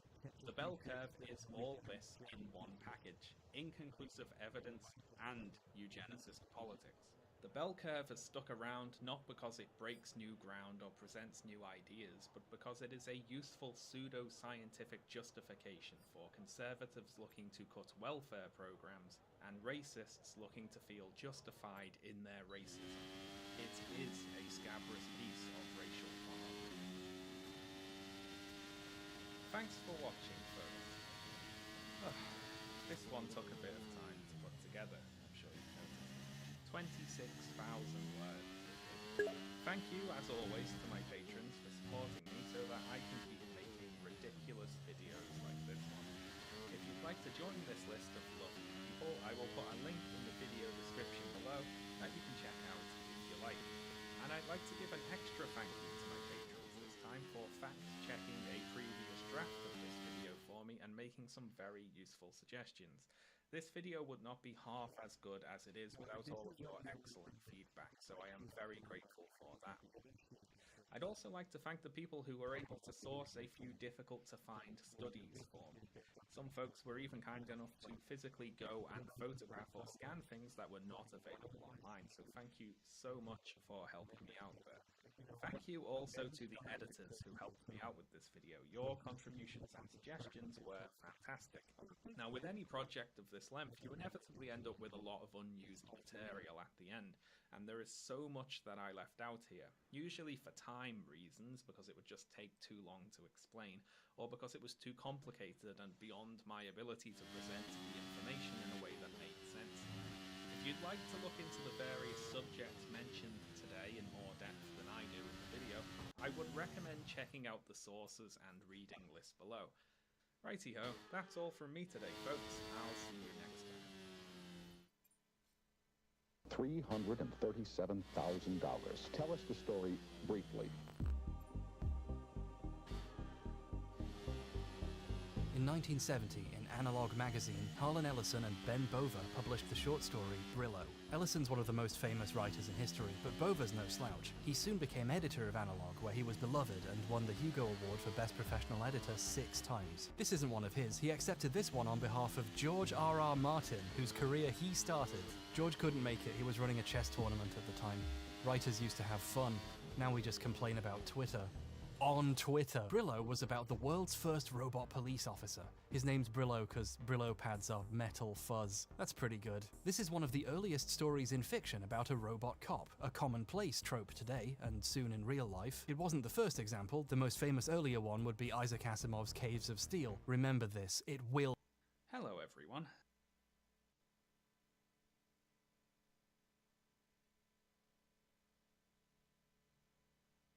If you've spent a lot of time on this platform, you've probably heard of Max Stryker, better known as Mama Max. From his collabs with massive creators to his far-reaching social media campaigns, he's a well-established name in the YouTube ecosystem. For the better part of a decade, he's poised himself as a predator hunter, with his channel amassing over 700,000 subscribers. Until recently, Max was seen as a bright light by fans and peers alike, exposing some of the most depraved individuals on the web. This facade and his unearned credibility went largely unquestioned until late 2023. The sheer incompetence on display led to a complete upheaval of his entire persona, with his entire career put under scrutiny. The result was an unsettling discovery that this wasn't a one-time occurrence, but a long pattern of behavior, revealing Max to be manipulative, dishonest, exploitative, self-serving, and worst of all, outright malicious. This is the story of Mama Max Stryker, the internet's worst predator hunter. Something that thinks it's profound and it's actually very dull. I'm sorry to my audience who don't even know what the heck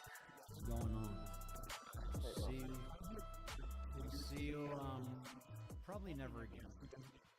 While Max is known nowadays as a creep hunter, he originally began in a completely different niche. Max was initially aligned with the commentary community, uploading to a channel he created in 2010 named Sexy Pants. He was inspired by the success of people like Leafy is Here and H3H3 Productions, who made it look easy. The people that inspired me to make my channel, I kind of hate having to bring this up because it's people that I currently don't like anymore. Like people like Leafy were like the ones that made me get on my channel because I saw how fast he was growing from doing something so simple, like he's just talking, and I was like, all right, that's pretty cool. I want to do that. And you know, like others like Pyrocynical and Grady Andre, H3H3, even Don't Hug Me, I'm Scared, like kind of inspired me. In late 2015, Max began a series called YouTube Hell, which brought his earliest success on the platform. These were comedic, often nonsensical edits about other drama channels. While no re-uploads exist, a mere look at his banner at the time gives a taste of his sense of humor. I mean, really, it's his face next to Filthy Frank, Leafy, and good old Adolf. They were basically YouTube poops about specific creators, with a bunch of hentais placed in for good measure. His most successful had names like Pyrocynical in the title, which got him noticed by others in the sphere. By early 2016, Max had nearly 7,000 subscribers and seemed like a promising up-and-comer. He started doing personality-driven content.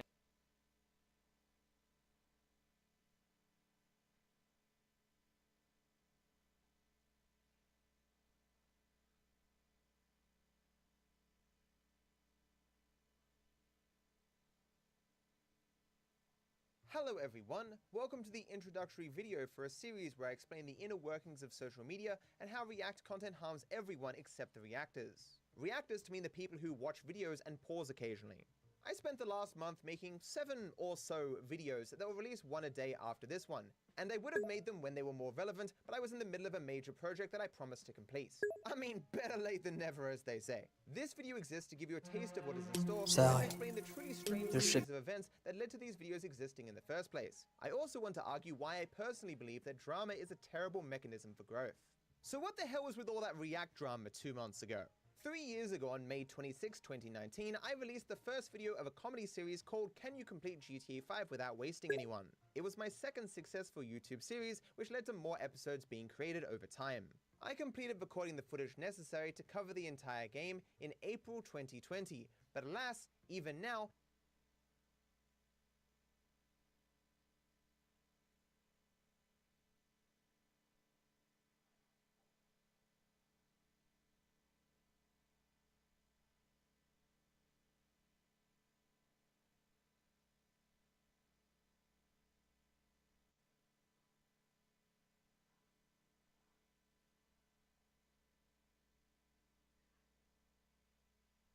Hello everyone, welcome to the introductory video for a series where I explain the inner workings of social media and how React content. Hello everyone, welcome to the introductory video and to explain the truly strange series of events that led to these videos existing in the first place. I also want to argue why I personally believe that drama is a terrible mechanism for growth. So what the hell was with all that React drama 2 months ago? 3 years ago on May 26, 2019, I released the first video of a comedy series called Can You Complete GTA 5 Without Wasting Anyone? It was my second successful YouTube series, which led to more episodes being created over time. I completed recording the footage necessary to cover the entire game in April 2020, but alas, even now, in May 2022, I still haven't finished editing it. This is largely because the series takes a staggering amount of time to edit. Not only does the raw footage total over 1,000 hours, but the actual editing is by far the most complicated I do, pushing me to the limits of what I can even conceive of doing. It is fair to say that I can make dozens of easier videos for far greater exposure and profit in the time it takes to edit just one pacifist episode. But I love that series, and I love how much other people love that series, so I make sure to push aside my business interests every once in a while to make sure I complete an episode, even if it's at the expense of everything else. Noticing how long it had been since I released an episode, on February 3rd, 2022, I stated in multiple places, another episode is 6 months overdue, I will not do anything else until I get another episode out.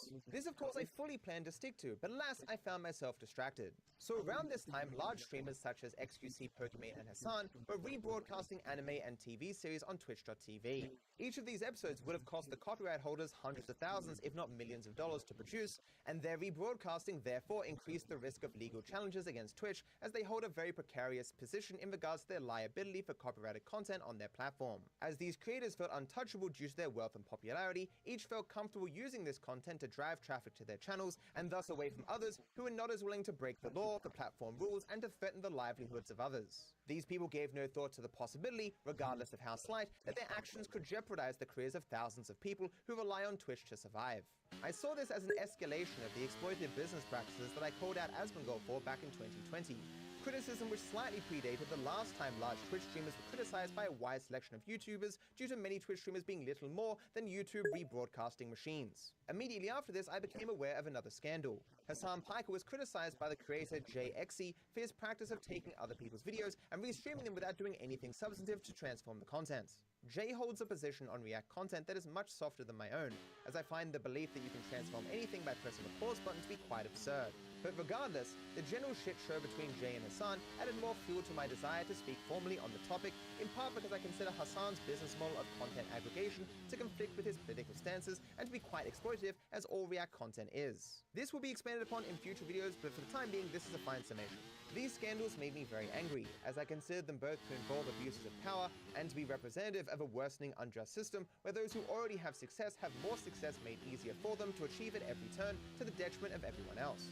So when I sat down to film my promise of writing and editing my new episode of Pacifist Percent, I could not fully dedicate myself to doing so. I consider myself to be in a position of influence within the domains relevant to these scandals, and I therefore could not stop obsessing in my head about what I wanted to say about these perceived abuses, and it kept me from focusing on my work. After 4 days, I had had enough of my inner conflict, and I therefore resolved to take a little bit of time to put what was in my mind into a script for a hypothetical video.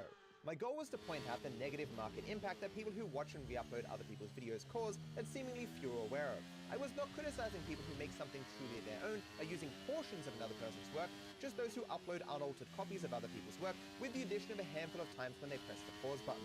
The original work taking days, weeks, or months to create, while the pause button pressing taking mere minutes. If this is not making sense to you, don't worry, all of it will be explained in intricate detail in the second video. But writing the script brought me no peace, as in no sense did it inform or help anyone. I therefore released the initial 3,000 words to my viewers, trying to make the document a general criticism of React content content, not necessarily requiring a deeper understanding of the scandals that led to its creation.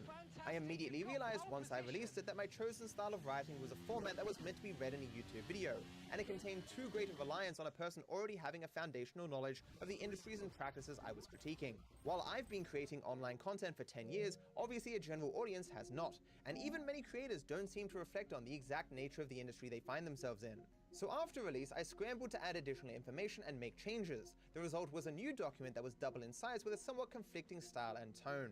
But it did get done, and I felt 6,000 words in 7 hours or so was quite good. I felt satisfied, and I still feel so even now after finding out that there were a few errors that did exist in the document. I had at least done something to attempt to sway public opinion on what I see as the systemic abuse of others, so I went back to working on my projects. I only commented again when I was in bed, and someone on Twitter pressed me about the unconsidered implications of an offhand comment that I made towards the end of the scripts. I responded while still being in a state of anger, obviously not a good state of mind if you want to be tactful, especially in a domain where people have little interest in the actual intent behind your words, but that will be more explained in future videos.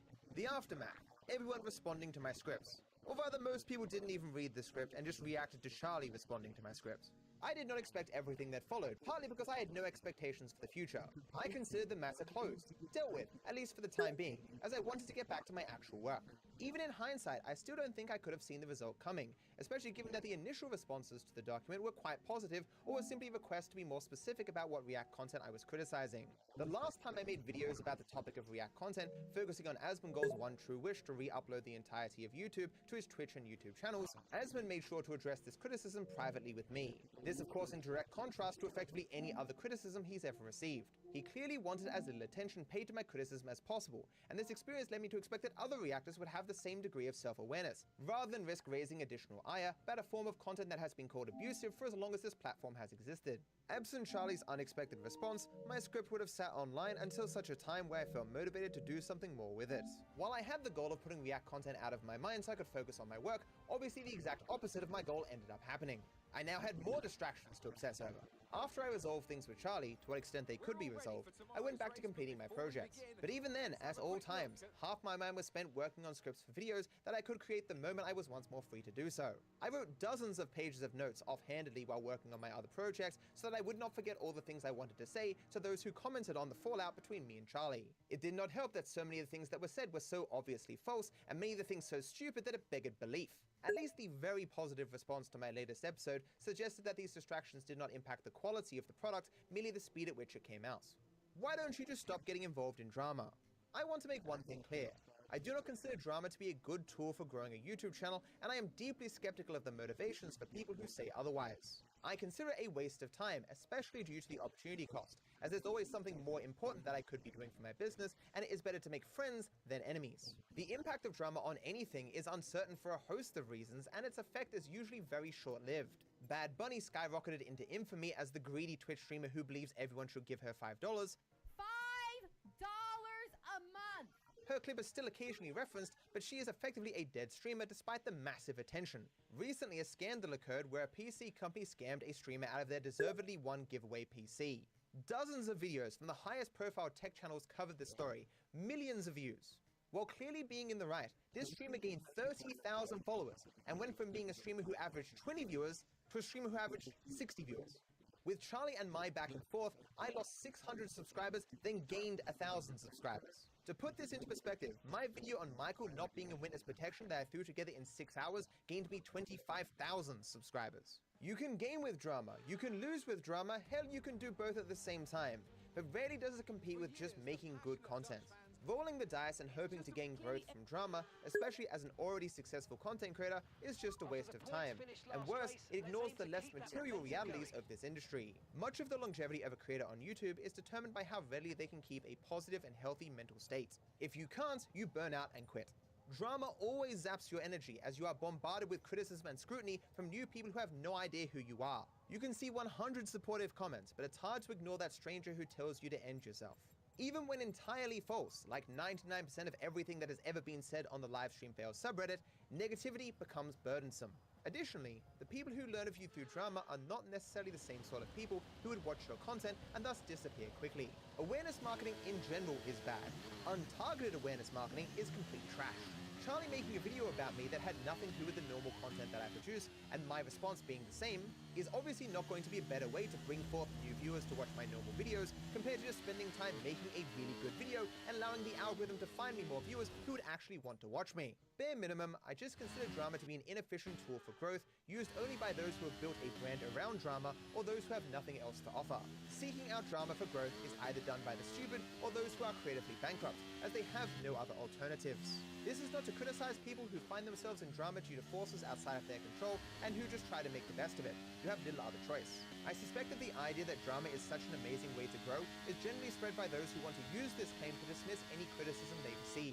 How often do you hear a creator being criticized, and almost the first thing out of their mouth is, they're just criticizing me for clout? It is a very easy tool to signal to your audience that they should shut their eyes, cover their ears, and continue to worship you. Do you know a better way to grow? Just collaborate with people. Little chance of it blowing up in your face, no one raging at you in the comments, and you get presented in a positive light to a new audience that you can at least have some assurance could be interested in your content if the other creator makes something similar to your own. Bottom line, I would have been perfectly happy creating a script and potentially a later video that was only watched by the people who normally watch my content. It certainly would have saved me some time, as I would have had less to respond to now. If drama isn't great, then why do you get involved in drama so much? I honestly don't think I get involved in drama all that much, but I suppose it depends on what you compare me to. But the drama I have got involved with can largely be said to come from two sources. The first is drama I bring upon myself due to believing someone else has misinformed or caused harm to others. I then seek to correct the other creator for the benefit of my viewers, and to perhaps selfishly silence the guilt I feel for not having pursued a career where I more directly help others. I additionally hate anything that I feel is treating others unfairly, and I will often pick small fights related to such things, even if they're not particularly meaningful to anyone else. Of course, I'm not perfect. I often don't go about doing this in a good way. Such situations can make me quite angry, and this can inspire me to assume that the other person is acting out of malice rather than simply out of error. This can inspire me to make judgments about other creators that are entirely unwarranted. You could say that I frequently forget to apply Hanlon's razor, never ascribe to malice that which can be adequately explained by incompetence. The second source of drama for me is when I feel I need to explain why I've behaved as I have. Even this video fits into this category. I despise not being understood and being perceived as something that I don't believe I am. Anytime I'm criticized by anyone, I want to give an accounting for myself, explain why I believe I acted as I did, and whether or not I consider my actions to be justified. I do not like pretending to be something that I'm not. I am very forthright about who I am, often to a fault, as I tend to overshare personal details about myself. None of us fully understand ourselves. We are biased in our assessment, and at times others can know us better than we actually know ourselves. If I am not who I think I am, I want to know, and understanding of self is important to me. I not only reflect on my impact on those around me, but I do my best to leave people better off for an association than they were prior. I won't always succeed. I can be emotional just like anyone else, and I will wrong people. But I will always try my damnedest to right any wrong I've become convinced I've caused. The things that you call drama, and that I will also occasionally call drama just for expediency, are things I am passionate about and care for. The list of videos that I have to create are over 100 long. I have an astronomical amount of things that I could be doing that would be better for my business than making these videos. I engage in this form of content for non-business reasons. I came to YouTube and begun my career here discussing political, social, philosophical, and religious topics. I pursued education in community services, psychology, and even criminology, in part out of a desire to help others lead better lives and to assist them in warding off the forms of intense sadness that were pervasive throughout my early life. I already have fame and wealth. I don't exactly avoid increasing either, but rarely is either the root cause of my actions. Only two things stimulate my life: helping others and creating things that I and others can enjoy. If I can do both at the same time, as I feel like I've done with this series, it's a match made in heaven. I hope you enjoy the rest of the videos in this series. They are a pain to make, but I hope they do some good. Asmongold, August 2021. My life goal is to react to so many different videos that I successfully infect every single YouTube user's recommended section. Over the last few months, I've learned that very few people seem to understand why React content is harmful. Even among those who dislike it, their reasoning is often as simplistic as "it's boring" or "it's lazy," while the real problem is much more insidious. Reactors are playing a game with our online creator ecosystem where everyone loses except the reactors themselves. The premise of this video is that React content is a system of exploitation that siphons an incalculable amount of money and exposure away from the hard-working into the pockets of the incredibly lazy. I'll be going over the topics that you now see on screen and looking at a bit of data in order to establish that this is undeniably true. By the nature of the topic, this video contains some information about YouTube that the general audience probably shouldn't know, but everything in this video is crucial to understanding my points, so I'm just going to take that risk. Keep in mind that I consider my personal standard for what is justifiable to be fairly irrelevant. I'm not a moral authority. This video's purpose is not to be an argument for an idea of how society should function or what action should be permissible on what basis, although it may initially appear to be that. In reality, so confident am I that the current state of affairs would be considered abhorrent by the vast majority if it was understood, that all I seek to do with this video is give people the bigger picture which they may otherwise not have known about. Remember that the perfect scam is one where it is hard for the victim to even understand how they were scammed. So, let us start small. Reality has a problem. It is undeniably far easier and more cost-effective to steal or copy something than it is to create it for the first time. Therefore, for as long as someone has been willing to work hard to make something, someone has been willing to take it and thus avoid the effort and cost required to produce it in the first place. Due to its advantages, any unchecked system runs the risk of being ruled by those who are the most efficient at stealing work rather than those who do the work that people covet enough to steal. I argue that we're in a largely unchecked system here in the online creator economy and that this process is slowly happening, especially in live streaming. What is a reactor? Reactors for the purpose of this video are those who re-upload other people's creative works as a substitute for creating something themselves, simply by watching the other person's content. So the sleepers, the leavers, the eaters, and those who believe themselves Picasso because they can hit the pause button. This is in contrast to those who use portions of another person's work to create something that stands distinct and apart from the original. This second group does not take all value from the original, therefore what they create does not stand as a substitute for it. Reactors, on the other hand, do take all value from the original, as they're not seeking to create something new, but instead to present the unaltered original work and their first impression to their audience. Reaction content is usually easily identifiable because the title is effectively the same as the original, you have no reason to watch the original work after the reaction, and or you can honestly say you have watched the original just by watching the reaction. There is a clear difference between someone using a portion of another person's work to create something distinct and original, and someone simply presenting another person's work to their audience. It is disingenuous to suggest otherwise. Rather than being bogged down with the history of reaction content, this video will almost entirely focus on the present. And while the principles of what I'm talking about do apply to every online platform, the analytics and algorithmic principles would largely come from YouTube. This is in part because YouTube is better with both these things compared to other platforms, but also because you're watching this video, I know you are familiar to some degree with this platform. Despite my focus on YouTube, remember I am speaking about the wider creator economy, all social media. A loss in viewership for a TikToker is just as meaningful to me as a loss in viewership for a YouTuber. What are YouTube and its creators trying to do? It is essential to understand that each day there is a finite amount of people in this world with a finite amount of time. YouTube wants people to spend as much of their limited free time as possible on their platform rather than anywhere else. To help facilitate this, YouTube has an algorithm that presents thumbnails of videos, also called impressions, with the goal of matching a person with something that they actually want to watch. These are different from views, which come after a person clicks the impressions. YouTube's problem is that the more time people spend searching for content, the less time they can spend actually watching the content, which earns YouTube revenue. Even worse, the longer it takes for a person to find something to watch, the more likely they are to leave the website altogether. YouTube can only present a finite amount of impressions each day, therefore each impression is seen as a valuable resource that they do not want to waste. Before showing each impression, the algorithm must carefully assess both the likelihood that it will be clicked, as well as how much time will likely be spent on the platform if it is clicked. The algorithm tries to judge not just how much time you will spend watching that video, but also how likely you are to watch more videos after that first one. The higher the average time spent on the platform from an impression click, the more likely YouTube is to risk one of its valuable impressions on that content. Bottom line, YouTube does not care what you're watching, as long as it's keeping you here. We content creators on YouTube are different though. Sure, we want you on this platform, but we do care what you watch. Each content creator is ultimately attempting to influence as many people as possible to watch their content instead of anyone else's. We are effectively running a store in a competitive market, attempting to get you to spend your limited time on us.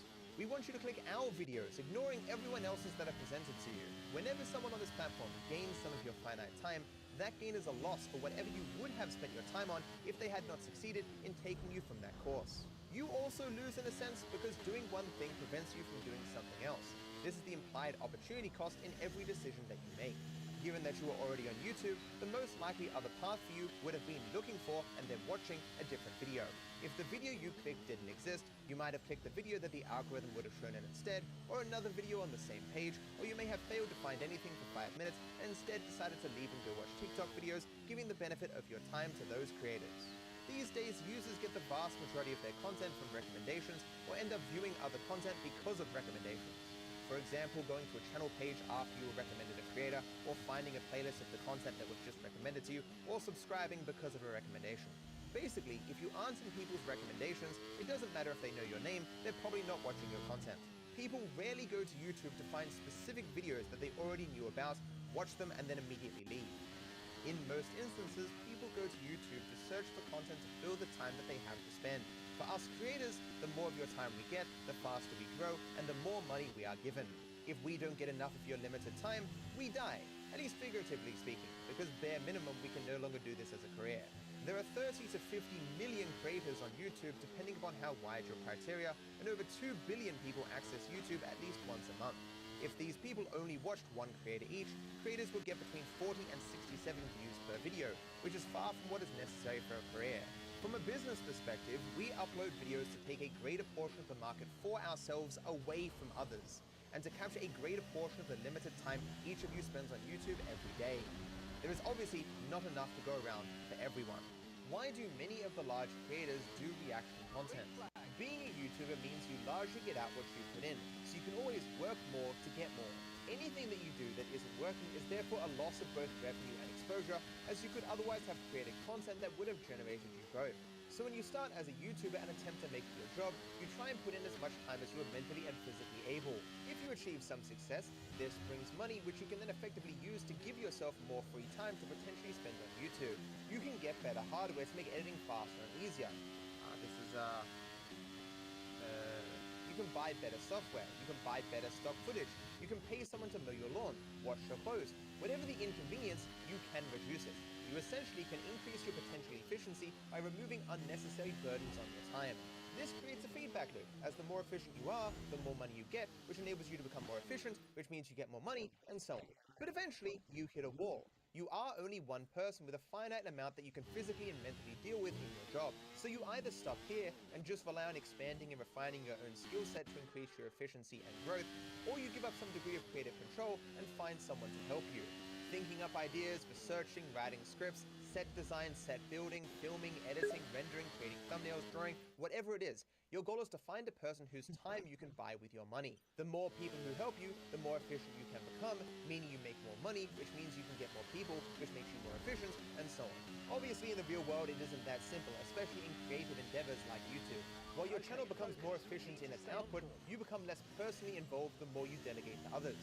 More of your time will be spent managing and finding others to perform tasks, which can impact the quality of the product you once produced alone.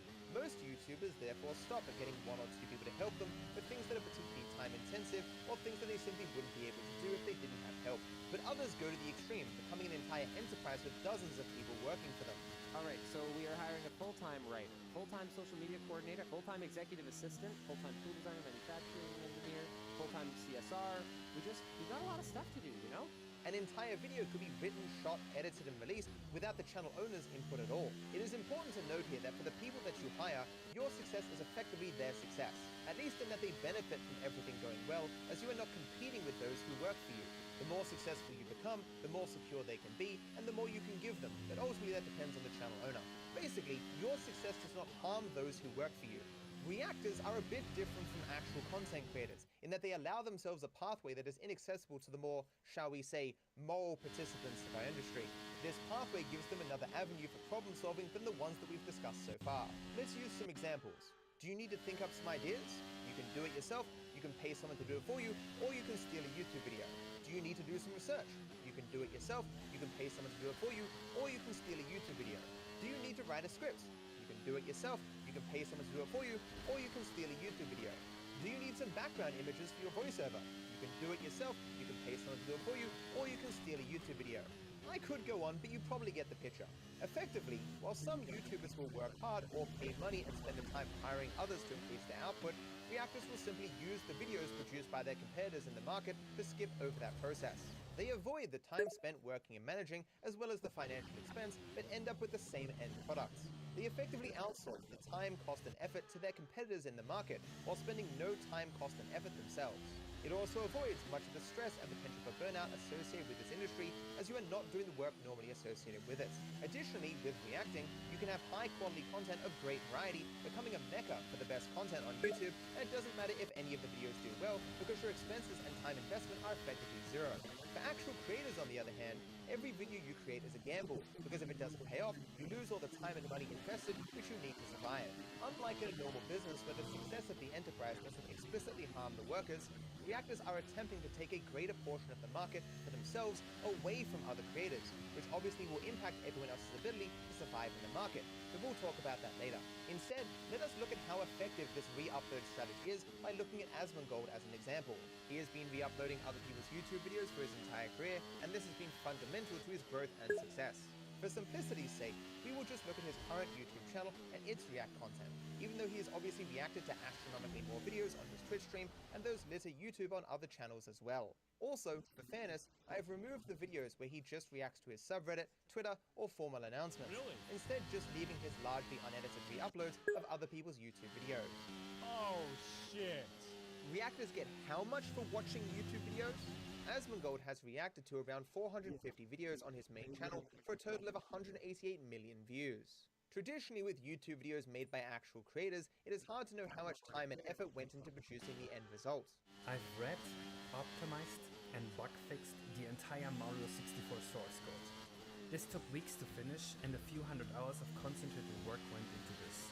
Days, weeks, months, it's sometimes hard to guess. But given that Asmongold is a reactor, we know that roughly the duration of the video is the amount of time that he put into it. We can therefore say that Asmongold spent roughly 205 hours working on these videos. As Western channels get on average between 3 and 5 USD per 1,000 views, I will use my 2-year average of $3.43 to say Asmongold made approximately $644,000 or $3,100 an hour for watching these YouTube videos. He's also received approximately 5 billion impressions of exposure, assuming a 4% average click-through rate, which would be fairly standard for videos of this length. I am of course underselling how much Asmongold makes from these re-uploads of other people's videos, as obviously those who watch these videos would then be given impressions of his other videos by the algorithm, which would lead to more views and revenue for his other content that it wouldn't otherwise get. Additionally, I'm excluding the ad revenue, bits, donations, subs, and growth that he gets on his live streams when he first re-uploads this content. This system of exploitation is fundamental for Asmongold to be able to make the roughly $1.5 million he makes on Twitch every year, as any other method to create this content would have resulted in less growth and less streaming for him on that platform. So that may already seem like a lot, but it's actually far more than you likely realize. I have learned that many viewers have no idea how long YouTube videos tend to take to make, so to give you some context, I've had individual videos that have taken me longer than 205 hours to make. It's important to point out though, that my content is far from the most complex on this platform. Perhaps you know of the channel Kurskazat, in a nutshell, which has at least 43 employees. For years, people have asked how we make our videos. So, let's finally talk about it. How to make a Kurskazat video in 1200 hours or more.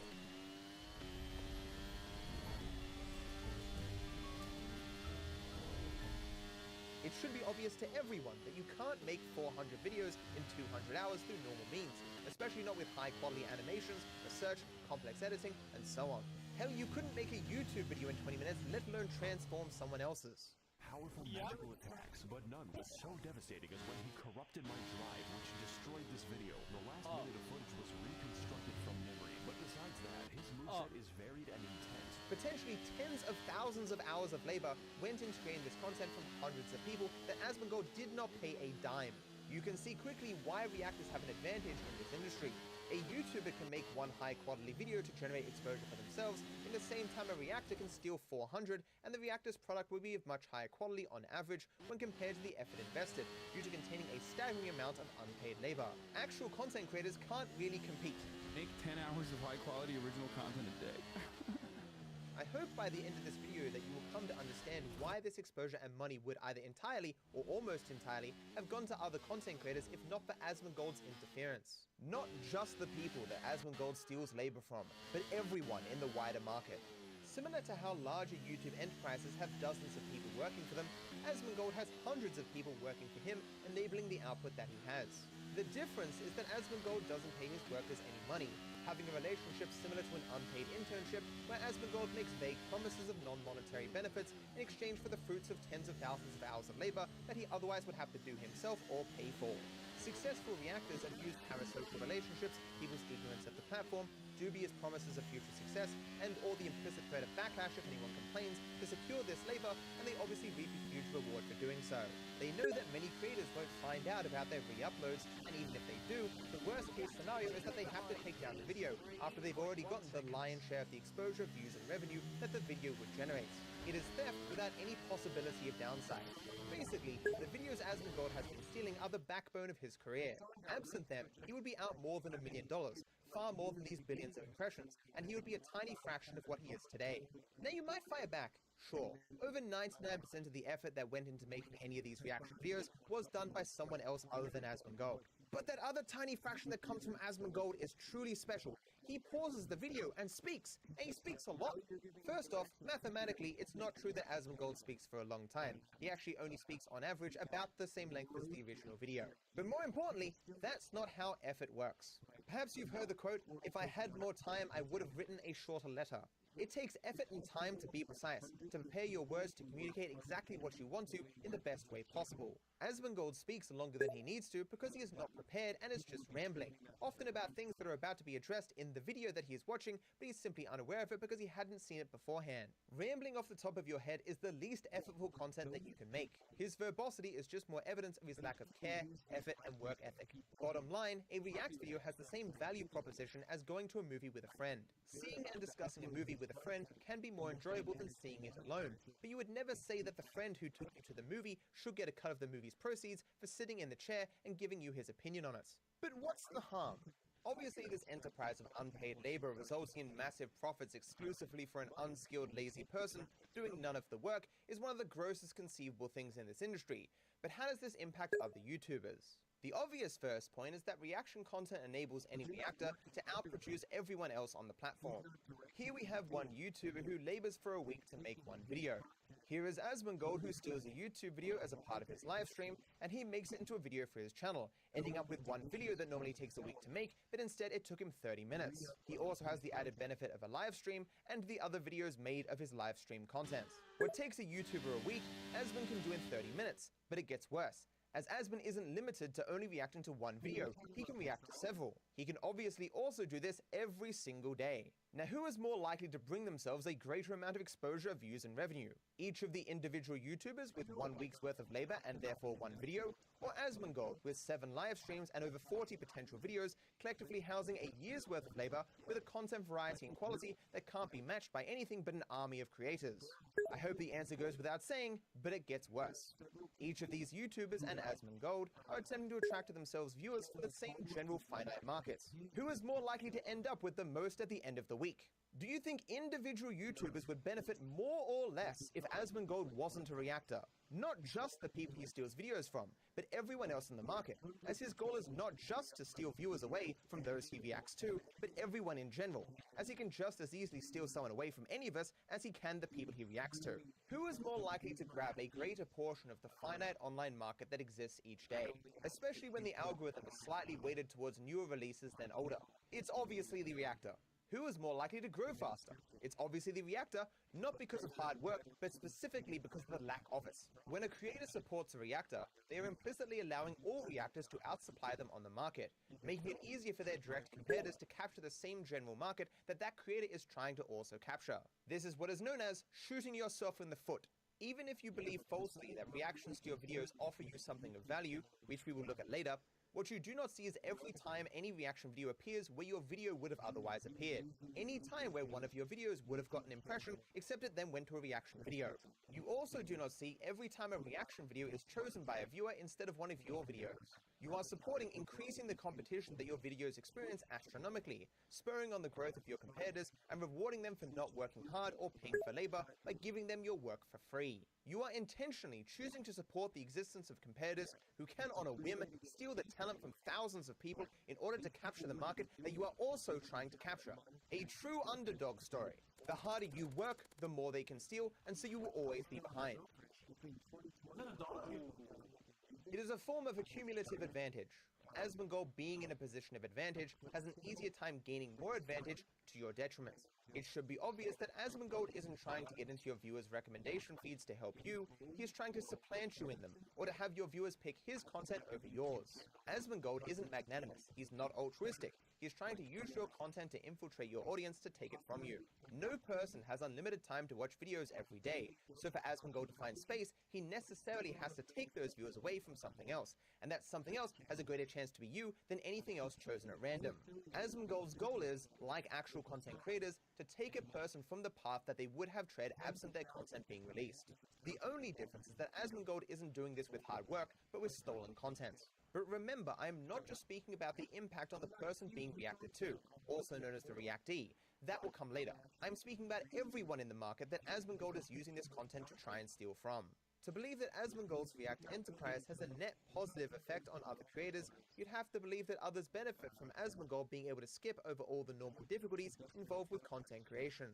That others will benefit if he can produce more higher quality content for his channel. That others will benefit if he has more uploads on his channel. That others benefit if he gives his viewers more content to watch and less reason to seek out and watch other creators. That obviously makes no sense. What is more likely to lead to other creators getting noticed? Larger content creators having the easiest time to create infinite content with no effort, or larger content creators struggling to make content, leaving their audience to need to look elsewhere for more? Do you sincerely believe if the rich get richer that everyone benefits in the long term? That it'll all eventually trickle down to everyone else from Asmongold? In a world where Asmongold didn't use this system of exploitation to increase his supply on the market, then those who watch him would have instead engaged with the recommendation algorithms as normal and ended up in other places watching other content creators. Reactors are not giving exposure to anyone. They are taking it. They are effectively acting as the middlemen for the algorithm, and obviously a multi-billion-dollar algorithm using the analytics of a website with billions of users is going to have an easier time putting new creators in front of people who actually watch them compared to a reactor who is just stealing videos and showing them to his audience. Other creators would clearly see more exposure to new viewers if reactors would just get out of the way. Without reactors, there is no reason to believe that the online creator market as a whole would shrink, partly because the amount of people who interface with it exclusively to watch other people watch videos is quite small, but also because the overwhelming vast majority of impressions given to React content are never clicked. And for those that are, there is little reason to believe the algorithm's equal or second choice that would replace them would be significantly less effective at keeping people on the platform. Arguably, as original content will get more exposure, making it more profitable to create, this would inspire people to make more original content. The online content marketplace should therefore be more captivating to viewers, not less. But can't everyone just do React content? Obviously not. Someone at the end of the day has to do the unpaid labor for reactors to steal, and this degree of reaping benefits away from others that you clearly don't deserve requires a lack of conscience that few possess. Thankfully few possess. This system of reacting splits everyone into two groups. First, the reactors who take the work, and second, the underclass that performs the work for them to steal. More importantly, React content is most beneficial when you already have an audience that you're trying to keep with you. People have a greater reason to click unfamiliar creators when they run out of content from those they are familiar with, or when they get tired of that type of content. Reactions enable you to have a huge variety of content very quickly, helping you maintain your audience. Ultimately, if we all did React content, those who are already the most successful would just maintain their higher status, and we'd eventually run out of content to react to. Is the reactee at least better off? So reactees are creating a situation where a subsect of the market can outproduce them at a higher quality and for far less effort to capture the same market that they themselves are trying to capture. But maybe the reactee can still get a tiny win in this game, even if everyone else in the market loses except the reactor. What if the crumbs that fall from the reactor to the reactee are bigger than any potential loss the reactee will experience from all the reaction videos on the market? This can't be determined definitively, of course, I don't have a time machine. Although conceptually, it seems unlikely that you could get more exposure and views from a single reaction than what the millions of reaction videos would hypothetically take from you in the algorithm in terms of impressions and views in the long term. Even speaking of just one reactor, where you could have a net gain in viewers from the one time Asmongold reacted to you, the other reactions he releases would have just as much chance to take impressions and viewers away from you as they would anyone else. Actually, I guess it would be more likely than a creator chosen at random, because the demographics you both target are likely similar. But nevertheless, I think it's important to look at the crumbs that can fall from the reactor's mouth to the reactee to see if these are truly significant. We are therefore going to look at the analytics of the creator Josh Hayes that Asmongold has reacted to a dozen or so times. If you don't know Josh, he makes a lot of content surrounding MMOs, he has a great voice, and he's a truly humble dude. After binge watching all of his videos, I heard him remark a time or two that he believes he owes Asmongold his success, that Asmongold made him in some respects. Looking in a general way, Josh took off in December 2020, but Asmongold's first reaction was not until March 2021, which funnily enough preceded a dip in his viewership. But these general stats from Social Blade are insufficient for our uses, so we'll look at YouTube analytics for the period where Asmongold's reactions took place. At the very least, we know for certain that Asmongold's reactions were not responsible for Josh's channel taking off, as the channel took off before that point. We'll be looking at these 16 reactions, which have netted Asmongold 118 million impressions, 7 million views, and roughly $25,000 for doing nothing. Looking at his channel views between March and August, unsurprisingly there is little correlation between the overall health of the channel and the reactions done by Asmongold. Surely some views must have come from him during this time, but there is just no correlation with the reactions and the overall change in the success of the channel. One way of looking at it is that reactions can't make your content appealing or algorithmically viable, and that is all that matters for channel success. The first 4 reactions seem to have done nothing at all, often preceding dips in viewership. In fact, the period where Josh's channel saw the greatest growth compared to the prior month was in May, and it had no reactions until the end of the month. These late reactions actually occurred prior to a downturn in the channel, and these in the middle did nothing to change its course. This therefore makes it hard to attribute Josh's July success to the reactions, considering that they occur just as much on bad days as they do good. Josh's gains here are ambiguous, but Asmongold stealing 180 million impressions, 7 million views, and 25 grand from the wider market are far more concrete. It should be obvious which of the two gained more from the relationship, especially as only one of the two actually did any work for these games. While subscriptions are less valuable these days, it is far easier to see gains from reactions with the subscriber count, as much smaller gains are more obvious to see. While it is hard to know for certain, comparing the day before and the day of a reaction, I'd estimate each reaction gained Josh less than 500 subscribers each. Especially while remembering that Josh is losing views and impressions to Asmongold's business model during this process, you can see that this is not very much. One party is obviously winning out here, and it's certainly not Josh or everyone else in the market. Certainly if you compare these gains to the potential losses from all reactors taking views and impressions from the market, Josh is unlikely to have a net positive, especially in the long term. But why? Why is it that a reactor can show millions of people the entirety of 16 videos from a creator, and we have to sit here with a magnifying glass to find the effect of those millions? Why are reactions so ineffective? Of course, not always is that, reacting going to help them. In fact, I would argue that it's pretty rare for it to. Why are there not just tens of thousands, if not hundreds of thousands of people flocking to this new channel that they were just presented with through a reaction? If you knew nothing about human behavior and YouTube's algorithm, you'd assume that showing an entire video would do far better than a mere impression of a thumbnail and title. Actually so bad. But unfortunately, reality gets in the way. The first problem being, reactions are not advertisements. When you actually advertise something, the idea is to convince a person that there's something of value to be had that they currently don't have, and getting that value is worth whatever the requirements are to get it. Advertising a YouTube video looks like this. Also, they definitely don't need my help with the shout out, but I just wanted to highlight because I love it so much. Did You Know Gaming put out a new video about Metal Gear Solid and a lot of the cut ideas from the series, things that didn't make it into the final thing. I knew about a lot of this stuff, but as just like an insufferable diehard fan, but there's still a lot of really cool surprises in there that I think people are going to enjoy. It's a really, really great video, and it's narrated by David Hayter himself, which is incredible. I love that man's voice. You explain what it is, why it's good, why you should seek it out, how to get it, and where to find it. You give them a taste that leaves them wanting more, a portion that is impossible to satisfy a person if they find it interesting. Reactors are not doing any of this because they're showing you the entire product. Thus, at no point in the entire viewing does it communicate that you will receive greater value being elsewhere. You are already getting the full experience of the original after all, so there's no reason to chase after what you've already received.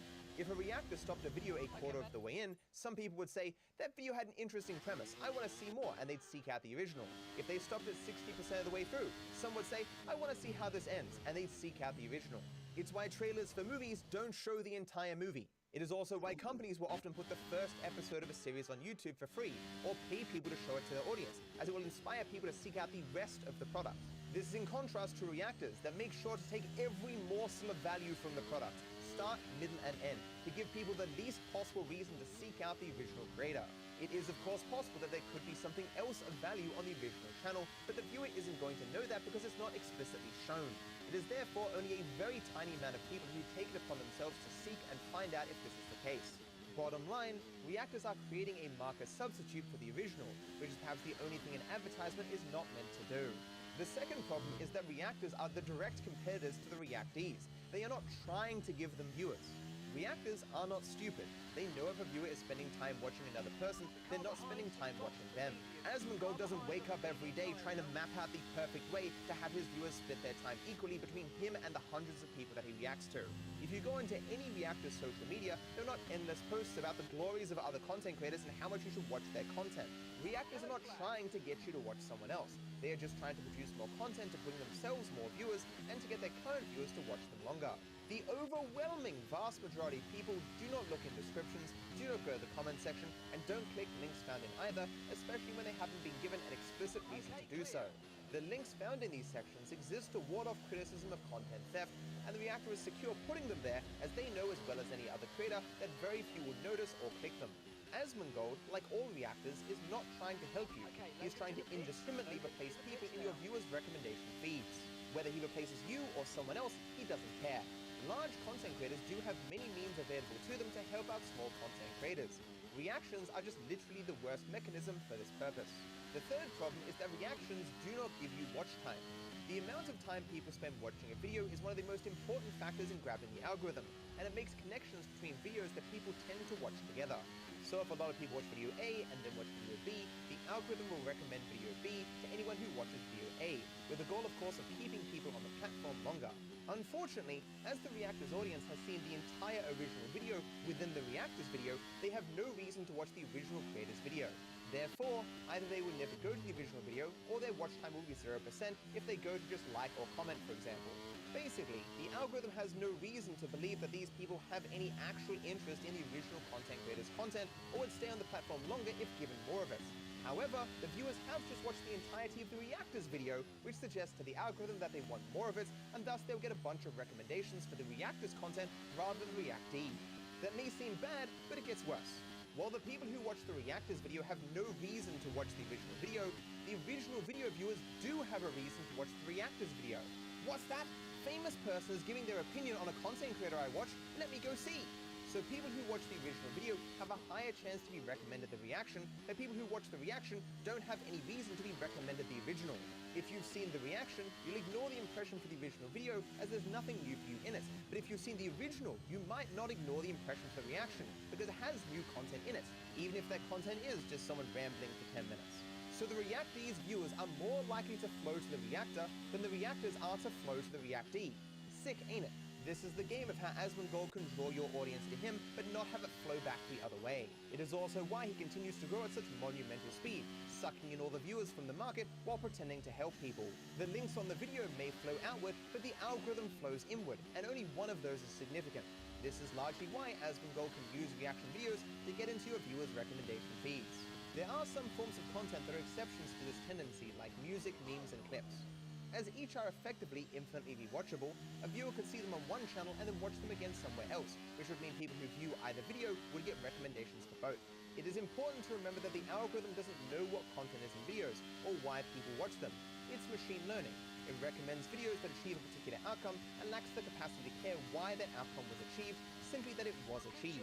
Your title and thumbnail are not as important for influencing the algorithm as they are for influencing the viewers, which is why there are hosts of successful channels that have no titles just to get people to click out of curiosity. At the end of the day, the algorithm can recommend all it wants, but the viewers still have to click it. This is why titles and thumbnails are so important. The fourth problem with reactions that cause their ineffectiveness is that subscribers don't matter as much as they used to. You are more likely to directly get subscribers than views because while the reaction has not presented any other videos that the viewer might care about, the creator themselves might be appealing to the viewer, so they might click through and subscribe. Unfortunately, YouTube moved its focus away from the subscription model eons ago. Even for a channel as established as my own that releases a video every day with 1 million subscribers, only 5% of my views come from the subscription feed. It is also one of the reasons why you can find many multi-million subscriber channels that get no views on their videos. To briefly explain why, the subscription feed makes sense when you're on desktop and at one glance can see all the videos that came out that day. You can then put them in a watch later playlist or open a bunch of tabs. But most people watch YouTube from mobile devices, where the subscription feed is not only not the main tab, but it isn't really much different from the home feed, which is the default. Also, after you click a video in the subscription feed, everything else presented to you will be recommendations anyway. Lastly, using myself as an example, I release a video each day, so I'm always in my subscribers' feeds. but I have 1,000 videos that can all appear in people's recommendations. Just by sheer weight of numbers, my videos will always appear more in recommendation than they will in the subscription feed. As I'm sure you've heard 1,000 times, the algorithm is all that matters. The fifth problem is barriers to entry. As a rule, the harder it is to do something, the less people will do it, which is probably not news to you. So if your goal is to have the greatest number of people do something, you should have as few requirements and difficulties as possible. So let us look at the requirements and steps needed for a new viewer to go from a reaction to watching a video from the original creator that they had not seen previously. They need to be interested enough to click the reactor's title and thumbnail without knowing who the original creator is. They then have to enjoy the content that is presented, but more so for the original creator than the reactor. They then need time left after the reaction to watch something else. The viewer then has to ignore all the other videos on screen of content specifically chosen by the algorithm as something that they may want to watch. The reaction needs to have somehow communicated that there is other content of value on the original channel and more valuable than any other content you could watch right now with a single click. They then need to click open the description and hope they can find the link to the original creator if it's there, or search for the original creator in the search bar if it's not present. Now on their channel, they would need to search for a different video because they have already seen the original video in the reaction. They then hopefully find another video that is of interest and then watch that video for a significant duration. Only at this point will the original creator get anything of value in regards to engagement for the algorithm, which again is all that really matters on YouTube. There is always someone who does this, but the reactee has 14 steps and or prerequisites before they get any value in the algorithm, while the reactor gets value in step 1 the second the video is clicked. Somewhat lopsided, I think you'd agree, and heavily favoring the person who did none of the work to make the video. The sixth problem is that reactions can't make your content good, nor can it make it algorithmically viable. If your thumbnails and titles suck, they will still suck after a reaction. If your videos are poorly paced so people don't watch to the end, this will not change if someone reacts to your content. A reaction cannot solve whatever problems are causing your content not to be picked up in the algorithm. Your fortunes, therefore, cannot significantly change by being reacted to. If your content was algorithmically viable, you'd succeed sooner or later. If it's not, all the reactions in the world will not save you. Besides, the suggested alternative by reactors is clearly not better than the algorithm even if it did work. Turning YouTube into who can debase themselves and give the most unpaid labor to the already rich and successful is not an improvement over the algorithm. Nepotism is not a superior system to anything.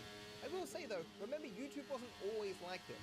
Reactions made a bit more sense back when YouTube was primarily subscription based and a click that came from anywhere was seen as equally valuable regardless of how long a person watched. But this hasn't been the case with YouTube for like a decade. Over a decade ago! The seventh problem is the loss of exclusivity. I am the only person in existence who has a pacifist comedy series related to GTA 5. If anyone has an interest in that, or will have an interest in the future, I am the only person they can go to. I have had dozens of videos that have blown up months, if not years later, for heaps of views when the algorithm finds pockets of people who the content appeals to, or when things happen in the world that inspire new interest. When you allow a professional reactor to have a duplicate of your content on their channel, especially one larger than you, it will be their video that sees the future bump, not yours. And the final problem, viewers can already know about the channel that is being reacted to. Asmongold, as is the case with most reactors, reacts to already successful well-known channels that have to some extent reached market saturation. The vast majority of those who watch the reaction therefore already know about the original content creator. They will either already have seen the original video and want the reactor's opinion on it, or they haven't watched the original but are watching the reaction as a substitute for it as they prefer to watch it with someone else. In either case, the original creator's ability to benefit is substantially lower than it is normally, and there isn't much potential for benefit to lose to begin with. The reactor certainly can still benefit though, obviously. Larger content creators are targeted by reactors because they have the most viewers to siphon. Asmongold didn't react to Josh Strife-Hayes 20 times after he became successful because he just really wanted to make sure his viewers knew who Josh was. But what about when React content works? Well, React content always works, in that its goal is to give the reactor exposure, views, and money, whilst also helping them avoid work and the financial cost incurred when making content. But in regards to the reactee, the deal for them is like if I gave you $100 on the condition that you support me in my scheme to take $5 a day from you for the rest of your life. It's just a very bad deal. I mean, it's worse really, given that you'd also be supporting them taking $5 from everyone else, not just you, and no one else gets the $100.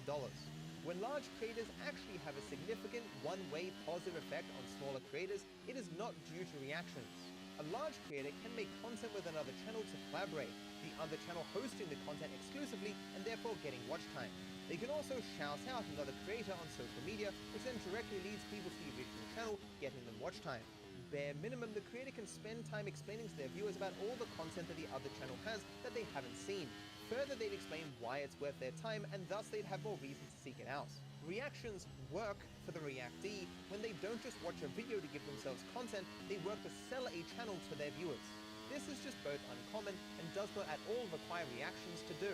The reactions benefit the reactor. Actual promotion benefits the original creator.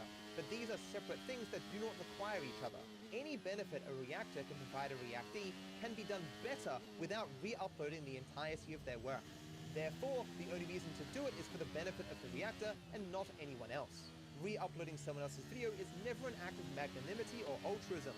It is just an attempt to gain self-benefit. Why aren't all creators adamantly against React content? To start off, many people will not voice their displeasure at such content due to a fear of backlash. Calling out exploitation, especially by the powerful and influential, contains risks that few want to take. Odds are you're just going to piss off your viewers that like reactors and nothing else will happen. Even if you say, no one is allowed to react to my content, you are still losing the same way that we all are, as reactors will just move on to the next person's unpaid labor with absolutely no consequences to their profit or exposure. You will still suffer the negative externalities from their unethical business practices, and no amount of complaining will stop that. Secondly, adoration of bigger YouTubers exists even among creators. Oh my god, that famous creator was willing to upload the entirety of my month's work to their YouTube channel? That's so cool! It's sad, but it exists. Such people are just happy to be acknowledged. They don't care if there's some tangible benefit. Even at my level, I've gotten offers from people to work for me for free because of my status. Of course, I say no because I'm not an asshole and I pay people for the work they do for me. I am wealthy. I have no reason to seek free labor. I, of course, differ from reactors in my views on such matters. Thirdly, many YouTubers don't think all that much about how YouTube actually works. They therefore view reactions to their content as only potentially neutral or positive. They either get nothing or they gain. They do not consider how reactions affect them long term, or how some of their competitors being the nexus for thousands of hours of unpaid labor impacts their and everyone else's ability to capture the limited market on YouTube. It should go without saying, but the exploitative business practices of reactors doesn't go away just because the individuals being exploited are ignorant of it. It doesn't matter how knowledgeable the person is, taking advantage of someone is still wrong. For every scam, there is someone out there who believes himself a genius while being scammed. For every system of exploitation, there is a person whistling happily while they're being exploited. There are others who understand the unfairness of the system and, while they're unwilling to exploit it themselves through reactions, they still desire to put themselves in a spot where they can benefit from the stolen gains. Everyone loses in the React game except the reactor, but those directly under the reactors lose out the least. Reactors can dole out their ill-gotten gains to those who are the most loyal and who support them in their enterprise. Hey, kiss the ring and maybe you'll get a collab. Perhaps a Twitch raid. Maybe rather than just using your video as fodder for their channel, the reactor will spend some time singing your praises, communicating the value that can be found with your content. Every lord needs underlings, and some people are perfectly happy being such. Lastly, many creators are too successful to care about something that clearly at least isn't stopping their success. Or they want to avoid their own questionable business practices from being questioned. Or they themselves want to get involved in the React game. Me, I just care about people, and I care about this industry. I further despise abusers of power, and I strongly believe those who work hard should be rewarded for it, rather than the lazy who just exploit others. If I didn't have these feelings, I clearly wouldn't say anything either, as clearly reactors are not stopping my success. But shouldn't the market decide? No! There is a market for every terrible thing you can imagine. The existence of demand for something does not justify meeting that demand through exploitative means. Nobody gives a care about the fate of labor as long as they can get their instant gratification. Hell, every industry would see a reduction in cost if all labor was unpaid. This wouldn't be good outside of YouTube, nor is it a good practice within it.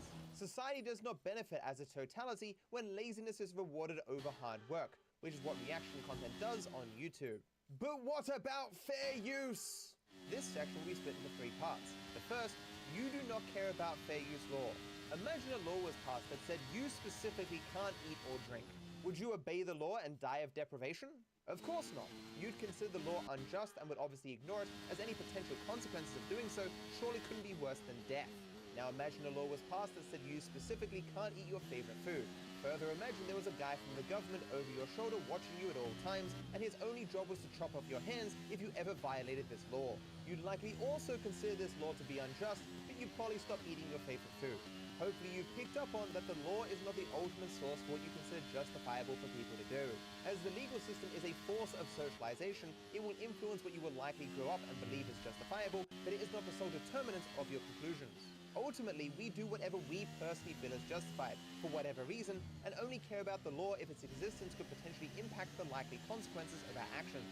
If our desires conflict with the law, we weigh up the risk versus reward of obeying or ignoring it. Bringing this back to the topic at hand, you will support the content you believe should be allowed to exist regardless of what fair use law says in any country. You only care about fair use law when you believe, rightly or wrongly, that it can give your position credibility. It is why so much of what people say is defended under American fair use law actually isn't at all. What people actually mean when they reference fair use law is, I like this content and I think it should continue to exist. At the end of the day, copyright law in our content creator spaces is fairly toothless. While many creators have been inconvenienced by it, it is exceptionally rare for it to go beyond that. If every week a creator was paying huge fines or going to jail for violating copyright law, every person would be an expert in exactly what the law allows or does not in relevant jurisdictions. Until that time comes, everyone will just do what they feel is justified, where the rewards outweigh the risks. To loosely quote XQC, they're not gonna do shit, as he streamed anime to hundreds of thousands of people on Twitch. He only stopped when he believed the risk was getting too high. Section 2, something being legal does not impact whether or not it is morally justifiable to do. As extreme examples, slavery, genocide, child abuse, these are classed by today's morals and ethics as abhorrent and indefensible, but they were either legal once upon a time or are still legal somewhere in the world, either explicitly or implicitly. If you hold the position, what is legal is justifiable to do on that basis alone, then you are implicitly defending every horrific act in history that happened to be legal at the time. You are also leading yourself to contradiction, as many things are legal and illegal at the same time in different places. When arguing for something on the basis of the law, what you're looking for is not the law itself, but your justifications as to why you think the law is a good one for society to have. The law itself justifies nothing, it changes every day, and it differs wildly depending upon the soil that you happen to be standing upon. However, the justifications for the law can remain constant. Section 3, even the American legal system would not class this content as fair use. While we have no reason to give American law dominance of the entire world, let's discuss it anyway. It is important to note that the existence of ambiguous things does not make all things equally ambiguous. There are certainly some cases where it's debatable whether the newly created work would fall under fair use or not, but there is no ambiguity here. Reactions, as I define them here, are perfect market substitutes for the original. If you see the reaction, you have no reason to watch the original, and the reaction is attempting to achieve the same purpose and target the same audience as the original. Fair use as a legal argument partly involves attempting to argue that what you've created does none of these things. You also want to make the case that all the copyrighted material that you used was strictly necessary for what you created. This is impossible for a reactor to do, because they had no idea what material existed in the original work prior to copying it. Reactors further don't selectively choose the bare minimum, they take everything regardless of relevance. It is possible for other content that people label as reaction content to fall under fair use, absolutely, but not in the form of relevance to this video. While I have been intentionally brief, there is no interpretation of precedent or the fair use guidelines that allow for any of this content to pass. This was explained in legal commentary all the way back in 2017 when debate about this content was most severe. I included this part on fair use more out of exasperation than actual care. I have never even been to America, and its copyright system is outdated, heavily preferences larger entities like production studios, and it isn't suited to be applied to a quickly evolving ecosystem like the online creator space.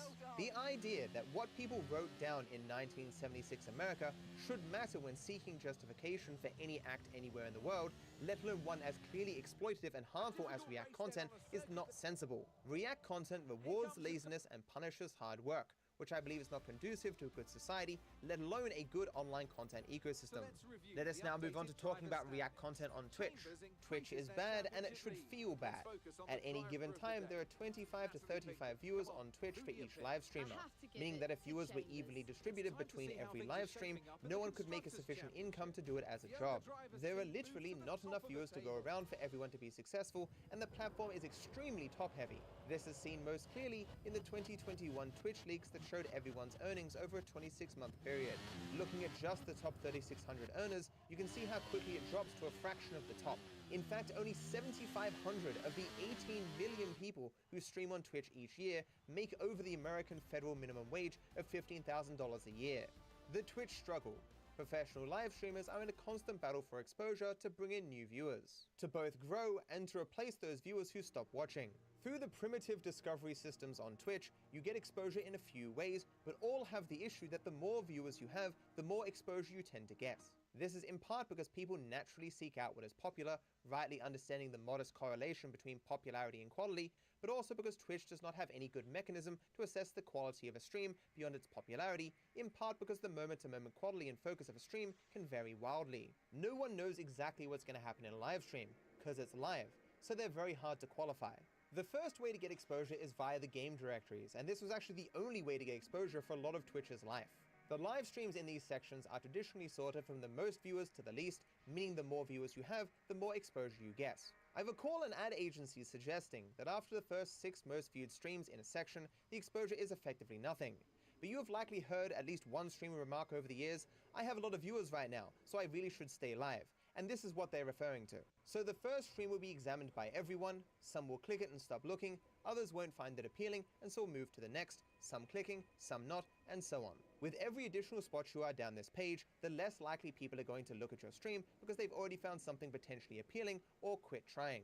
So the more viewers you have, the more viewers you're likely to get, so the most prominent advice for growth on Twitch is to get viewers from somewhere else with a competent recommendation system and bring them to Twitch so you can grow within its systems as well. Twitch added a handful of features over the years to attempt to curb the rich getting richer reality of the platform. Chief among these additions were the recommended channels on the side of the page, on the home page, and the sort by recommended in the directories. The problem with these as a solution is that people will still seek out what is most popular first. When in doubt, we always look to what everyone else is doing first, only doing something different when we don't find it appealing. In other words, even when presented with multiple options jumbled up, people will still on average look at the largest creators first. The less you have, the longer you have to wait for the viewers to trickle down. Another big problem with Twitch is that you could have the most amazing hour-long draw-dropping stream, and your stream will still get the same level of promotion as your normal content. All you have is 5 words in your title to stand out, and no one even reads them. In any category, all the streams are effectively random nonsense that do not communicate what they're about until you click them. Twitch's fatal exposure flaw. So if you're already big on Twitch, the odds are massively stacked in your favor, but there is one small problem. Exposure on Twitch only goes to those who are live. Once you're offline, no recommendations, no directories, nothing. Your channel ceases to be shown to new viewers, replaced by a different channel who will get that increased exposure instead, and your viewers will go on to do other things. Many of these viewers will seek out a live stream they've never been in before, or will go into other familiar streams, increasing their viewership, which in turn increases their exposure to new viewers on Twitch.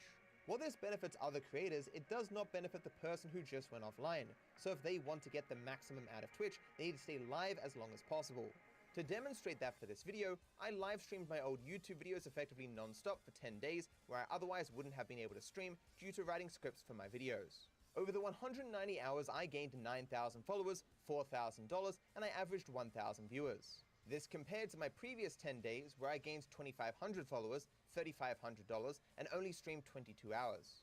This shows that just being live in some capacity brings about huge benefits, but also if I could physically be there on the stream longer, I would clearly gain more than simply showing reruns. The implication of everything discussed so far is that those who are the most popular on Twitch are not necessarily the most skilled or the most entertaining, but those who can simply be live the longest.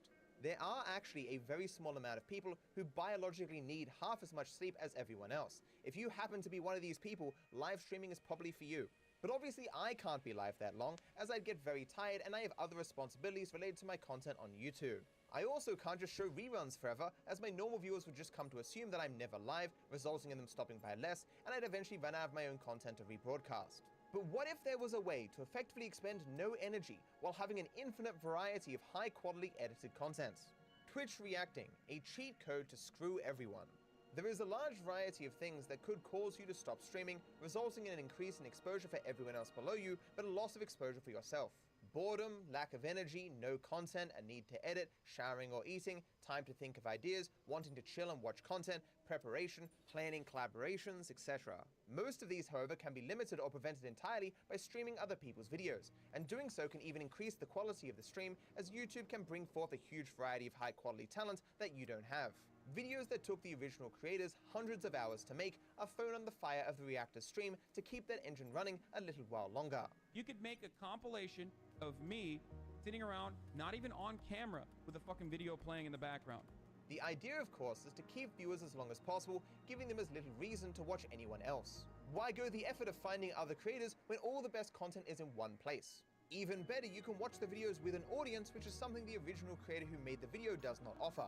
Often reactors will not just prolong their streams with React content, but will start their streams with it, believing it gives them higher viewer numbers initially and for the rest of the stream. They can also farm the best videos of the day, meaning viewers can reliably wait for the stream to watch them, screwing the original creator. A good example is XQC, who makes about $4 million a year from Twitch alone.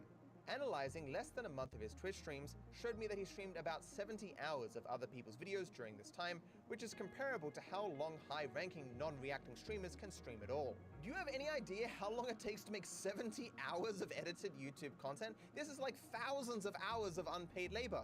Actual creators have to deal with all the other responsibilities and detrimental effects that are brought about from content creation, but XQC does not due to his ability to stare silently at YouTube videos for many hours a day. In other words, reactors use reacting to increase the exposure they get on Twitch and to limit what everyone else receives on the platform. Attempting to fight XQC and other large Twitch streamers for the scraps of Twitch exposure that slip through their fingers is not a productive use of time compared to making content for YouTube, which has a better recommendation system. Twitch works as a trickle-down system, where the larger streamers get the first shot at viewers looking for new content, and less are still looking the further down the list you are.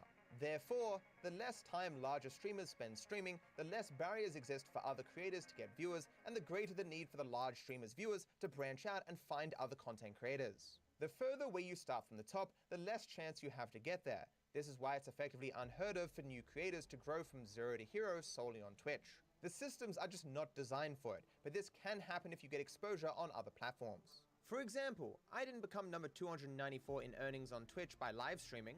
I did it by reducing the amount I streamed each year and focused on YouTube instead.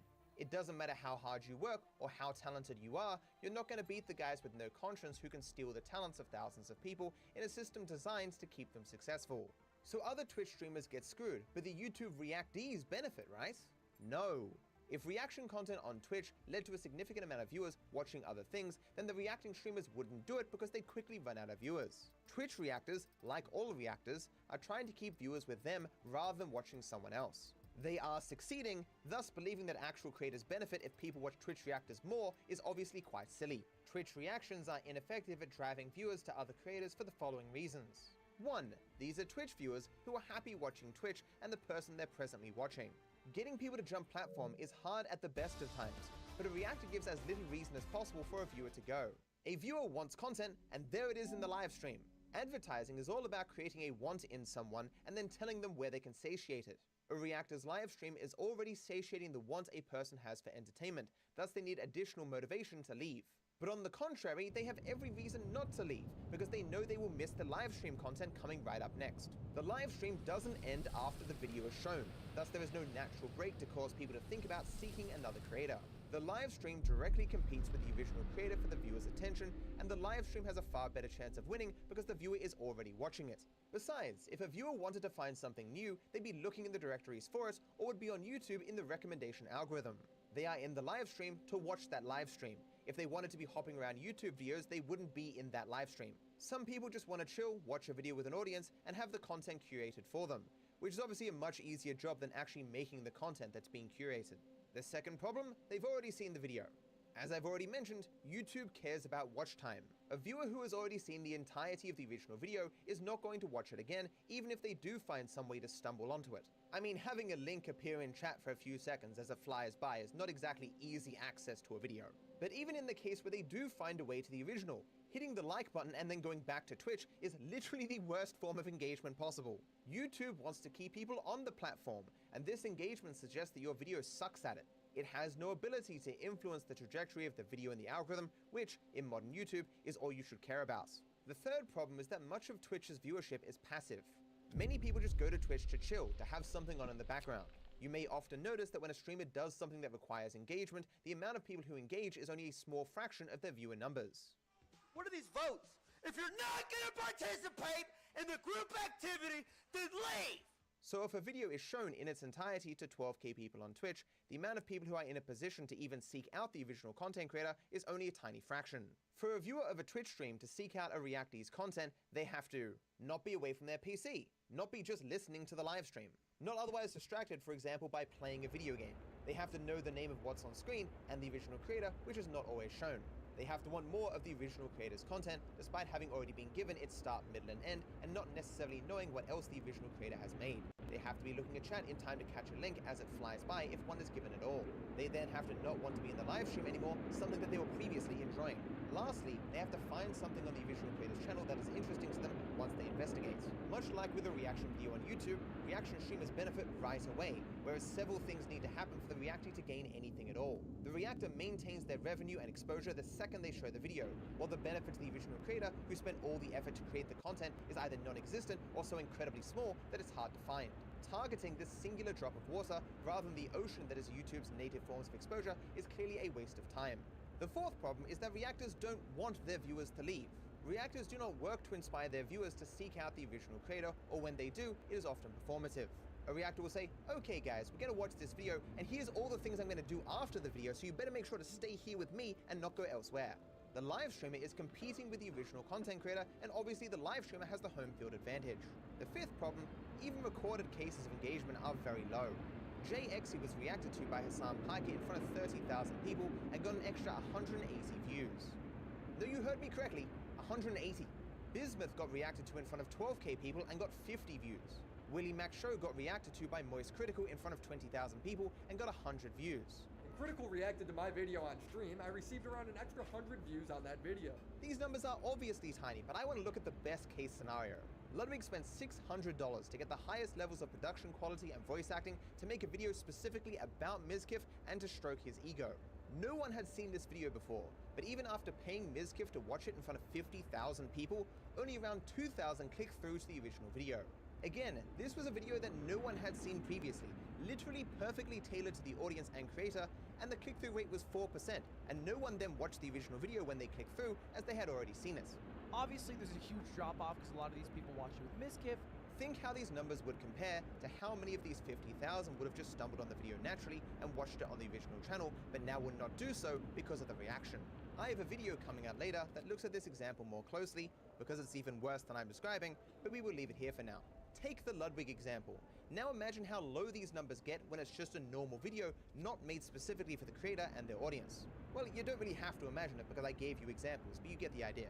Compare that to a reality where these people didn't react to content, and so their viewers had to go and find content that appeals to them somewhere else in the markets. What is more likely to generate benefit for other creators? Why doesn't everyone just do react content on Twitch? If we ignore ethics and respect for other content creators, anyone could technically do this because it requires no skill. However, those who are already successful obviously receive the most benefit. The more exposure you're already getting, the better off you'll be if you increase the duration that you experience it. If your exposure is 0, staying live permanently does you no good. If you're getting the maximum exposure possible in every directory you're in, obviously staying live matters more. It should be obvious by now that Twitch is a terrible place to grow. It's a system where the rich are far more likely to get richer with or without React content. React content just makes it far worse, and there's really no escaping it. If you don't want to compete with the React streamers, sure, you can go spend 10 hours making a YouTube video, but those reactors will then stream those 10 hours and then either steal your YouTube video or someone else's to upload to their YouTube channel in an attempt to siphon the market of YouTube away from you. Whether you like it or not, wherever you go, you will always be at a disadvantage to the content thieves. The person aggregating the content to themselves is always going to be better off than the person who is making it. Theft is always faster than creation. You can ask yourself, would you rather be the guy spending 100 hours making a YouTube video, or be the guy reacting to this content for millions of dollars a year without paying a dime to those who actually did the work? But isn't all content just React content? What defines an appropriate use of someone else's content, to me at least, is not simply about what you add, but what you leave behind. You should never take so much that what remains has no value. What you create should not be a perfect substitute for the original, which all React content is. This is why content around video games works so well. It acts as an advertisement for an experience that the video can never give. It is effectively impossible to show everything of what a game has to offer, but even if you do manage to hold a single viewer for potentially hundreds of hours, the experience of doing it yourself, the gameplay that defines what games are, is value that you're unable to take from the original and give to the viewer. Whoa, this game looks fun. Where do I get it? Moreover, content made about video games actually has to be made. It takes effort to make content from it. You can't just boot up the video game and let it run itself, which is obviously the case for React content, as reactors don't even need to be in the room. Where the content? Edited videos are already content, thus anything you do beyond that is merely a bonus. This is not the case with video games, as they are effectively platforms for creation. What you personally do in them potentially has never been done exactly that way before, and maybe never will be done exactly that way again. But the reactors will stop if asked. The only reason reactors stop stealing your content if you find out is because they fear a copyright strike or community backlash. You have found them stealing from your house and they stopped because they were worried you would call the cops. They obviously don't give back anything that they stole, and they then go next door and start stealing from your neighbor. Besides, it isn't even possible for a reactor to give back what they steal anyway, as the money and exposure comes from everyone, not just a singular source. Regardless, there are never any consequences for a reactor when they're found stealing, so they just keep doing it. It doesn't matter how many riots there are against reactors, it doesn't matter how many videos or articles are made, reactors will just wait until the heat dies down and go back to reacting. In the same way that Charlie said he'd stop reacting to videos, but he went right back to doing it anyway. Once you start exploiting people, it's very hard to stop because nothing can compare. To the reactees, the unpaid interns. Has this not gone far enough? Does our space need people making millions of dollars reposting content? Do you sincerely believe that the wealthiest among us should be able to bolster their enterprise without working for us? Do you believe in trickle-down economics, that if the rich get richer, everyone benefits? Do you actually sit for hours staring at your editing software to be an unpaid intern in another person's enterprise that seeks to usurp the market from you and people like you? Whatever you believe you get for supporting React content, you must see that there is never a net benefit for you, or anyone else in the space, because reaction content as a totality will always take more from the market than reactees receive from reactions. It is a net loss for you in the long term, and it always will be. But worse than that, you contribute to the diminishing of all those around you. You sell out your fellow creators for the gluttony of the lazy reactors. Any person who watches or re-uploads enough videos to be seen as a reactor isn't celebrating your work. They don't care about you. Is being Asmongold's 500th lay something you should be proud of? To be used as his justification to avoid work, to avoid learning new skills, paying people for labor, or avoid growing as a person. You are not Asmongold's partner. You are his tool, a means to an end to be discarded when you've served your purpose. Your labor will be added to his pile, as have hundreds before and will hundreds after. He will take from you, as he does everyone else, and will not stop until he has it all. Asmongold clearly has enough, but enough is not enough for those who feel entitled to have it all. A sad note to end on. Those who exploit and abuse others are too powerful in this world. Even in this small corner, with all the influence I have, I feel powerless to stop even this injustice, and let's be real, it is far from the greatest injustice that exists. Social systems value the already successful, regardless of how the success was obtained, and they make it easier for them to maintain and increase that success to the detriment of those who have yet to obtain it. I believe this to be true before I became rich and successful, and I believe it even more so now that I'm both. I despise such aspects of life, and React content to me is just one more example of it. There is little I love more than passionate people. To see these obscenely rich, lazy people reposting other people's videos at the speed of sound, spending just enough time to watch and say a few words, this isn't what content creation should be about. Usurping the market away from actual content creators, people with passion for this work, disgusts me. Watching a YouTube video and pausing it does not make something new and distinct. It isn't creating anything. The reactor is merely presenting someone else's work for profit, and that's obvious to anyone who isn't blind. Reacting is a scam that works to keep those in dominance continually dominant. It is unlimited free labor, used to avoid much of the work that normally goes into content creation, so that the reactor can spend the maximum time farming exposure for themselves away from others. There are those who make YouTube videos, and there are those who steal them. What exposure does fall from the reactors to those below isn't out of magnanimity. They are not being benevolent or kind. This scam is just not foolproof. They can't capture everyone, even if they damn well try. I believe those in society who work hard should be rewarded for it, not those who specifically avoid working hard. I want to now revisit the beginning of this video. Asmongold, August 2021. My life goal is to react to so many different videos that I successfully infect every single YouTube user's recommended section. Why do you think Asmongold believes he deserves to kick other people out of the recommended section to make room for himself? He isn't a YouTuber, he doesn't edit, he isn't willing to put forth any actual effort to achieve his goal. Yet so entitled does he feel to this end, that he's willing to steal the efforts of others and displace other hard-working deserving people on YouTube in order to grab the wealth and fame from them for himself. Every reactor is like this, entitled. Your efforts are merely fuel for their success. There is something they want, and they will take whatever they want, regardless of the harm that it causes others. At the end of the day, I'm not saying every single person who has ever watched another person's video is somehow equivalent, but watching other creators' content shouldn't be a fundamental part of your business strategy as it is for reactors. Asmongold has been fundamental to the wider adoption of React content, and therefore the furthering of the rich getting richer nature of this industry, and the general exploitation of the hard-working in favor of the lazy. Asmongold differs from other reactors, in that while I can't be sure other reactors understand the harm they cause, I know for a fact Asmongold understands and just doesn't care. That, and the tweet he made him a better case study than most for this video. While I would ask any reactee who is brave enough to just strike these reactors, I know just as readily as the reactors that fear of backlash will stay your hand in most cases. I would, however, like to appeal to the viewers. Do you feel our platforms are best served by the most lazy being the most rewarded? Do we benefit from the most hardworking being the most penalized? Perhaps in your own life you've seen the undeserving rewarded, or felt used by those in higher positions. If so, unsubscribe from reactors. Click the 3 dots next to a recommendation and select Not Interested in this channel. The same algorithm that presented these videos to you will be the same one presenting something equally appealing in its place. YouTube is larger than any of us can fathom. The loss of these exploitative people will not be felt by you, but it will be appreciated by everyone else. Be sure to like and subscribe. Also leave a comment if you have something on your mind. My feed gives them to me from all over my channel. It doesn't matter how old the video is. I wish you all the best. Are reactors valuable? I'm gonna react to this. Impressions exposure, always 100% disturbed. What? What? Did you ask the apple if you want to be picked up? Yeah, you're like a sexual harasser. You're like a sexual predator. What? How does that make sense?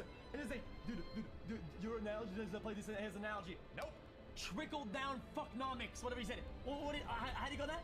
Reactnomics, trickle down. What the fuck is that? Wait, is he actually a communism? What the fuck? For those who don't know, this is XQC, the most watched streamer on Twitch.tv. I can see the appeal. XQC spends a significant part of each day restreaming other people's YouTube videos to his audience. This makes him one of the largest reactors around today. It is therefore understandable that he took an interest in the videos that Charlie made in response to my script that was criticizing React content as exploitative. Less understandable is everything that XQC said in response, and I don't just mean because of how he speaks. I'm just going to say, chat, guys. If you're playing a game, you're React Andy. I said it. Same concept. Obviously, there are many distinct differences between using a game as a platform to create content and simply restreaming someone else's YouTube video. The most important part, of course, is the value that you leave behind. When you show a YouTube video to your audience, it's done. You've shown the start, middle, and end. There's no reason for them to go anywhere else or seek out the original. They've now seen it, just on your live stream. Even worse, you're about to start another video. You're about to do something else in your stream, so they don't want to leave and miss what you're about to do. You are a direct competitor to the experience that the original is trying to give. But the viewers are already in your live stream. You've got the home field advantage. They're not going anywhere. With video games, on the other hand, it is impossible to extract all value from them. Not only are they so expansive that it's effectively impossible to keep a viewer there long enough to see everything even if you tried, you still can't take away the experience of playing the game yourself.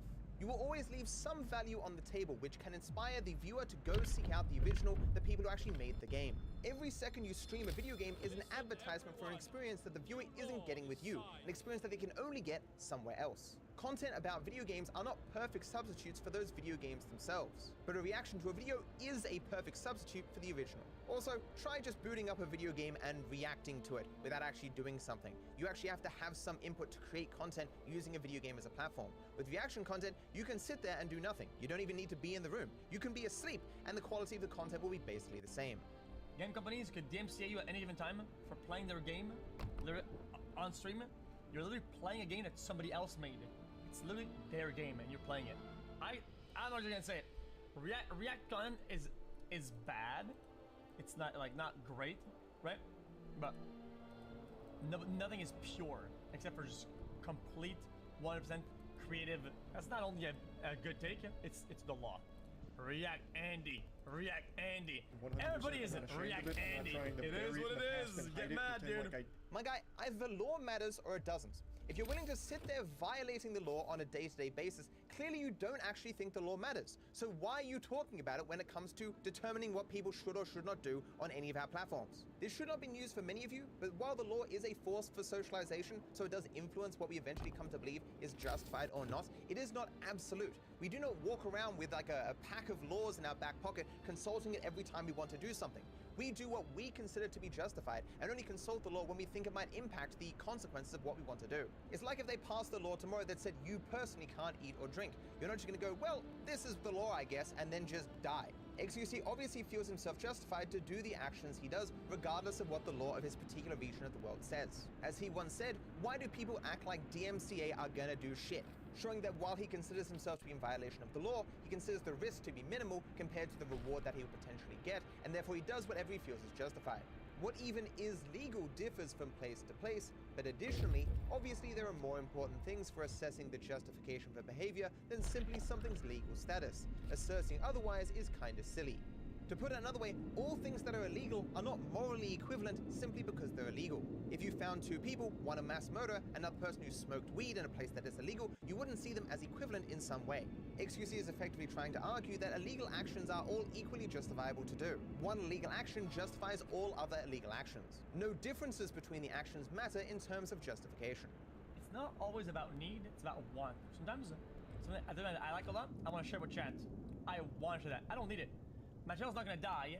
I'm not gonna be obscured in forever. I could get more viewers into other things by playing another game or something. But instead, I wanna watch that. I want to share that with chat. I want to share my passion that I have for this with chat. It has nothing to do with it. Never with anything. Sometimes that's even more thing than the video itself, because I'm more passionate about the thing that it is when that's how it is.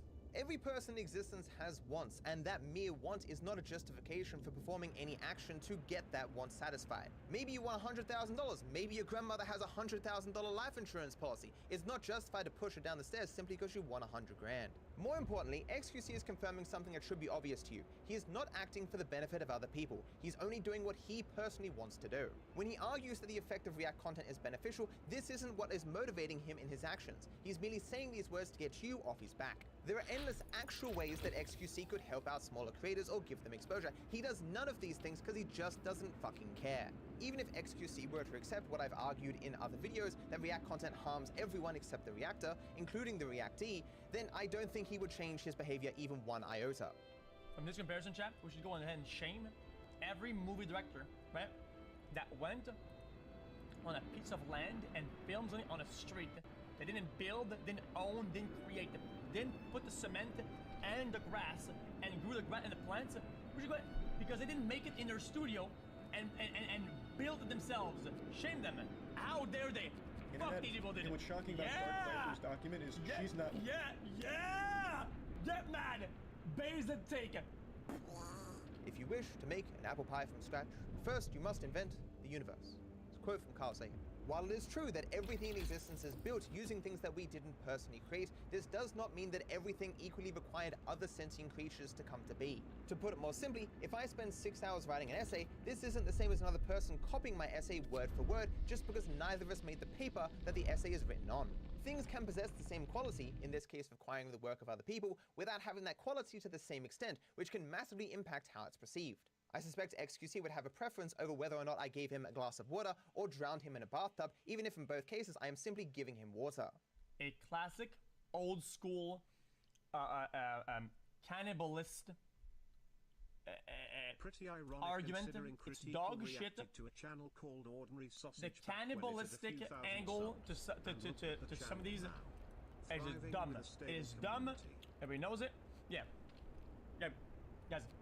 The whole chat is full with React Andes since people think that React certain videos is cannibalistic in nature, which means that it eats them, right? And what they eat is taken. Okay? It's like, oh guys, you're gonna get 10.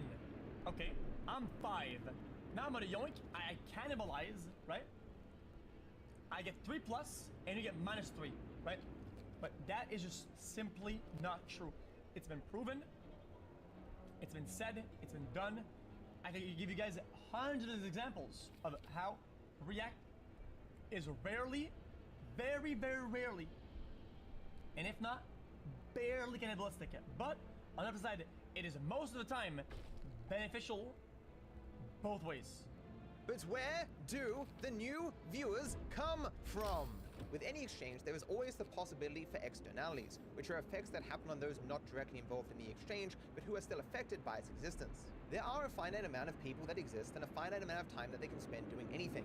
Any effort that you put forth to bring those people to you is taking them away from whatever else they would have been doing absent your effort. When you are using React content to keep yourself live longer, expend less energy, increase the quality of your content, you're taking your viewers away from doing whatever else they would be doing if you did not perform that action. While the reactee can suffer when you react to their content, where most of the suffering comes from is with every other reaction that you do, as they then just become a part of the wider market, and therefore you can pull people from them to yourself just like you do with every other content creator. The amount of viewers you have doesn't decrease, and in many cases increases. Where do you think those viewers are coming from? A magical portal to fairyland?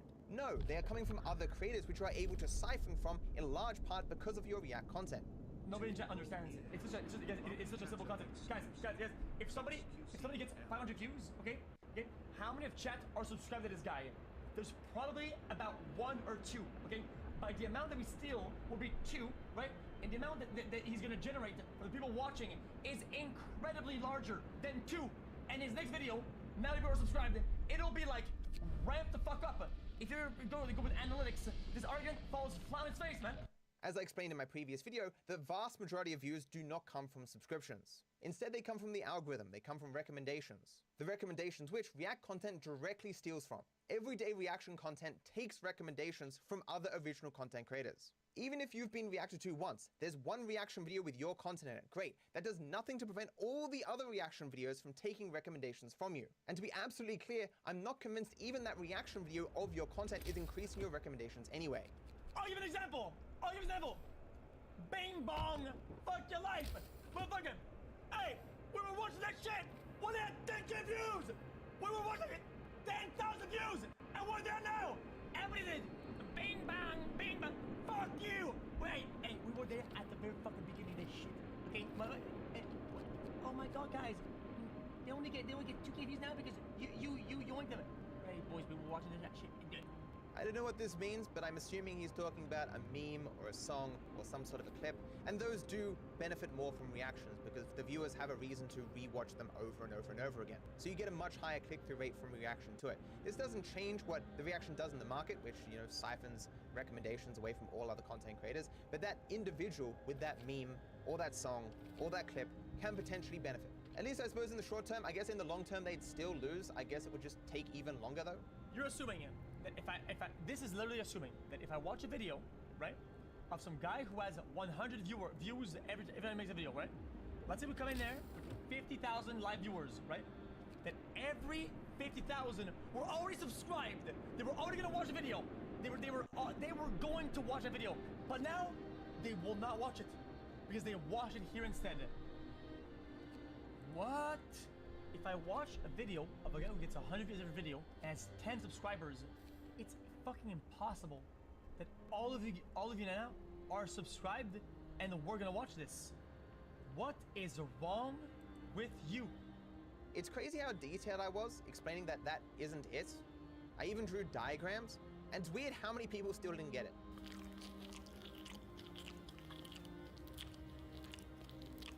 Okay, maybe it's understandable that XQC didn't understand it. If reactors didn't have React content, they'd be live less, and they'd have to rely on their own skills to make content, so they would have no content. When your content is of a lower quality or simply non-existent, your viewers would necessarily have to leave and go support other content creators. When you react to videos, you are actively working to keep people with you and away from everyone else. You are cannibalizing the market as a whole, not simply the person you're reacting to, although you are also cannibalizing them as well. Your gain is someone's loss in this finite market. Viewers and time are not infinite. What they spend on you comes with the opportunity cost that they don't spend it somewhere else. This is actually true with all content that is made, but in your case, you're not making content, you're stealing it. You do not deserve what you gain from reaction content. You do not deserve what you steal from other people using it. I don't give a shit. I don't even. If the video is good enough to watch, it's just watching. If we react a lot, we react up. I don't have a bar that I set there. We have to react this amount, otherwise I failed. I don't give a shit. Guys, this is what I do at chat when I watch a video chat. I just remind myself, dude, react, and then I just react harder, harder, motherfucker. Then I go, holy shit, harder, holy shit, and then you gotta scale it up, dude. It is at this point that XQC thinks he finds me in his chat.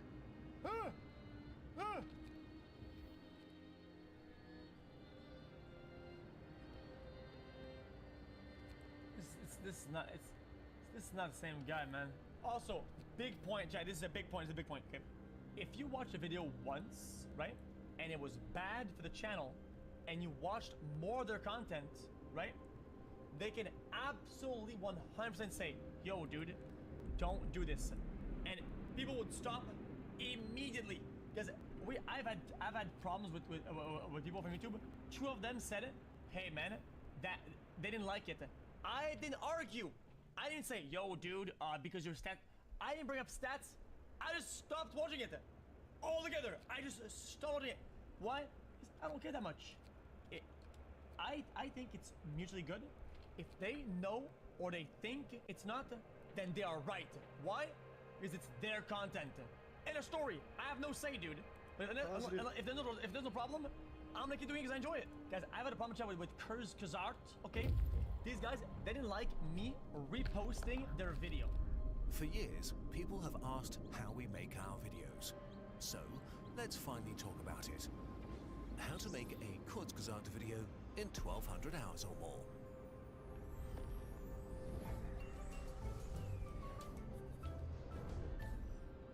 These guys, they didn't like me reposting their video, okay? Because my edit, guys, I don't try my editors do whatever they want, okay, on YouTube, and they would upload the reaction to YouTube, and I didn't even know. But even if I knew, I probably would have stopped because I didn't give a shit at the time they were uploading.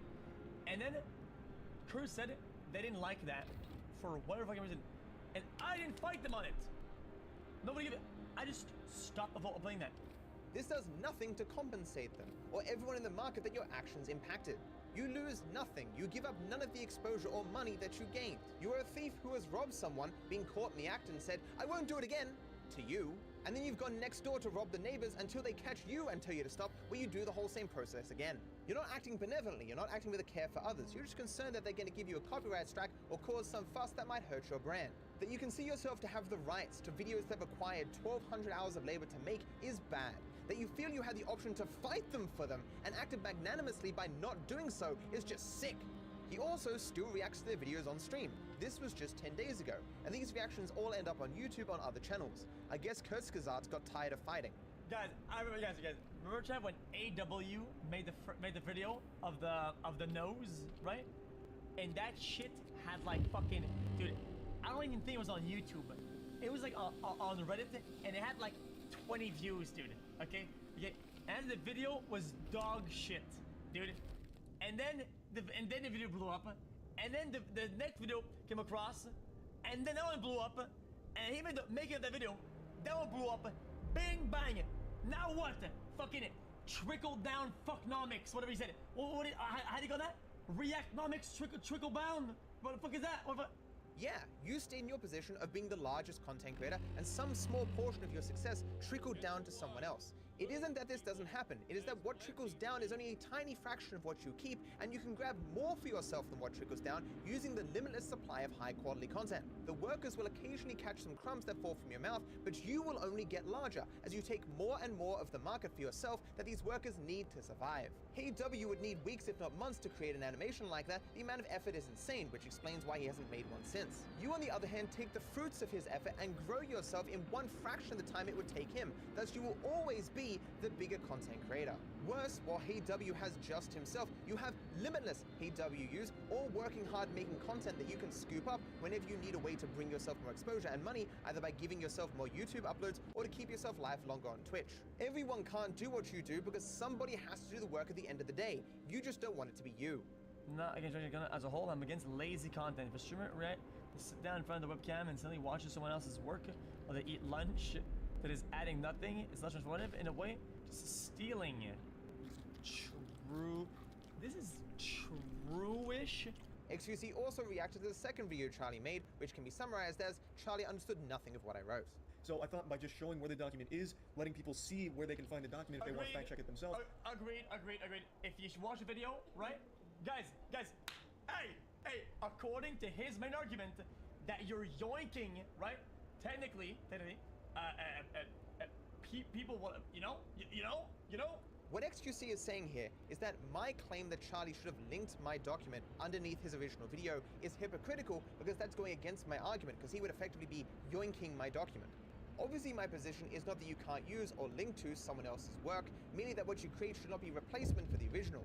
Value should be left behind that a viewer should want to seek out. Ideally, what you create should have no impact on the original at all, because what you've made is truly distinct from it. You should create something yourself, rather than merely present someone else's work, which is what sitting and watching a YouTube video is. It's why I'm usually fine with clips, for example, as a clip is not something that can replace the original work. I also make an exception when you are involved in something. If another person has the right to use you in their work, then surely you have some right to use their work to some degree. It's only fair. Here's an idea for your revolutionary concept. How about you watch the video first? And then once you've watched the video, you say, hey, I actually have nothing of interest to add here. I'm not gonna make a video out of it. Or you might say, hey, What? But that's boring as fuck, though. That's manufactured garbage, though. Dude, what? That's pre-watch garbage. Guys, that's like if I was American Idol and I watched the whole thing. Oh wait, that's what they actually do. Oh, okay. Man learns in real time how all content is made that isn't live streams. You can record your first reaction to something and then edit those reactions and the video itself to only include the stuff that is relevant or that matters. Or if you can't create something distinct and original from the other person's work, you don't release the video. People have been doing this since YouTube first existed. Bare minimum, at least because it's edited, the entire original video won't be in your video. It is certainly still lazy content, but you're less likely to be exploitative as you're only using portions of another person's work to hopefully create something distinct. I feel like it's better. For live content, you watch regardless. But if you make a video out of it, if it's not great and you don't add a lot to it, then sure, don't re-upload the reaction. But that's what I already do, to be honest. That's what we already do. The react is bad and we're only watching it, usually they don't upload it. I don't try my editors. My editors do whatever they want, okay, on YouTube. And they would upload the reaction to YouTube. And I didn't even know. But even if I knew, I probably wouldn't stop because I didn't give a shit at the time they were just uploading. This argument will never hold, okay? The amount that you steal, if you're smart, is usually never even close to the amount that you create. He's explaining so here, who cares? The idea that the litmus test for whether you can rip off the entirety of another person's potentially weeks, if not months-long labors, is if you liked your own reaction, is fucking absurd. There has never been a reaction in the entire history of reacting that's ever come close to requiring even a tiny fraction of the effort required to make the original video. The amount of time it takes to make a YouTube video is not the runtime of that YouTube video, for fuck's sakes. The problem with a lot of live streamers is that they've never done the work of an editor. They have no idea the work that goes into it, thus they can't ever really respect the creation. Why does he always use words like from going, that would be going? Why there's also the other side of the coin. People that will be going, people that wouldn't have gone. There's also the things that people that they were not gonna do that, but now they will, and that's usually much larger than people who did not because due to the nature of reaction content, the amount of people who watch you and the amount of new viewers you bring to yourself away from others will always be larger than any amount of people who go to the original content creator that you react to. All you're doing is drawing viewers to you and keeping them there as long as possible, which prevents them from watching others or having any need to ever watch anyone else. Oh my god. Dude! You're literally playing in the argument though. Wait, no, that literally, guys, that literally proves my point. We need a debate night about React. Debate night number 1, React Andy. I've never lost a debate on stream ever. Because when I don't know, I don't do. So therefore, I always win because I only go into winning battles. Fuck yeah, dude. The rain, shit in their diapers or whatever, they now have to go to somebody else because they're already on that platform. Those impressions will be distributed to somebody. It would certainly be a better world if each of us were perfectly cognizant of the exact extent of our capabilities. It's like when we're kids and we're the fucking best at some fighting game, we destroy our friends, and the second we move outside of our friends group, we realize that, oh shit, we're actually not that good. It is certainly possible to know so little or be incapable of understanding enough that you cannot realize the level of your own capability relative to everyone else. The only reason why I have a really bad day sometimes, and I speak about things that I don't know, is because misinformation, okay, is sensational. And people love hearing misinformation. So therefore, I'm just buffing the views. I'm just stacking impressions. I say really bad outlandish takes, boom, stacks in viewers, because they come in, then there's some real takes. Which, it's just as he reiterates multiple times, is not what the goal of the post or the video was. So I did misunderstand it. I have never said anything dumb in the entirety of my life because I'm always joking. But it's what people want though. Because it's what people want. Guys, you can't fight the people. I said good content is something people want. If something lazy is what the people want, it's lazy, but it's good content by the definition. And people want cheap electronics, but that wouldn't justify rounding up a bunch of people and putting them in slave labor camps in order to reduce your labor costs. People want cheap TVs, but that doesn't justify stealing TVs from your local store to avoid production costs. There are people out there who want to murder people, and there are other people who provide those services. It should be obvious that the demand for something does not in itself justify any and everything to meet that demand. What you do is exploitative, and thus it shouldn't be done, irrespective if there exist people who are fine with that exploitation. Additionally, as far as live streaming is concerned, people just want some consistent content that they can chill with. If you had to stream less, it's not like people would just wander the desert, wondering what it would be like to have some content again. They would just go watch other people doing stuff. Reaction content is not holding together the fabric of Twitch. I think we need to have a debate night, episode 1, React Andy. And just have a bunch of React lords and anti-React lords, like middle ground. And we go, bing! It goes, bing! I think reacting is good. Yeah, my channel has 20,000 views. And we have the boom, you know? So that ends the video. Thank you for watching. I'll end with this question to you viewers. Do you not want original, creative, innovative content? Do you really want all the successful creators to end up being people who just watch other people's videos? Because that has been the trend over the last 5 years. If you want more innovative, creative content, if you want people to be rewarded for hard work, stop watching reactors. I'm not saying watch me, but find an actual content creator who piques your interests. Unsubscribe and unfollow reactors. Most importantly, click the don't recommend channel when you see a reactor in your feed. The algorithm will learn, and suddenly a whole world of original, innovative, creative content will be flowing towards you. The more original content you watch, the more original content creators can support themselves, the more the market will reward people who innovate and create, and the better your experience online will be. When you reward the lazy and punish the hardworking, don't be surprised when you wake up one day and all you see is laziness. If you want more information, check out the second video in this series linked down below. It covers React content from literally every angle while looking at some data of its effects, rather than what this video did, which was just address what XQC referenced. If you want the whole picture, this video is a must. Welcome back, boys, to Mogul Mail. How's everybody doing? It's your favorite drama channel in the world. And we have some juicy stuff today between two YouTubers, Dark Viper AU and Moist Critical. Actually, friend of mine. So, I'm personally vested in this, understand that going in. This is Ludwig giving his thoughts on my dispute with Charlie over React content, but it should be obvious that Ludwig has more of a bias here than mere friendship. Ludwig is a reactor, a guy who often spends many hours watching other people's hard work as a substitute for doing anything himself. Reacting is generally a way for streamers to fill content with higher level content because they're reacting to someone else's. So not only do you have already the floor of what the video you're watching is, but then whatever you add to it, even if it's like making a PogChamp face. Right now, I'm just watching this video because I have food and I have to wait 30 minutes for my YouTube video to be uploaded by my editor. And so I'm waiting, so I'm watching this video.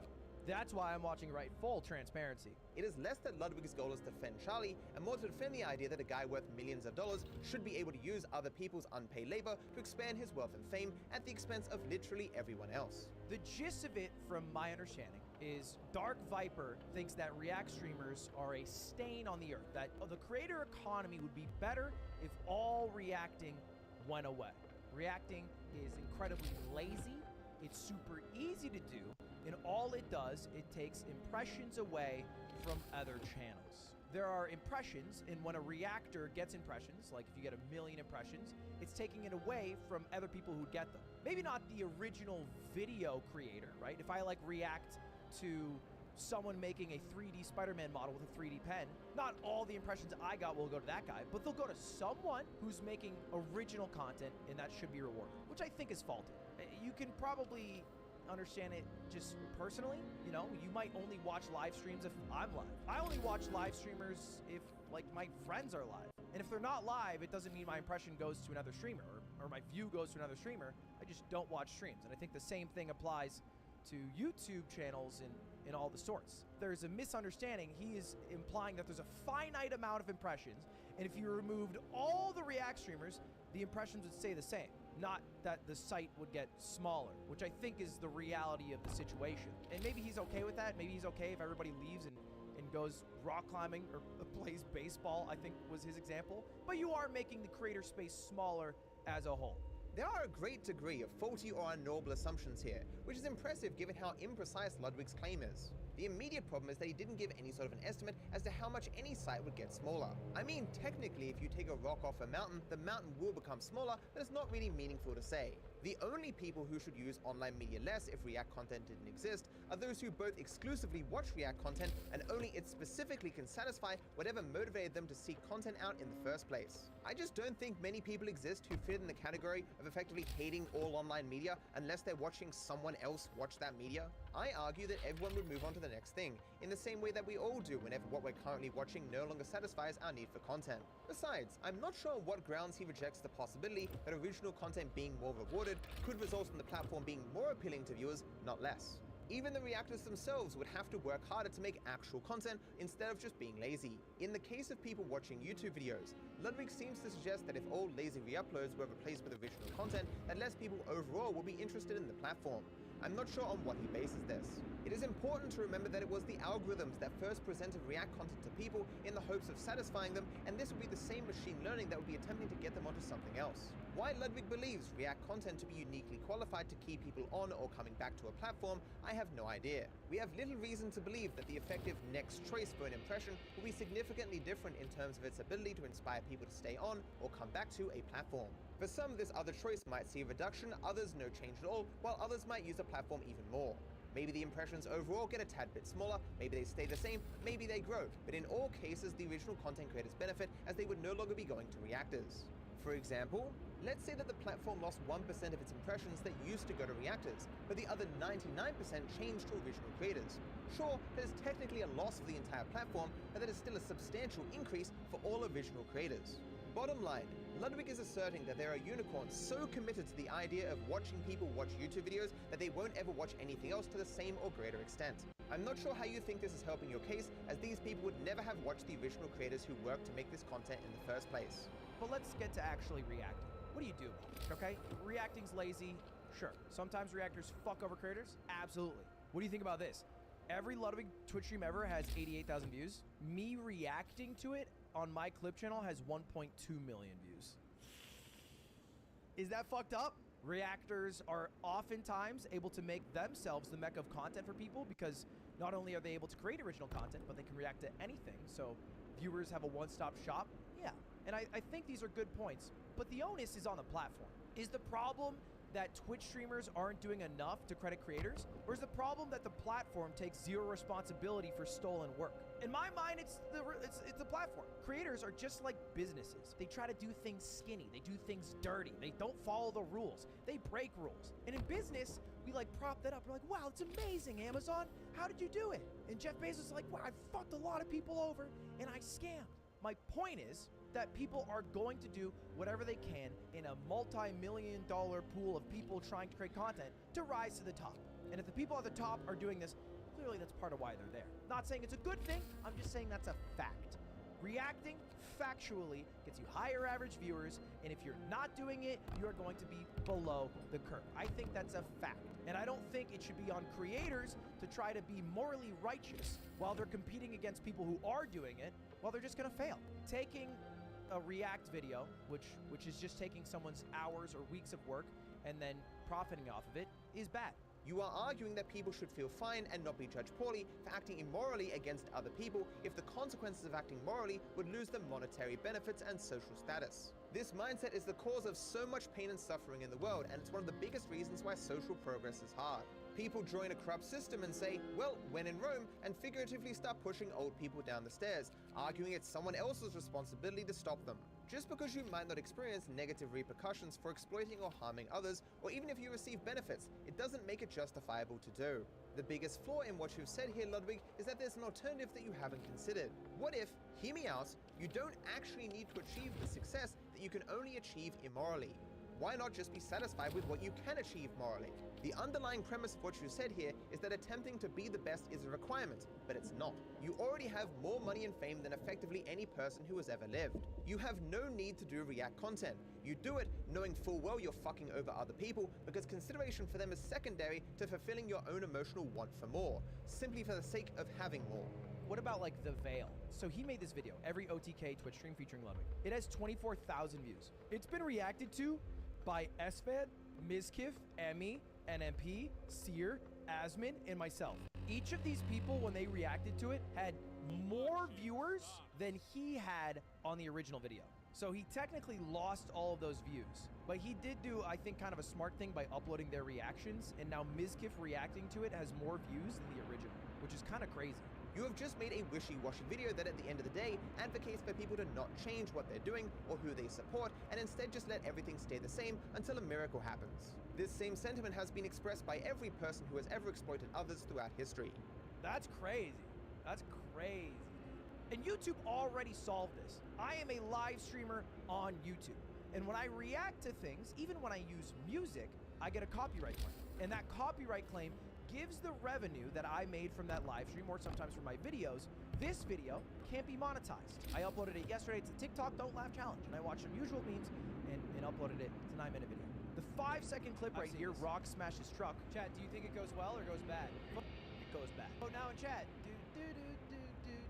By the way, it's so additive. Like, can you get more additive? This guy's fun. This guy's great. This is what a hilarious quip. I got that entire video demonetized, and now the creator of that, which is owned by Junkin Media, which is a whole nother problem, will now get all of the profits. And this happens all the time on my live streams. Genuinely, every single live stream I do is copyright claimed. Here's the proof. The red means it can't be monetized because it was claimed by someone else. People who I react to get the money that they deserve for their videos because they use YouTube's Content ID system to claim anyone who watches their videos. For the sake of brevity, I'm just going to list the top 8 things wrong with this section. Number 1, the solution to React content is no React content, and you are just showing that the sanctions that YouTube has put upon you have done nothing to stop you doing React content.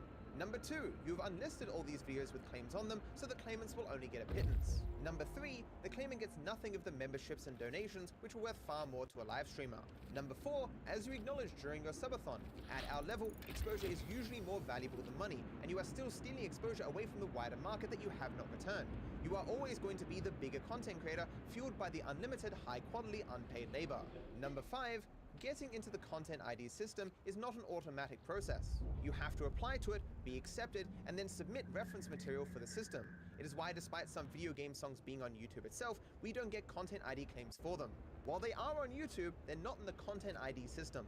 Number 6, whenever you claim something, you risk immense backlash from the public. I recall Alinity, Destiny, and even Linus Tech Tips experiencing it. It is an automated system, and people will label you a money-hungry arsehole attacking creators if it is applied incorrectly.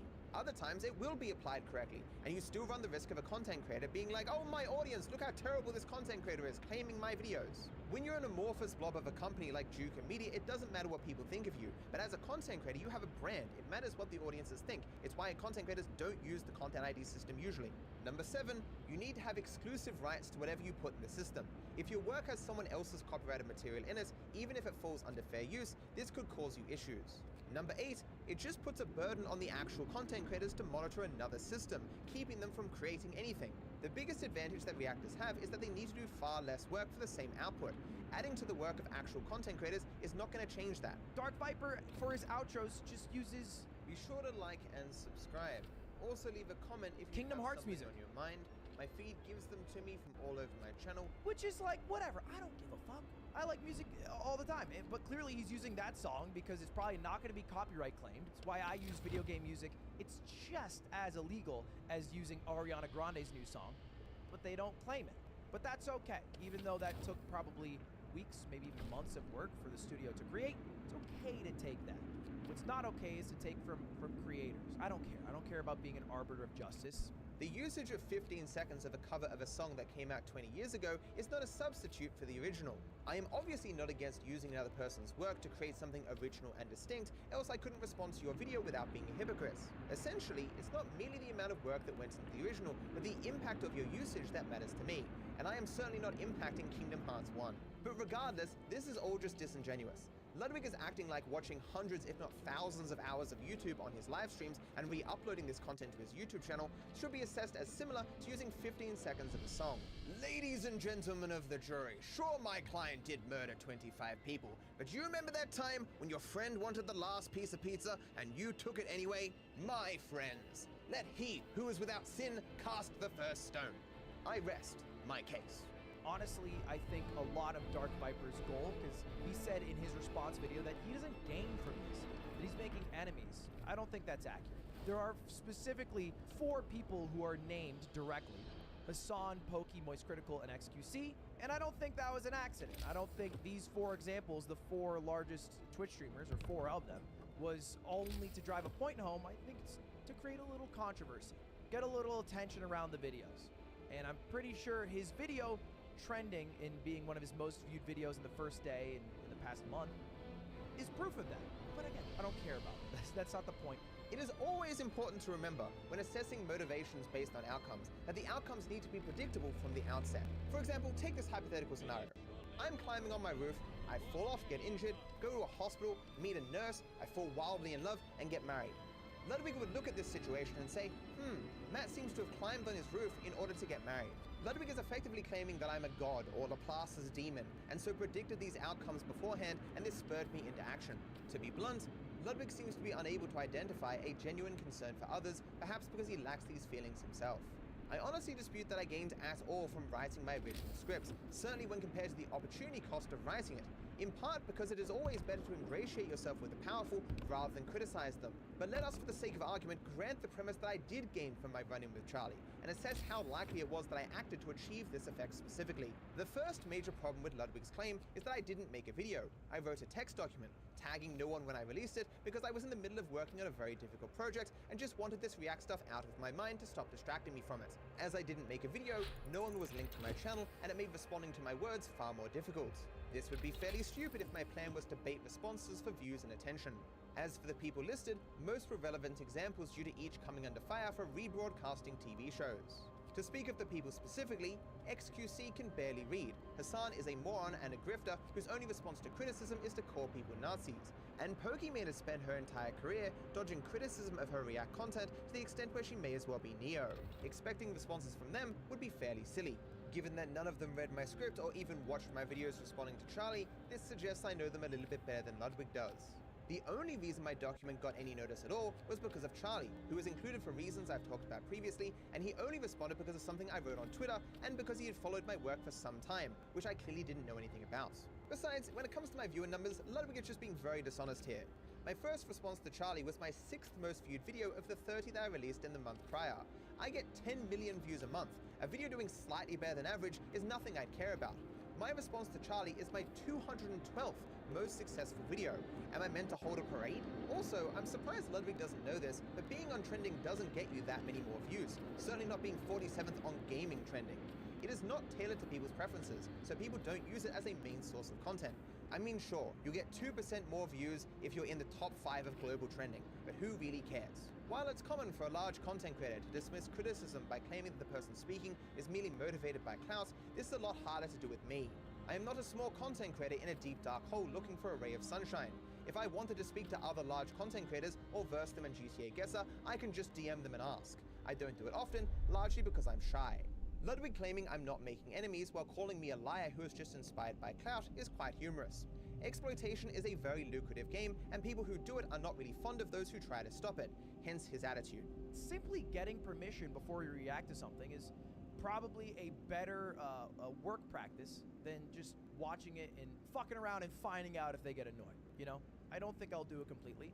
I already have permission from a lot of people to react to their stuff, like Summoning Salt or Kurzgesagt, and that's really the only longer form videos that I like to react to. The problem I have with this approach is that it still favors those who don't do the work and instead react to us. You are just preying on people ignorant of their own value or how the market works that they're trying to operate in. You've said in this video that you know that React content advances the reactor and it keeps the biggest streamers big. So when you ask for permission, how are you not just a guy going door to door selling snake oil?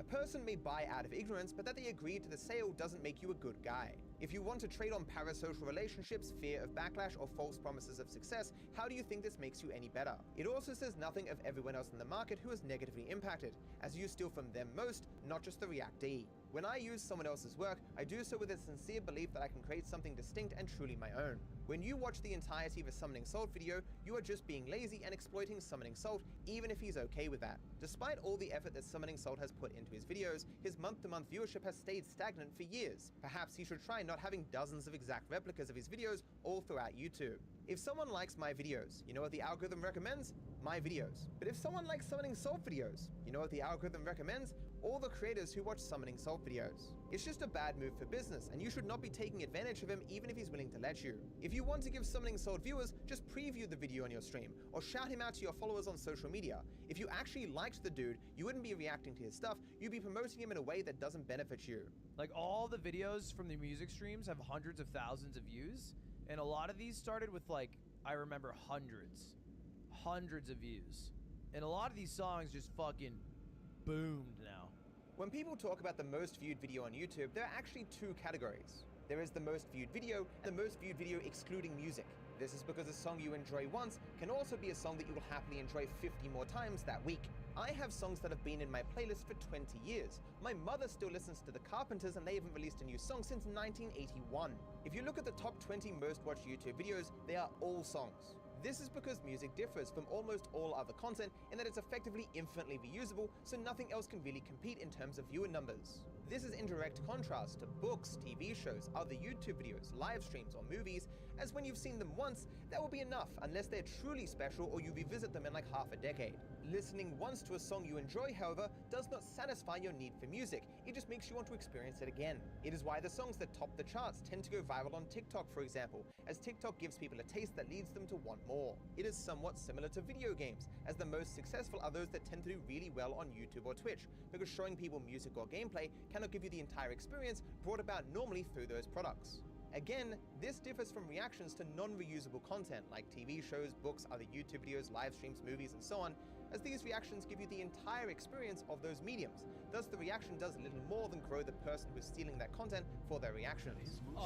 Dark Viper tried to make the argument that, you know, all these reaction channels are taking away the views and killing channels.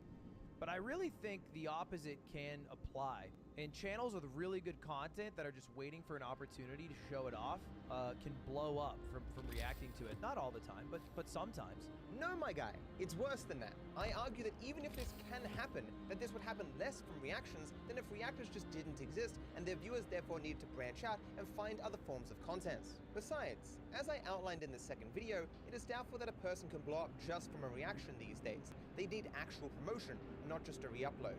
Also, they definitely don't need my help with the shout-out, but I just wanted to highlight because I love it so much. Did You Know Gaming put out a new video about Metal Gear Solid and a lot of the cut ideas from the series, things that didn't make it into the final game.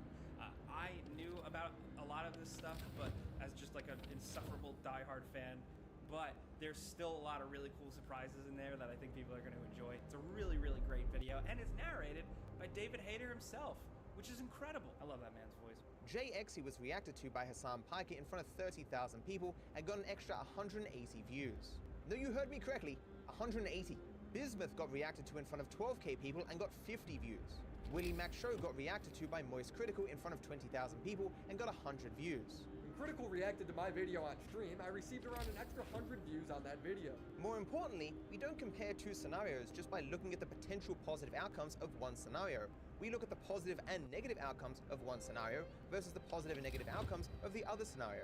Imagine a scenario where I had a box and 100 people walked in, 99 of them died, but one guy got to come out with a cute puppy. Ludwig's reasoning in regards to React content is like looking at that box and saying, that's a great box, look at that guy with his cute puppy.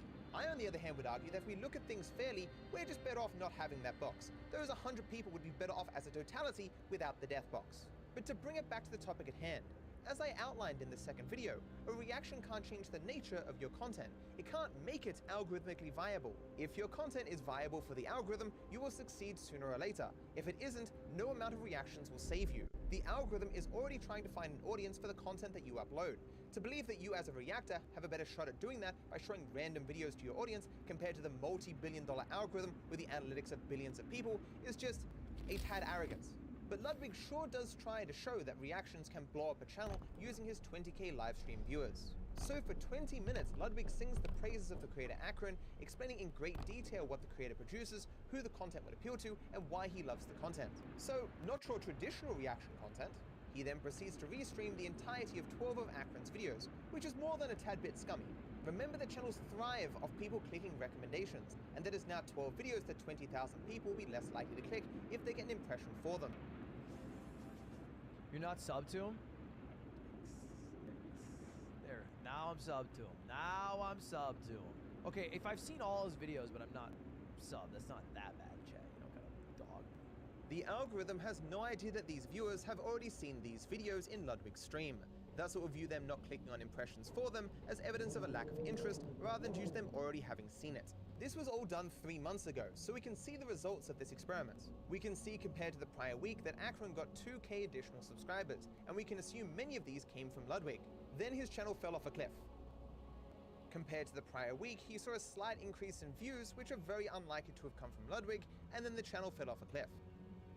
The macro stats show this the best. Oof. I can't tell you why this channel is doing worse, they are still uploading, perhaps the game is just now less popular. Compare this to a reality where Ludwig showed none of this and just ended his stream, leading 20,000 people to go do other things, in many cases supporting other content creators. Obviously this isn't a win for content creators as a whole. Ludwig working to keep viewers with him longer helps no one except Ludwig. If you want more information, check out the second video in this series linked down below. It covers React content from literally every angle while looking at some data of its effects, rather than what this video did, which was just address anything that Ludwig referenced. If you want the whole picture, this video is a must. There's a big drama brewing involving Moist Critical. He's been called out by a smaller creator named Dark Viper. He's a guy who's bitter. Pupils are super dilated too. Why are his pupils so dilated? Got something in his bloodstream, man. Sir Speedy Viper here, who just did a line of meth. You're taking the L, man. It is unhinged and very bitter. Very unhinged and very bitter. It's nothing, bro. It doesn't matter. You're an asshole and a dumbass too, and your points are bad, and you're on meth. What are you gonna do about it? You suck. Fuck you. Every impression ever given to a React video, Stop therefore, whining, bro. That space is just gonna go to another high click-through, high watch time creator, which ain't you. Oh! So boring, bro. It doesn't matter. Just move on. Boring. Lame. L. She's on so much Adderall. God, can I skip this? This part is so pointless. Would go to that. I have to skip this. Dude, I gotta skip it. Is this what it's like from here on? Because this shit is off the rails, guys. I need something more juicy than this. Oh my god, bro, you are so annoying. Your content sucks, dude. You're mad. You don't get impressions, bro, because you explain things 20 times. I gotta skip you again. I just skipped like 5 minutes. He's still talking about impressions. Content to bring themselves to the max. I can't keep watching these arguments about impressions. This is so stupid. He's raving. He's angry. He's bitter. Also, who cares? Ain't that weird? That the only. You're so boring, dude. I'm gonna wrap this up. This guy's annoying me. Let me just skip forward again. He just seems bitter. He really does. And I'll tell you what else I'm gonna do. I'm gonna write a 15-page essay about why you're a poo-poo head. What you gonna do about it, dude?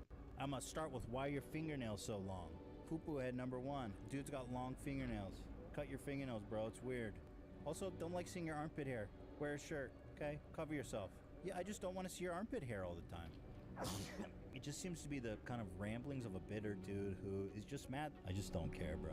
I've engaged heavily, as honestly and as partially as I possibly could in the first and second video. People actually begged me to watch Ethan Klein's response to my dispute with Charlie over React content, and I can honestly say after being on YouTube for 10 years, this is the worst response I've ever received.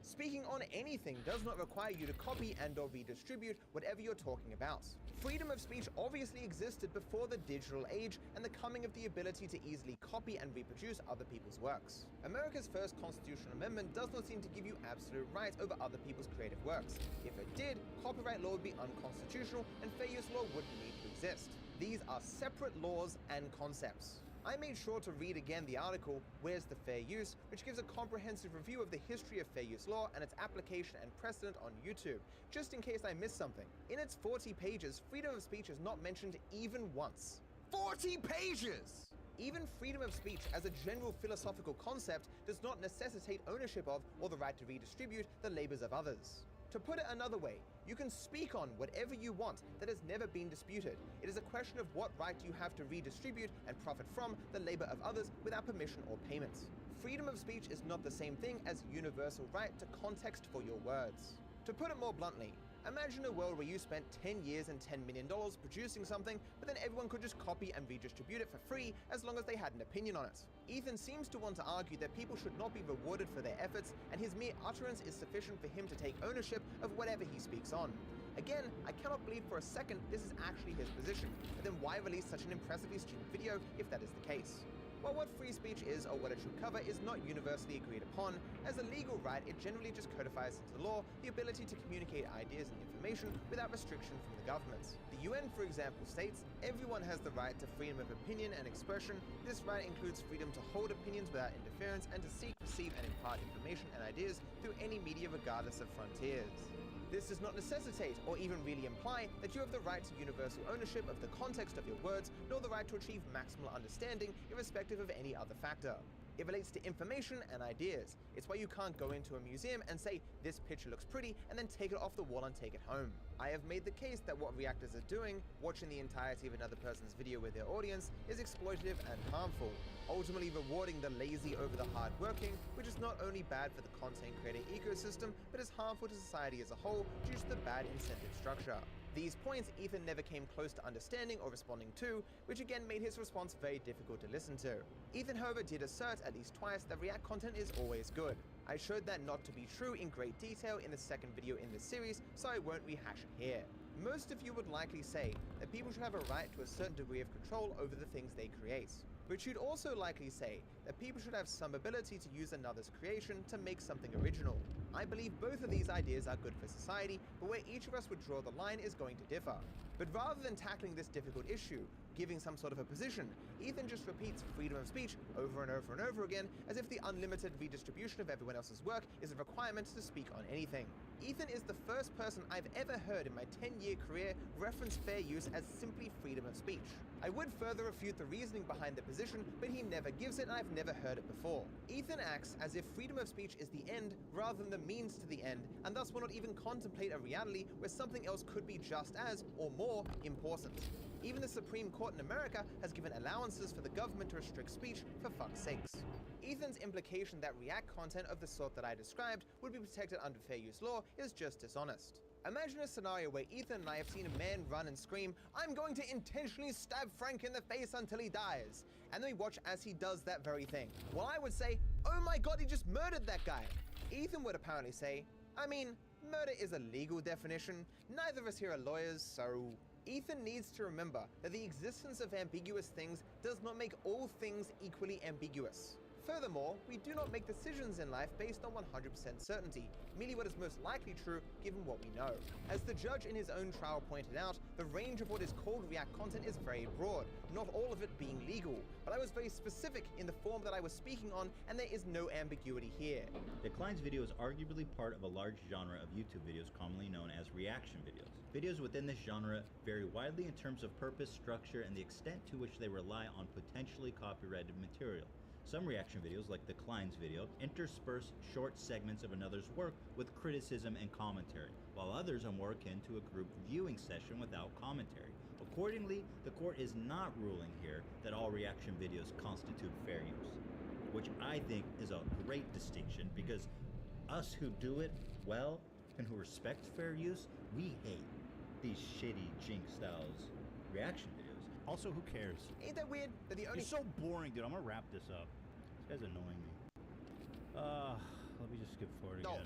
And I think everyone on YouTube also can tell the difference. There's the classic old school dumb reaction videos where they just sit there and watch it and don't say anything. They just laugh with the video or whatever.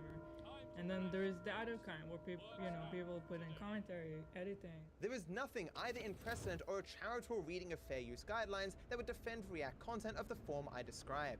Reactors are not even giving a casual attempt at staying within fair use guidelines, and fair use does not defend the market substitutes that they create.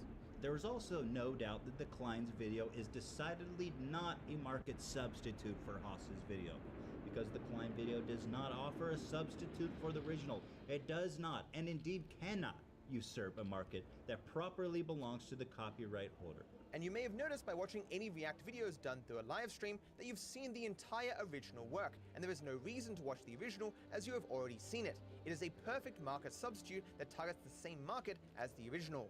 Originally here I had a breakdown of the entirety of fair use and its guidelines, but it's a tad long, so I'll just put it in the description. But to summarize, when you've taken the entirety of another person's work, it is effectively impossible to pass fair use, as you will end up violating the other guidelines by creating a substitute for the original on the market. In other words, it doesn't matter what the reactor adds, that they leave nothing behind means no one has any reason to seek out the original. It then becomes impossible for reactors because they cannot defend the substantiality of what they've taken because they had no idea what was in the video prior to their watching it and using all its material. In most cases, when asked the question, why did you use that copyrighted material, the response will be, I don't know, I didn't know it would be there, I guess I used it because it was there. Ethan did this with his reaction to my video. He copied and redistributed the entire thing, but made comments such as, hey, move on, this isn't relevant, I don't care about this. He can't go to court and argue he had a legal right to use my material while he openly admits in the video that it was entirely irrelevant to his commentary and he had no need to include it. It was only out of laziness that he left it in, and this is the problem that all reactors have. The only thing that matters is that you used it for a reason. Without using actual clips, the commentary and critique here would lose the context and utility. Here the context and quality and importance of the videos, of the clips used by the defendants, was reasonable to accomplish the transformative purpose of critical commentary. This factor is therefore neutral. A great deal of the plaintiff's work was copied, but such copying was plainly necessary for the commentary and critique. Every impression, ever given to a React video, Stop whining, bro. You're so boring, bro. It doesn't matter. Just move on. Boring. Lame. Document where I said high Oh my god, can I skip this? This part is so pointless. Would go to that. I have to skip this.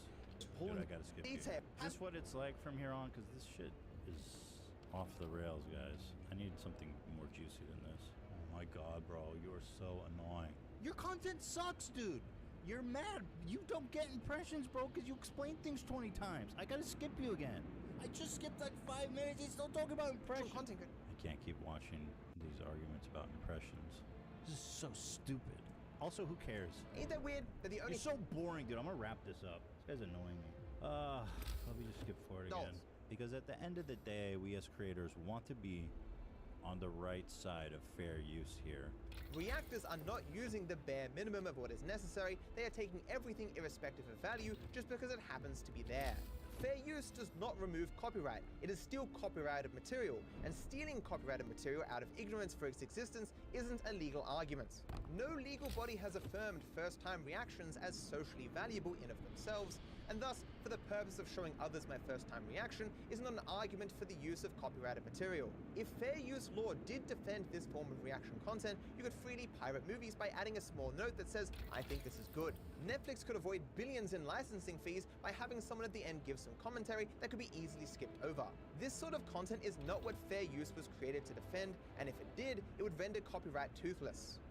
He continues that, keep in mind that reactors are not reviewers, analysts, documentarians, expert critics, or even video essayists. This is a terrible argument by Dark Viper. He's using this to say, hey, who are they to react to content? They have no qualifications. Their credentials has no bearing at all on their right to free speech. It doesn't matter if they're qualified. You know, it's like you don't need qualifications to have an opinion, dude. That's not how free speech works. That is not the point of that sentence. The point was to draw distinctions between content creators and people who watch YouTube videos for a living. This is made painfully obvious when the quote is taken in context. It is drawing a distinction between types of content creators, not arguing that reactors lack qualifications. This should be especially obvious given that most of these things aren't qualifications. This part was added almost last because people were suggesting that I was not being specific enough in the form of content that I was critiquing. Look, this man had, his pupils were more dilated than the margin, they were wider than the margins on his 14-page essay, okay? Lastly, Ethan made half a dozen comments about my pupils. This was certainly a first for me. While I have been told a handful of times that I have beautiful eyes, I've never seen a person this fixated on my pupils before. Hearing secondhand about his claims of my rampant drug use, I wrote a tweet. This tweet was not about my pupils, but about his claims that I took drugs. My response was, why would I do illegal drugs when I have an autoimmune disease? That would be a difficult thing to bring up with my doctor, and I have enough problems as is. Yo doc, how is cocaine gonna mix with my medication? It should be obvious reading the tweet that I was not saying that my thyroid issue was the cause of my pupil dilation, merely one of the dozen reasons I don't do any drugs that aren't prescribed to me. It should further be obvious to people that the reason why my pupils were dilated was because I was concentrating in a dark room while being very angry. Adrenaline being the chief thing in your system that makes your pupils go wide. I was honestly surprised to learn that Ethan and most people don't know this about human biology, but hey, I'm not a biologist, so maybe it doesn't happen the same way for everyone. If you look back far enough, you might notice that my pupils were equally dilated in my old rant at the quartering for the same reason. You disingenuous, dense motherfucker! Obviously you have to know something about something or you couldn't tie your shoes! Bottom line, Ethan's video reacting to my video shows perfectly why React content is awful. Had he watched my video beforehand, he either would have concluded he didn't have enough to say to justify a video, or his video would have only been 1/10 the length, as he would have only included the parts of my work that mattered to what he wanted to say. He skipped over important sections, asked questions that were later addressed in the video, incessantly repeated himself, and misunderstood things that if he'd taken the time, he likely would have come to grasp. Ethan's laziness caused him to produce something that not only misinformed his audience, but highlighted all his worst traits as a person. I will say, however, I expected to watch his video and conclude that Ethan is as bad a person as his horrible reputation suggests. I found this not to be so. Ethan is not a bad person, he is just a fool. If you want to learn about the actual harm of reaction content, check out the second video in this series, which is linked down below. It looks at the topic from every angle using some relevant data, rather than what I did here, which was just respond to whatever was brought up by Ethan. Hey everyone! Hassan Piker made 3 reaction streams where he spoke on his views of reaction content, which included his viewing Charlie's videos about our dispute on the same issue. I can honestly say that over my 10 years of making content on YouTube, I have never seen anything quite like these streams, and frankly, I still wish I hadn't. Hassan, unlike Charlie, H3, and Ludwig, not only didn't read my original script, but despite being aware of his lack of knowledge, he still felt it was his duty to throw out wild accusations and speak with absolute confidence about things that he knows nothing about. Watching these streams made me feel like this man had gone through some sort of psychotic break while trying to justify avoiding acknowledging any of the actual criticism of his behavior. And as you'll hopefully come to see, while Hassan is often seen as the resident socialist political commentator on Twitch, this appears to be little more than a ploy to garner an audience. I say this in part because no socialist could mentally deal with the level of exploitation required by Hassan's reaction-based business model. Let me show you what I mean. Here we have one YouTuber who labors for a week to make one video. Now here's Hassan, who steals a YouTube video as a part of his live stream, and he makes it into a video for his channel, ending up with one video that normally takes a week to make, but instead it took him 30 minutes. He also has the added benefit of a live stream and the other videos made of his live stream content. What takes a YouTuber a week, Hassan can do in 30 minutes. But it gets worse, as Hassan isn't limited to only reacting to one video, he can react to several. He can also do this every single day. Now who is more likely to bring themselves a greater amount of exposure, views, and revenue? Each of the individual YouTubers with 1 week's worth of labor and one video, or Hassan with 7 live streams and over 40 potential videos, collectively housing a year's worth of labor with a content variety and quality that can't be matched by anything but an army of creators. Each of these potential videos either ending up on his main channel or the endless channels that he allows to upload footage of his live stream. I hope the answer goes without saying, but it gets worse. Each of these YouTubers and Hassan are attempting to attract to themselves viewers from the same general finite market. Who is more likely to end up with the most at the end of the week? Do you think individual YouTubers would benefit more or less if Hassan wasn't a reactor? Not just the people he steals videos from, but everyone else in the market, as his goal is not just to steal viewers away from those he reacts to, but everyone in general. as he can just as easily steal someone away from any of us as he can the people he reacts to. Who is more likely to grab a greater portion of the finite market that exists each day, especially when the algorithm is slightly weighted towards new releases over older? It's obviously the reactor. Who is more likely to grow faster? Obviously Hassan, not because of hard work, but due to a willingness to fuel his enterprise with thousands of hours of unpaid labor. The harder they work, the more Hassan can steal, so they will always be behind in this system. Nobody gives a care about the fate of labor as long as they can get their instant gratification. It is important for Leia that you understand what Hassan's streams were like, so I'm going to give you a compilation. But if it gets too much, feel free to skip ahead to this timestamp where we will go back to a more serious breakdown. I don't know. I pride myself on being pretty normal, though, for the most part. It's genocide! You are treating me like the kulaks were being treated by Stalin! Deliberately telling people that like COVID gives you autism and your child autism too. They had like a bunch of fucking Nazis in the kill stream. Nazis and shit like that. I don't think that person is actually a fucking Nazi or whatever. Yo, what the fuck? Dude. Bro, dude, I don't, but like find a good therapist, bro. Just don't. But you're still talking about it because you're a fucking idiot! It's just, dude, these motherfuckers don't know how to make good content, okay? A lot of these motherfuckers just don't know how to make good content. Like, I do react to a lot of content, and I react to a fuckload of content. Make 10 hours of high quality original content a day. It's so stupid, man. They don't know how to be captivating. They don't know how to be entertaining. I'm gonna sleep real well tonight after I jerk off. They are upset they can't maintain an audience. Dark Viper guy, it's very easy for me to avoid their content because it's dog shit. Spends hours editing his videos and gets mad when he sees people want to watch other things. Yeah, exactly. Yeah, Dark Side Viper is a bigger YouTuber than me. He has a bigger YouTube channel than I do. Dog, you have 900,000 subscribers and a fucking psychotic fan base that's absolutely gonna come in here and ass blast me non-fucking stop as they've been doing. All my moderators have been fucking banning your dipshit fucking fan base all day for the past 2 fucking days. Just because I don't cry about it and turn around and go, oh me, look how much of a fucking victim I am. Like, Dark Side Viper or whatever the fuck his name is, you're fucking absolutely weaponizing your pretty sizable fan base, okay? You're doing that. You're doing that same shit. Shut the fuck up. Be happy that I don't do the same back to you, if we're being fucking real. At least I have some decency, okay? To like avoid your fucking shitty content for the most part. Dude.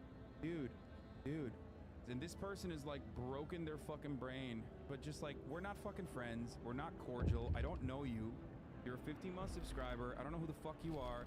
I would have never known who the fuck you were until you just like spoke out like a fucking dickhead in my chat. Don't do that, silly. Who the fuck are you, silly? Who's the silly bitch? I'm rolling these fucking pieces of shit because they're being incredibly annoying. He's so horny about like hating. He is such a fucking massive, raging, hard-on hate boner. He is so fucking bricked up. He is so hard as diamonds, okay? Straight up.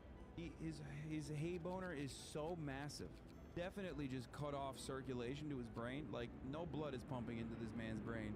Very obviously engaging in like not only bad faith criticism, but like the worst kind of bad faith criticism. Why do people like this guy? It's crazy. He seems like, is he okay? Like, he actually fucking seems like not all right. I don't know. I mean, I guess like there's a lot of obnoxious people that like other people that are just as obnoxious because it makes them feel normal about their fucking obnoxious behavior or deranged behavior. But it just feels like Hassan wanted to not be streaming anymore, but didn't want to lose those stream dollars. Dude, what am I supposed to do? Die? Like, I don't understand. I just don't fucking lock when you're doing Twitch streams. Alright? I don't lock it. Just don't do fucking Twitch streams. I don't lock it. The way that some of you fucking nerds behave is so insanely unlikable that it doesn't matter. You're just being pedantic and like there's a reason why you don't have friends in the real world and the only friends that you have are on the internet. If you notice yourself being fucking weird, shut the fuck up. Don't do that. You're a fucking psycho if you think that that is a charitable person. No, that is a deranged person.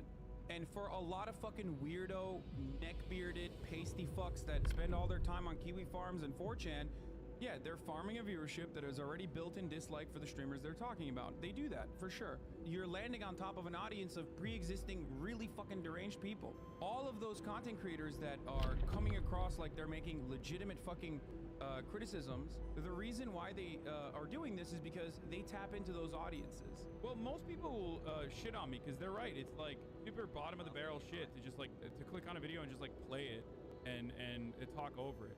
So no matter what happens, they're gonna see it as like the most bottom of the barrel type of content that you can make. YouTube has always had that same like reactions are fucking bullshit attitude, right? Well, if consent is the fucking main point here, they do. They do consent. Most of the people would fucking absolutely consent. They're operating in very bad faith. Not just bad faith, but like actually bad faith.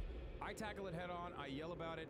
I never fucking cave. I never give in. And that probably makes me seem like a dickhead or a douchebag to the people that are not super aware of the issue, or the people that are looking at it and going, yeah, it is kind of fucked up. This person's making some good points. Why is this guy yelling?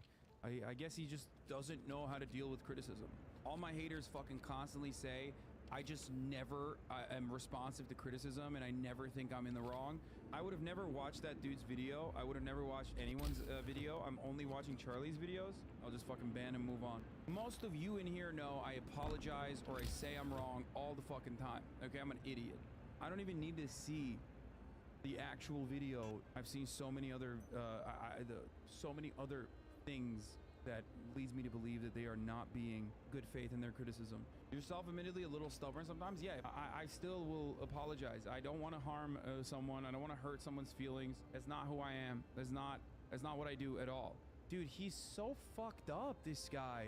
You fucking clout goblin, dude. What a fucking musty little freak, dude. Holy shit. Look at him in his like little fucking basement wearing his ugly ass tank top with his fucking hamburger meat popping out. My lord, what a fucking sick freak, dude. It is so gross, dude. Holy shit. He is so gross, dude. He's so fucking gross. Who the fuck subscribes to this guy? Seriously. If you subscribe to this fucking basement dwelling freak, there is always in the middle of my day when my mom isn't there to cook the chicken for me.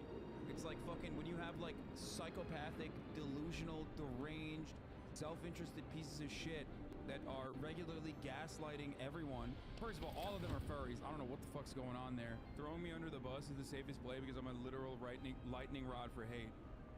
I sit on this fucking chair for 8 hours. 30 fucking minute video. I've been talking about this for an hour.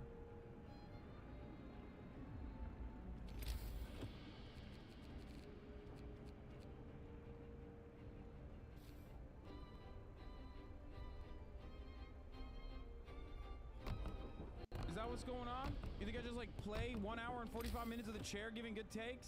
You could leave a sign saying gone for a dump back in 5, or could just give credit where it's due and actually react while he's in the room. Doesn't seem like a lot to ask. These motherfuckers are like, dude, peanut bottle, dude. God, I fucking despise these dipshits, dude. Yo, I swear to God, dude. I swear to fucking God. Just such a fucking dingus, dude. Just show their channel name, dumbass. How is that so fucking hard? Like, what is this attitude that you have? You stupid fuck. Because they want me to engage with their arguments because it's gonna fucking give them more clout. That's the point.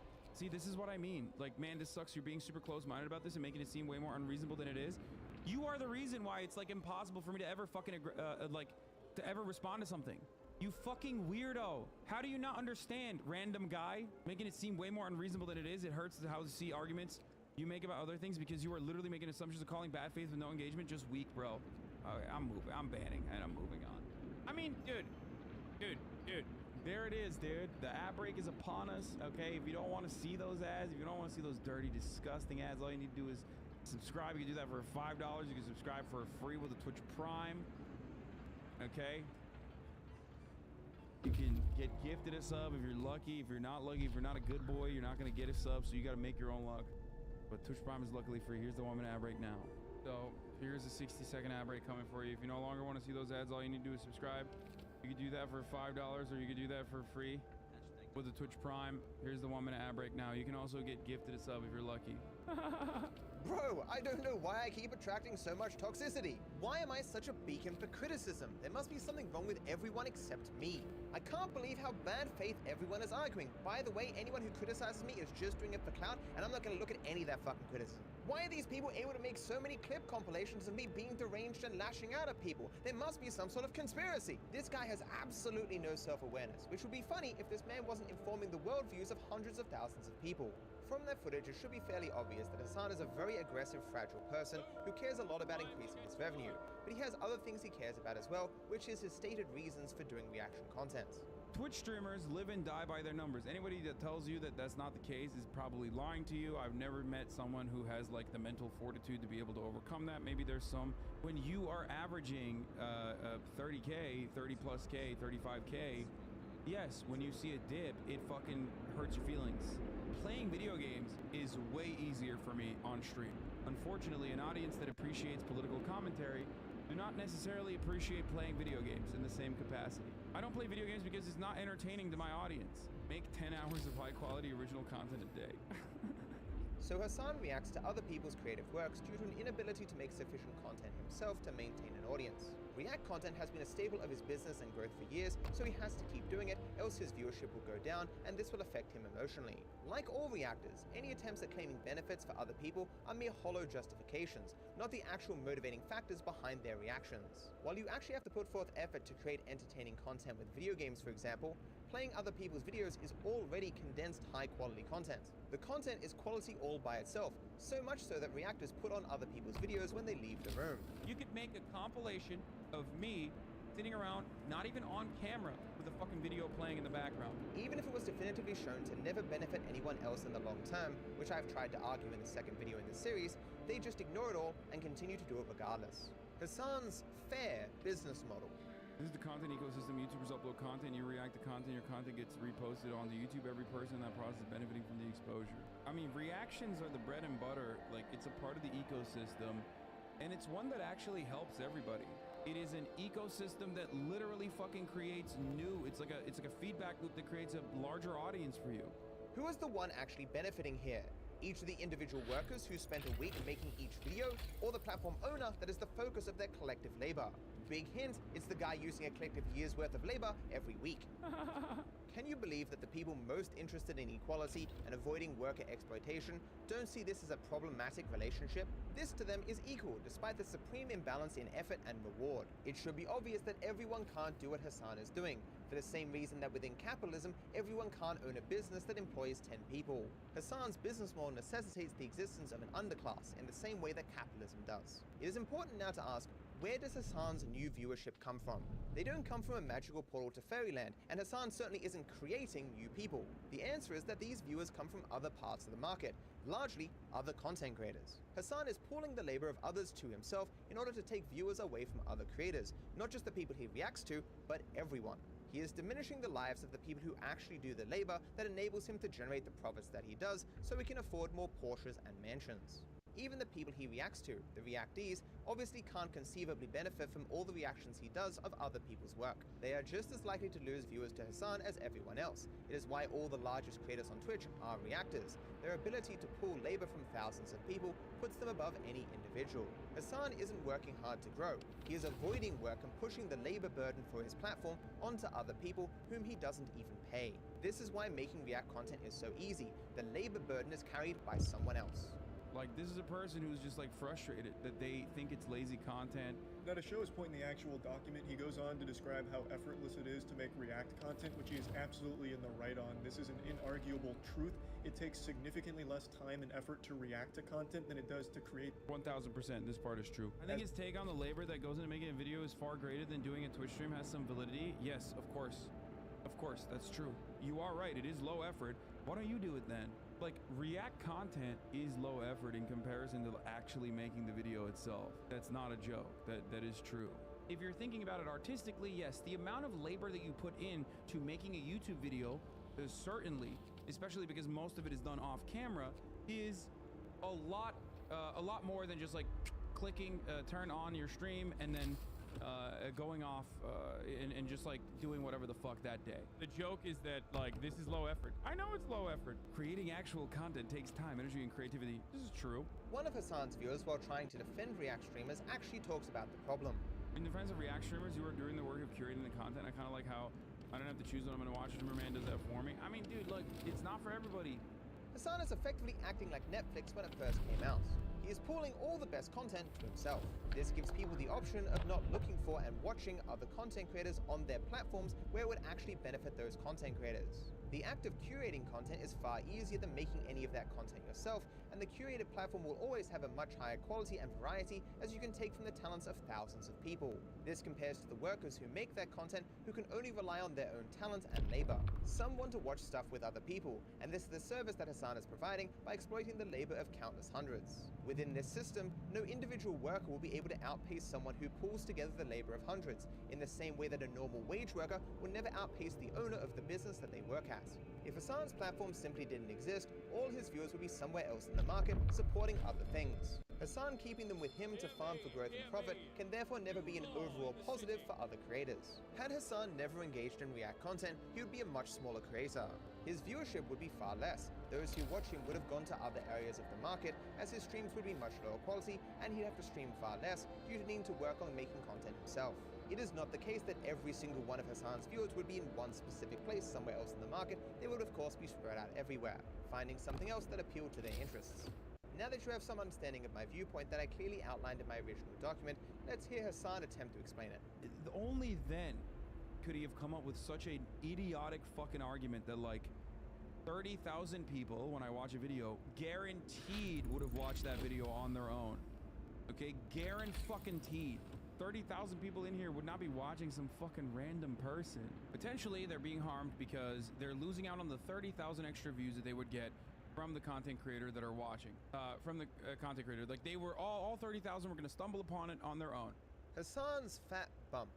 Because, like, 90% of the fucking YouTubers absolutely love when you fucking watch their content on your stream. Especially when 99% of the people literally think that this is dope. You have 90% of fucking YouTubers that absolutely love when Twitch streamers watch their videos. When 99% of the people saying yes, YouTube has always had that same like reactions are fucking bullshit attitude, right?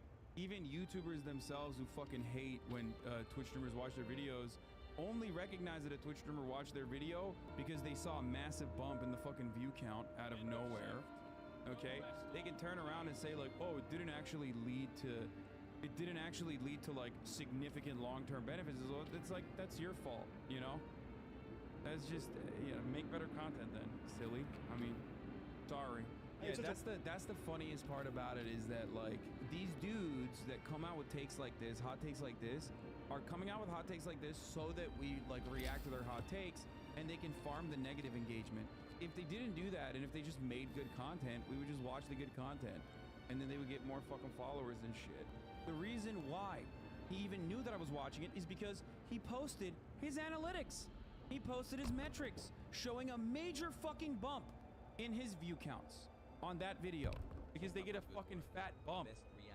Because when 40,000 people are watching alongside me a YouTube video, there's 1,000 of those people that are like, well, I want to watch it on my own time. As I showed in the second video of this series, reactions do not convey a significant benefit to anyone but the reactor, especially as they're using this content to siphon viewers from everyone, thus any short-term benefit will be massively dwarfed by the long-term losses that all reactors take from original content creators. More importantly, even the massive bumps that Hassan references are laughably small. JXE was reacted to by Hassan Piker in front of 30,000 people and got an extra 180 views. No, you heard me correctly, 180. Bismuth got reacted to in front of 12k people and got 50 views. Willie Mac Show got reacted to by Moist Critical in front of 20,000 people and got 100 views. Critical reacted to my video on stream. I received around an extra 100 views on that video. If those bumps are large, then I have a 12-inch cock. Hassan's arguments in favor of this business model are the same as when a capitalist will point to the wages individual workers get to justify capitalism. A fat bump for the worker, but a tiny portion of what the owner gets. This is not what I would expect to hear from a person who pretends to be anti-capitalist for a living.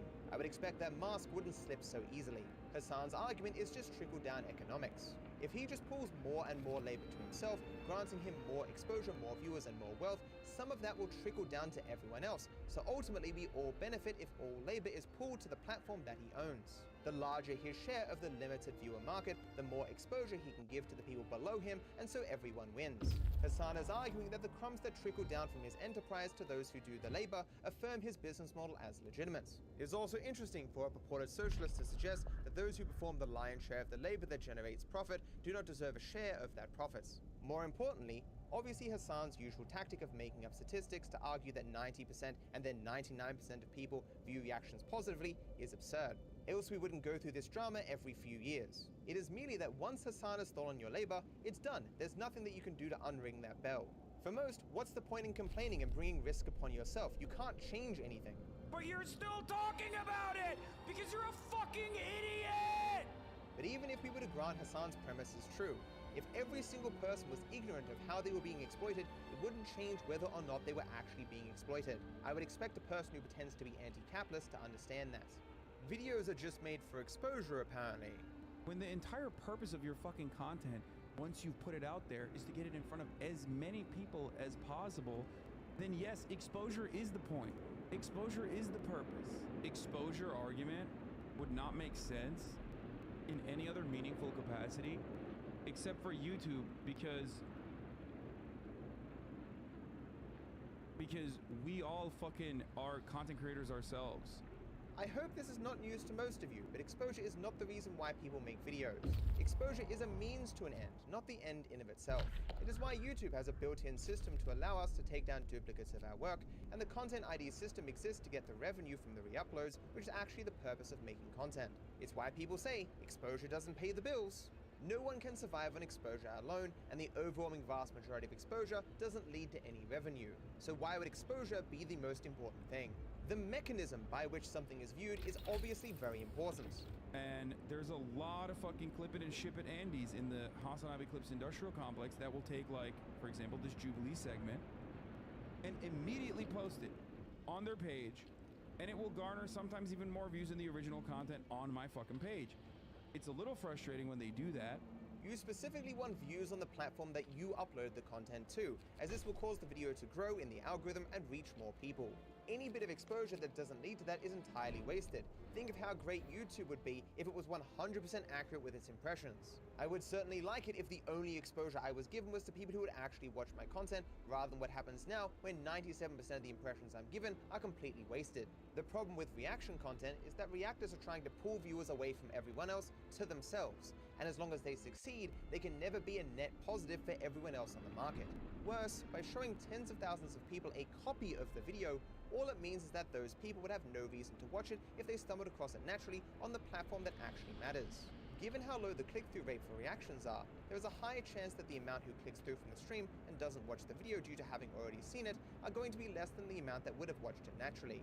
Even in a reality where people did create content just for exposure, they'd be creating content for the exposure of themselves, not Hassan. Hassan is using another person's labor not to bring them exposure, but to bring exposure and profit for himself. This is obviously not why the work was created. In cases where you're building something distinct and original, you can make a case why you could use portions of something someone else has created for your benefit. Hassan, however, is not doing that. He is just hard ripping the entirety of another person's work to present it to his audience, and what makes him deserving of the profit, exposure, and growth that this generates. You would call me a liar if I told you Hassan's next defense without showing it to you. You're stealing people's labor, you're basically giving out unpaid internships for exposure. That's exactly what I'm doing. Except, like, everybody loves it. You're not doing labor for me. Your video is going to be sitting there regardless. The only difference is I wouldn't be watching it with 30,000 people. It's actually fucking, you're stealing people's labor. Like, they're not making it for me, okay? They're making it so that people can watch, and I'm one of those people that's watching. I just happen to be watching it in a room of like 30,000 people, okay? Me urging you to make something and then not paying you is entirely different than, like, me fucking watching a video that you already put out there. So in your mind, you're like, well, it does make sense. It does seem like it's kind of fucked up. You're just like stealing their labor. Maybe you're a graphics design guy, okay? And you think, well, this is exactly like when the fucking big company commissioned paintings from me and then never paid me for it or some shit like that. So that's the problem. The problem is, like, you have no way of understanding it, and that person is abusing your lack of knowledge and your lack of understanding, your lack of comprehension on how, like, this ecosystem works to drive more hateful engagement. That person didn't make the content for me. Like, I wasn't like, yo, make this content for me, unpaid intern, so I can watch it on my stream. I'd certainly be interested to hear other contexts where it's totally fine to steal another person's labor to fuel a multi-million-dollar enterprise's growth and profit simply because you didn't ask for that labor to exist. If I spend a year of my life writing a book to sell, and then you copy my book and sell it yourself, have you not just stolen my labor? Is it different because I didn't make the book exclusively for you? Don't worry guys, if the profit was generated against the will of the laborer, then the one who stole that labor deserves all the profit. What an argument. So there are obviously 3 different ways that Hasan could get access to creative works to upload to his platforms. The first, obviously he could make them himself. The second, he could pay someone to do it for him. The third, he could steal things that other people created for themselves. He chooses to steal them in order to avoid paying for them or doing them himself. Guys, you don't understand, I'm stealing labor to avoid paying wages, so it's totally okay. I've never had a person just outright say that the foundation for their wealth is unpaid labor and then go on to argue in favor of unpaid internships. Unpaid internships take the concept of surplus labor to a whole new level, as they take advantage of the desperation and imbalanced opportunities in society. They are actually illegal in many countries or heavily restricted. The reason unpaid internships have pejoratively been called modern slavery is in part because the wealthy are effectively using their power and status to avoid paying for labor that they obviously could afford to pay for. Who benefits the most is not all the interns, but the companies that are fueled by an endless supply of unpaid labor, which is the case for Hasan's enterprise. Even worse than that, the ability of the intern to sustain themselves is left to factors outside of the exchange. In other words, Hasan does not give 2 fucks if his labor has food, shelter, and water. He only cares that he gets his labor. You know, make better content then, silly. I mean, sorry. If they can't sustain themselves in this industry, that isn't his problem. They should have worked harder to make him better content. He will just move on to the next unpaid intern. Hasan also, unsurprisingly, doesn't understand advertisements. No, dumbass. They buy those ads because those ads end up linking traffic back to their fucking channel, dude. It's the exact same thing as me watching someone for free. And if it's monetized, it still doesn't matter. It does not matter. People want exposure on their YouTube videos so much that they buy ads so that people will like forcibly watch them. The monetization element doesn't fucking make sense because there are people who literally pay for the exposure. You understand that, right? Like, people want exposure on their YouTube videos so much. That's the reason why sponsors pay money to Twitch streamers to like play their video games, for example. There's a reason for that. It's because they want as many eyeballs as possible on it, and then people will go and fucking, you know, find it on their own. The React content debate is kind of like using music in TikToks. Artists love it because it brings exposure to their song. They aren't mad that people are stealing it to make money. Exactly. This was obviously discussed more heavily in the second video, but I will touch on it again briefly. Hasan is not really advertising anything, at least in the traditional sense. He is just creating a direct market substitute, which is the very thing advertisements are not meant to do. This is why TikTok both licenses the music that they use, and they only allow portions of songs, for example. It should be obvious why trailers for movies don't contain the entire movie. Even paid sponsorships for TV shows only allow you to watch the first episode or 2. Content that shows people playing a video game is similar to content that shows people playing a board game. While you are showing the game, what you're advertising is the experience and fun of actually playing it, which the recording cannot give the viewer. When Hasan copies the entirety of another person's work, he takes all its value to enrich his platform, and therefore gives people as little reason to leave as possible. YouTube videos being traditionally self-contained, they do not necessarily suggest there is sufficient value to be found elsewhere for a viewer to seek it out, let alone greater value than what is being shown on Hasan's platform that has the benefit of thousands of hours of unpaid labor. It is therefore only a tiny amount that go over, and most immediately come back. If what Hasan did was an effective form of advertisement, Hasan's viewership would decline over time as more and more of his audience was spread thinner and thinner between himself and other creators. The opposite is true, of course, as reactors reign supreme. The exposure given to others is nothing compared to the exposure that they steal from the wider market for themselves. Always keep in mind that Hasan is competing with the people that he steals from for viewers, and he has the home field advantage. I've never heard of a person unironically say that if you didn't want me to steal your stuff, you'd hide it better. No, they made the choice. The choice is like, I want this video to be seen by as many people as possible. Because if they don't want the video to be seen by as many people as possible, some things that they can do. Unlisted link, just for your friends. Privating the video. Okay? These are the choices you can make. But as far as like your content being fucking seen by other people, I guess you could DMCA them, but that would be really fucking stupid to do.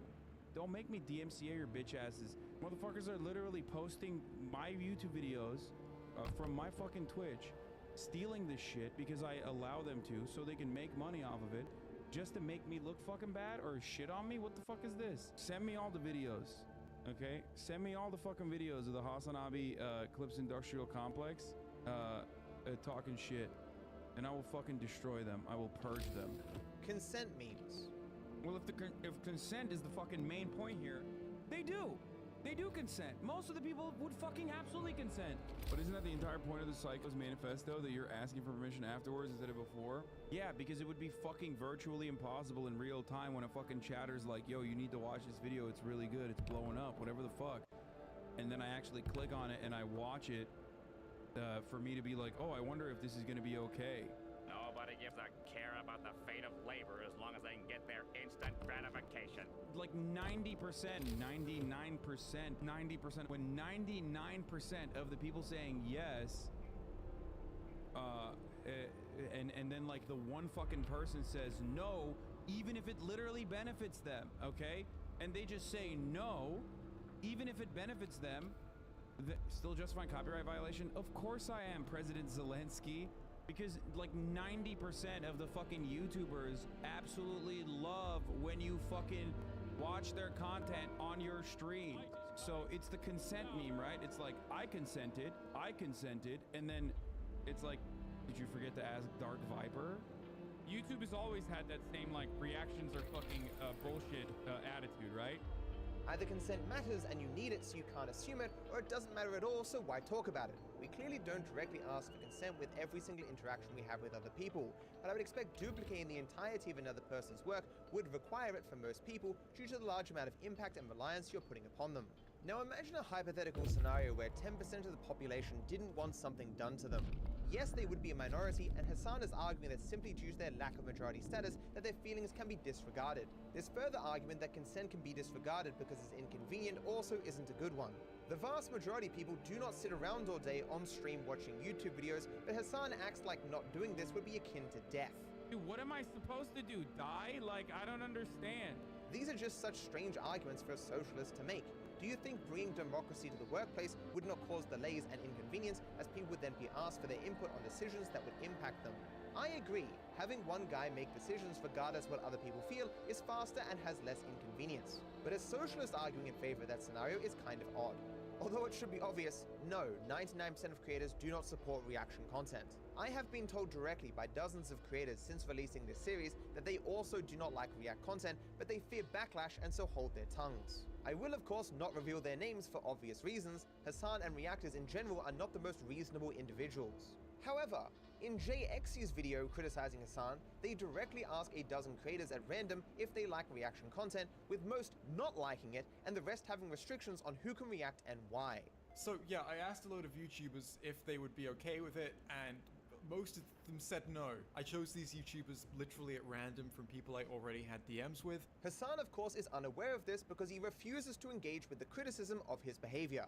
But I mean, come on! Hassan himself admitted that YouTubers have long been against reaction content. YouTube has always had that same like reactions are fucking bullshit attitude, right? For fuck's sake, the 2016 rage videos against it have many millions of views from the largest profile creators at the time. All that's changed is that the people who were once the largest creators are no longer the largest, because they were replaced by people like Hassan who have no issue building an enterprise on unpaid labor and harming those same people who perform that labor. Speaking out is no longer as easy as it once was, for many of those at the top are no longer good people. You can get mad at the people all you want, but just know that you're shouting into a void. In conclusion, Hassan didn't understand any of my points, which is not really surprising, considering as per usual all he did was cry and avoid seriously engaging with them. I was discussing the effect of React content on the overall market, including negative externalities, rather than discussing individuals. Reactors are ultimately avoiding work and pushing themselves above everyone else with unlimited unpaid labor and giving none of the profit generated from this labor back to the ones who performed it. Hasan is undeservedly taking market share away from creators who work hard by avoiding doing the work and making himself the mecca of the fruits of other people's labor. Here I was thinking we lefties wanted to give workers more choice, more control, and for profit to be shared with those whose labor created it rather than simply those who own things. But I have now been taught by Hasan and his audience that clearly this is not the case. A system where workers have no control or ownership of their labor, as Hasan advocates for, inherently favors those who are already successful, as they are in the best position to use this labor to maintain the success that they already have. I dislike Hasan because I consider him to be an exploiter of other people's labor, avoiding making even a casual pass at the work required to create something truly original and distinct from what is being used as its basis. Like, reacting to content also revolves around like showing even already popular works of art to a larger audience that otherwise would not have seen it, okay? That's what it is. Most criticisms I've made of capitalism are equally applicable to Hasan's business model, and I would argue what Hasan is doing is just the absolute worst version of unregulated capitalism. It is why I've referred to Hasan as the most exploitive capitalist on Twitch, as any business would kill to get away with what Hasan is, but they are unable to do so due to regulations that exist in every other market to prevent it. Capitalism seems so all-consuming that even the concept of being anti-capitalist is just one more marketing gimmick to generate profit through exploitation. At least that is what is suggested by Hasan. If you want to learn more about the harm of reaction content, check out the second video in this series linked down below. It looks at the topic from every angle with a bit of data thrown in. If you want the full picture, this video is a must. Be sure to like and subscribe. Also leave a comment if you have something on your mind. My feed gives them to me from all over my channel. It doesn't matter how old the video is. I wish you all the best. On November 2021, Ludwig released what I consider to be the worst successful video on YouTube, which is titled, "I made a secret YouTube channel to prove it's not luck," and it currently sits at 3.5 million views. While there are a staggering amount of flaws in Ludwig's video, what surprised me most is that Ludwig didn't seem to look very hard at the analytics that he presented, because they actually conflict with the conclusions that he took away from the experiments. Is success on YouTube mostly luck, or is it mostly skill? People always ask me, Ludwig, if you had to start your channel over, what would you do? I think they're mostly asking so they can just do that and hopefully get successful. But I was kind of wondering, what would I do? How would I get successful if I couldn't use my face, my voice, or any of my current following? So immediately we run into a few problems here. The questions of how much luck or skill is involved when starting out on YouTube, how much luck or skill is involved when maintaining success, what Ludwig personally would do to become successful without his brand, face, and voice, and what a new creator could do to become successful are all separate questions with separate answers. Ludwig, however, treats all these questions as exactly the same, making his messaging very convoluted, as he will frequently switch between these questions without warning. Even worse, obviously the answers to any of these questions would differ wildly from person to person, as all people are not the same, nor is every path to success on YouTube. The process we're about to see in this video is not Ludwig putting himself in the shoes of a new content creator starting out in the current year. Instead, Ludwig is putting himself in the shoes of an already successful veteran, with many years of knowledge, skill, and experience that just isn't allowed to use their face, voice, or brand. Gaining the, shall we say, mental assets that Ludwig has acquired over the years requires an insane amount of luck, and yet he would now bring them to bear in this challenge as if they were not the case. We shall see him use many things that he obtained through luck the first time round in order to succeed the second time, seemingly without any awareness that what he's doing in this video no new creator could actually do. So, I've made a brand new channel, and today I'm going to find out if YouTube is mostly based on luck or mostly based on skill. You probably don't need to have gone to university to know that a sample size of 1 can't prove anything and completely destroys your ability to generalize your results. I mean, there isn't even a control group, which would be fine if this was just a joke video on YouTube, but Ludwig and others constantly reference this video as if it proves something. The possibility for confounding variables obviously exists, which are like extra factors that you didn't account for or didn't even know about. When you have a randomized sample and a control group, you can be more confident that these variables are evenly spread between both groups and are thus not impacting your results. Additionally, when you have a control group, you can better isolate the impact of one particular variable that you care about. These failings raise many issues towards the end of Ludwig's video. So Mr. Beast is called to give his opinion on the luck versus skill question in regards to YouTube. Hey Siri, call Jimmy Beast. I have a question for you. I'm trying to do a YouTube video, and then the premise of the YouTube video is starting a brand new channel from scratch and trying to see if I can get views without my current name or branding at all. Okay. And I was wondering how much of YouTube you think is luck versus skill. It's 99% skill. If you knew what you're doing, you could do that 100%. The key words here, if you know what you're doing. If you're already an expert in literally anything before you even begin, you have a good shot at succeeding at that thing. People new to any industry are not experts. It's why education and mentorships exist. In any industry, you can have the veteran with all the knowledge, skill, and experience that they then impart on to the new blood that has none of these things.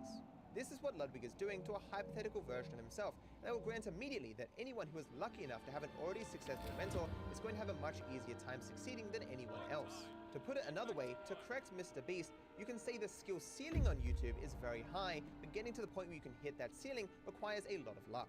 It is why it took Mr. Beast 5 years, where at some points he even considered quitting, before he ended up, in his own words, posting random things that led to him finally getting a foot in the door that led to the success that he experiences today. It's been a month since I uploaded to YouTube, and to be honest, I was pretty sure I was done with YouTube. My niche, if I'm being honest, is being so random that you don't know what to expect. This was basically the same as saying you had no niche at all. My channel is the definition of random. Is success on YouTube mostly luck, or is it mostly skill? I'm gonna give myself 24 hours to get at least 1,000 views.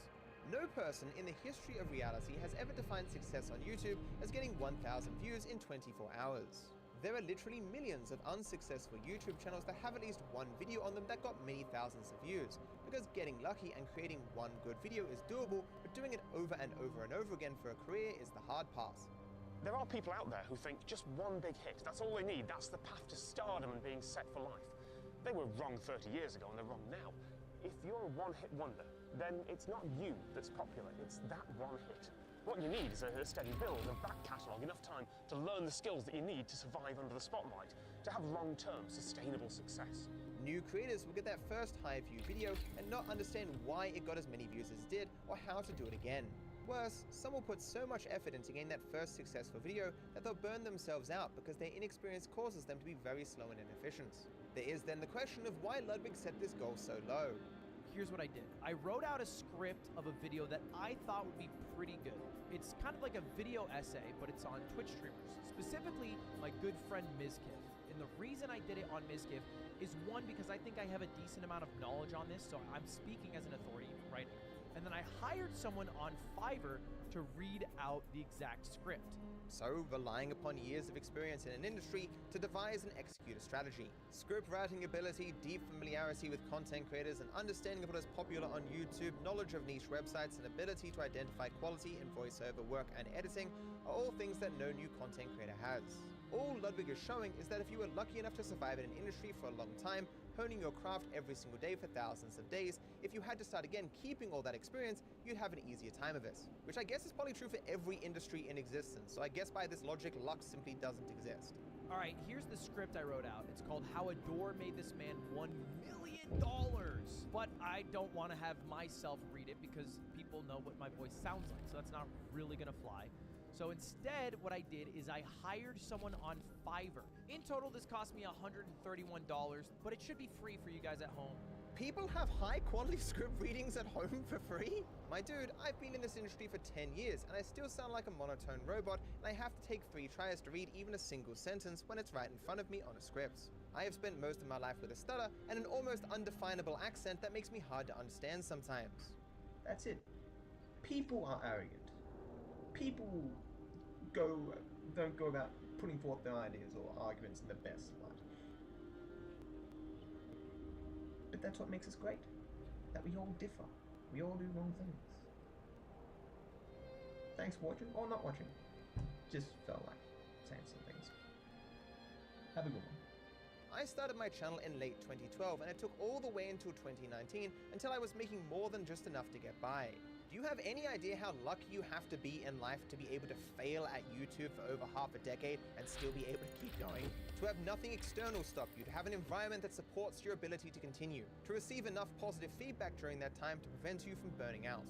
Saying nothing of just having the skill to write a YouTube script at all, Having a good speaking voice, script reading skills, along with correct inflections and elocution are some of the things that everyone sucks at most when they first start. It is actually one of the easiest ways to identify a new creator. Here's Ludwig's first video, for example. I originally was an unsuccessful YouTuber known as the Zany Sidekick. What's up, heroes? The Zany Sidekick here, bringing you a game of free-for-all on Stadium. And second of all, I would like to say that I just drank the most disgusting water ever. I remember I posted that video, and I showed my friends, and they were like, yeah, man, kind of sucks. And then I got a dislike on the video, but I was so disheartened at the time that I quit. And now look at us, chat. 8 years later, the Zany Sidekick had less than 10 subs on YouTube. And now, we have 161,999. Yeah, don't worry guys, you can have professional grade voice acting whenever you want for free at home. Honestly, check out the Score Esports video on Ludwig's life. A butterfly could have flapped its wings differently, and Ludwig would not be the successful creator he is today. I think being successful at streaming is preparing yourself the best way possible for when luck hits, to be ready and to be sick. Because it can strike at any time, and if you're not ready, that might be your only chance. Is preparing yourself the best way possible for when luck hits, to be ready. You vibing with what this guy is saying, Ludwig? Me too, man. He's a smart dude. You should get him to mentor you. And then I hired an editor, and this also is not something you have to do at home. You could just, get editing tools and then edit yourself. I didn't do this because, I'm doing this on the side. It's like a fun little project. Do you know how lucky you have to be to coincidentally not edit garbage your first time round, or be lucky enough just to already have those skills? New creators don't even know what good editing is. It took me years before I created something that I would today consider passable. As a person who has trialed literally hundreds of new editors, people just starting out, it is all garbage, and even the simplest of feedback blows them away because they have no idea what they're doing. No, Ludwig, people at home do not have high quality production value and editing for free. No new creator could make something comparable to what Ludwig ends up putting on his channel. But here's what the final video The pandemic will be remembered as a time of economic despair, mental isolation, and further polarization of the political parties in America. Unless you are a streamer. The largest streaming platform, Twitch, has over doubled their monthly average viewers, according to Twitch Tracker. The pandemic created a content drought. Looks pretty good. I'm really happy with how the video turned out, and now here's my plan. So I've made this video. It's like a 3-minute, 45-second video essay on specifically Mizkif. If I can get Mizkif to watch us on stream in front of about 45,000 people, a lot of them will click on it, and I think there's a chance that this video might get a decent amount of views. This again shows that what Ludwig is trying to do here is not actually to succeed on YouTube or to create a successful video in an algorithmic sense. He just wants to hit that arbitrary number of 1,000 views. If you were going to sit down and try to hammer out a game plan for your content on your channel, your trajectory in actually succeeding on this platform as a job, this would be the furthest from what you'd be doing. Besides, views from Twitch reactors are utter garbage for growth and longevity for all the reasons discussed heavily in the second video in this series. I will, however, touch on it again later in this video. Ludwig then moves into putting the video on YouTube with branding, thumbnail, and title. One of the most annoying things is that he focuses on how to make this particular upload better, but spends little time on why these decisions are being made. He makes a weak tutorial about how to present a video about Mizkif, but it is useless for explaining to new creators what sorts of videos they should attempt to create, how they should present them, and why. All a new creator would be able to garner is that there is something about these things that appeals to Ludwig. What if I just call it online lore? Like online lore. Like if it's called online lore and then it's a loading screen, that's kind of a good idea. Nice, that looks amazing. That's like a really cute banner. I really like how it's looking branding wise. I think the title, How a Door Made This Streamer $1 million, is pretty catchy. Ooh, I like this one a lot actually. I like this image a lot though. All right, that's really good. Yeah, I think it looks a lot better. This one's pretty fine. Yeah, I think it's pretty good. I think this is really catchy. I like it a lot. So Ludwig, with his likable, catchy, and good video that no new content creator could make without intense luck, donates a link to Mizkif and gets lucky that Mizkif sees it and cares about it. Oh, I hope this works. Otherwise, it's such a waste of 50 bucks. So Mizkif watches the entire thing on stream, and you'd think I'd have a problem with that being against React content, but it does involve Mizkif and his footage, so I think he's well within his rights to do that. All the rest of his React content obviously is trash. The goal was 1,000 views. We're already at 260 because it was just good content. which is one of the key takeaways. It was actually good content. So let us take this back to the beginning of the video. People always ask me, Ludwig, if you had to start your channel over, what would you do? Ludwig's plan for what he would do if he had to start all over again is to skip the years that would take for him to become a competent content creator and just to make good content from day one. I mean, what a genius idea! Why didn't no new content creator ever think of this?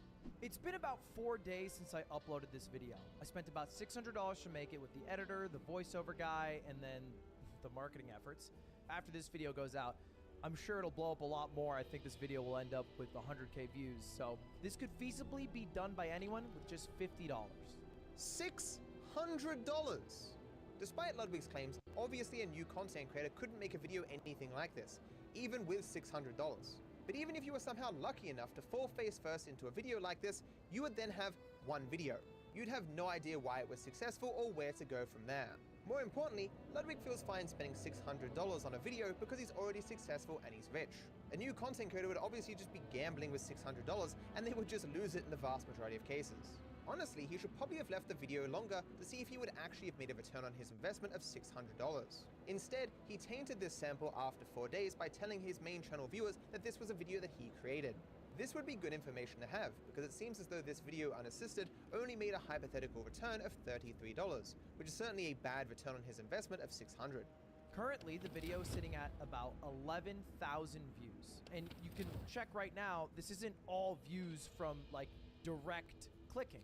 You know, those are the views that I quote unquote paid for, right? That's the views that I got Ms. Kiff to click it, and then everyone from Ms. Kiff's chat went to watch it. You can likely now understand why control groups are used in scientific experiments. Were those views that Ludwig purchased even significant? Did his years of experience and a $550 investment into high-quality production, voice acting, and editing create a video that the algorithm naturally took notice of?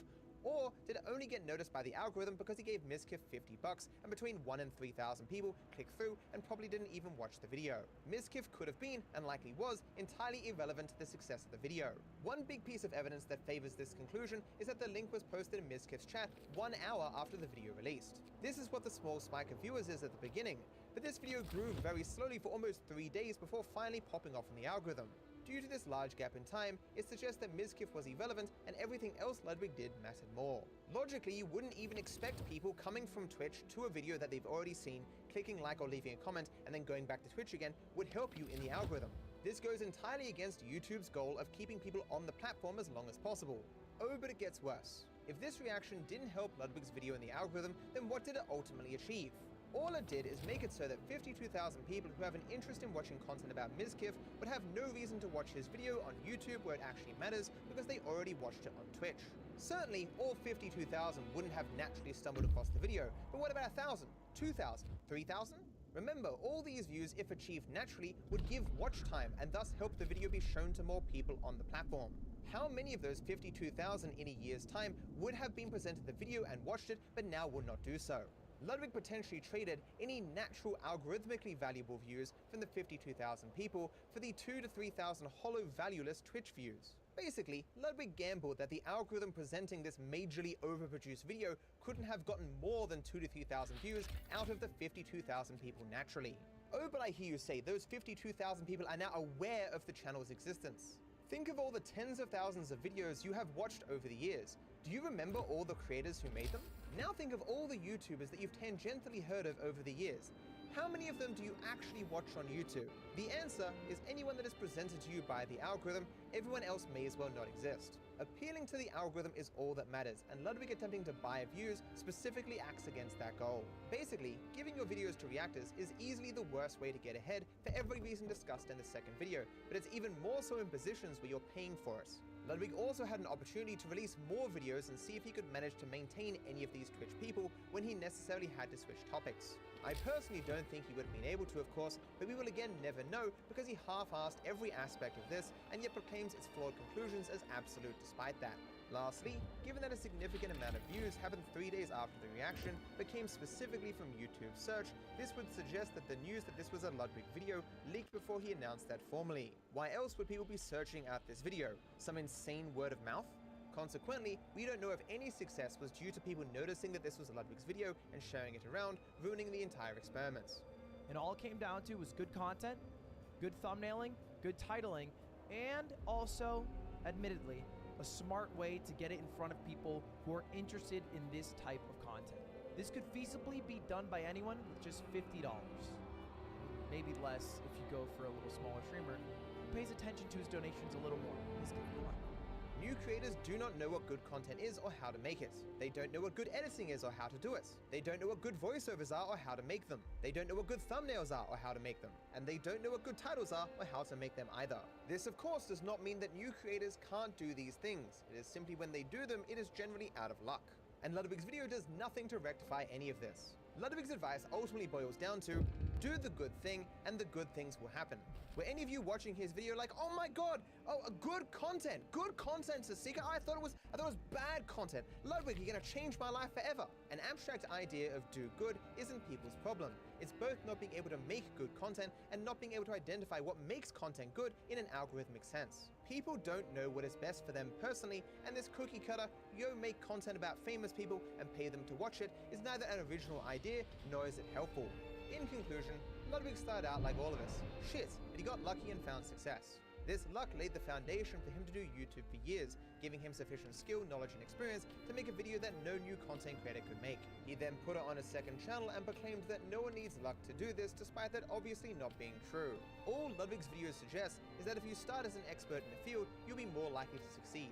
If Ludwig had just made a video where he said, hey, I want to see if I can get 1,000 views on a second channel without using my voice, face, or brand, that would be all good. But his claims that anyone could do this and that this was a test of some kind are just silly. This was obviously not an examination of the impact of skill and luck in anything. But worse, for my interest, it spread misinformation about the value of React content for the success of a video. Ludwig could have left his land of make-believe and just said, if the content is good enough, it can be picked up in the algorithm, regardless of what channel it's on, and that would be fine. The hard part isn't knowing that this is possible, it is getting lucky enough to get yourself in a spot where you can make good content for the algorithm at all. Having now learned more about Ludwig's experiments, do you find yourself agreeing with how he views it as described in one of his live streams? Online lore only exists and has almost 1 million views because Mizkif reacted to it. Like, if Mizkif didn't react to this, this would not have 890,000 views, right? Also, the video I made about it. Yeah. No, sorry. Yeah, you're actually really right about that. 891,000 it would not have gotten without the video I made that got 3 million. But it did get its initial 10,000 views because Miz reacted to it. And I think if Miz never reacted to it, it wouldn't have gotten many views at all. I think that's pretty fair. I think Miz reacting to it and getting that early influx put it in the algorithm. I actually critiqued Ludwig's video in my original document about React content. So let us now see what Ludwig had to say for himself. And then he even made a little aside about my secret YouTube channel to prove it's not luck, and mentioned that this highlights how bad things have gotten because I used a reactor to get views. Why are you mad at the Grussel? Why are you mad at the hustle? I got the video in front of a lot of strangers' eyes, and it worked out. It's strange for a millionaire to tell others the best way to live is to give his millionaire friend money. I mean, it was more of a proof of concept than a step-by-step tutorial, and I think everyone who donated Mizkif $50 is a bit fucking dumb. And I said it in the video not to do that, but whatever. I really believe in the process that made this video, and I'm really happy with how it turned out. And all it came down to was good content, good thumbnailing, good titling, and also, admittedly, a smart way to get it in front of people who are interested in this type of content.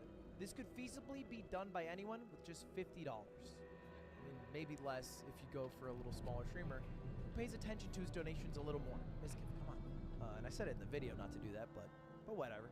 Hey guys, making content about millionaires, for millionaires, and then paying those millionaires to watch your hard work is a smart way to get success. Are you listening, all those desperate people wanting to live your dream of having success in this industry? I say this to you, as an already successful person, this is exactly what I would do if I had to start all over. Hey, I even had the backing of Mr. Beast in this video, so you know it's legit. Absolutely no luck involved. I'm not trying to talk shit out here, but I'm seeing 135K, and I'm seeing 891K. So I'm just like, it's just like I'm seeing a few things.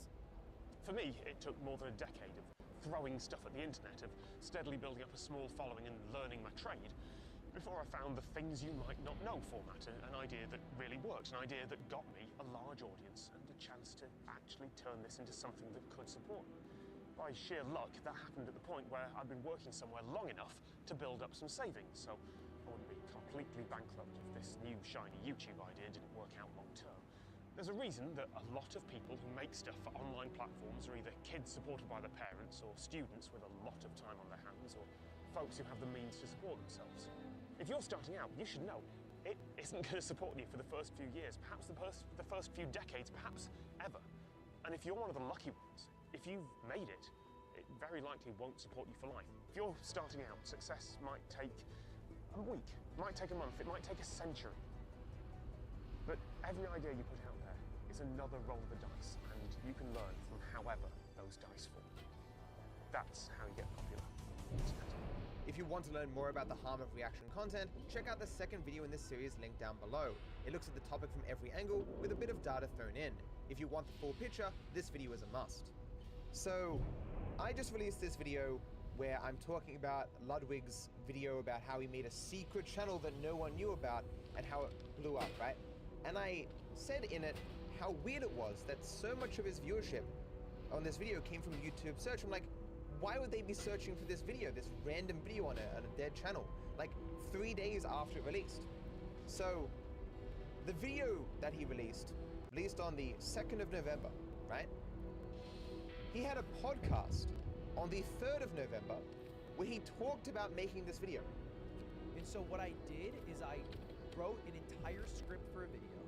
I hired a guy from Fiverr to voice over. It's like a video essay, and then I hired someone to edit it. And then I uploaded it on a brand new channel. But surely with doesn't go 0 at the top. subscribers. Surely not. And then I like, the goal is basically to see if I could get like 1,000 views on it. No one could search it based on and that. I did it in less than a day. Wow.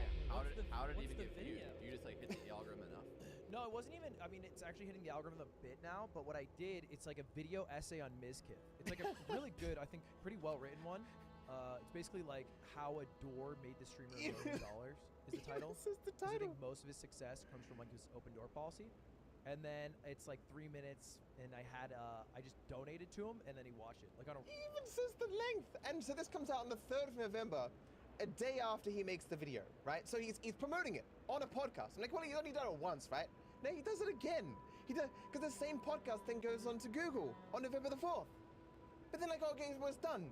No, but then he goes on November 5th and says the exact same thing here. He's promoted the video on 3 different platforms in a very specific way. There's no link, but people can clearly search for the video. They can clearly search for it. And if something is searched for a lot, it does get a boost in the algorithm. I've experimented with this, and I know this is true.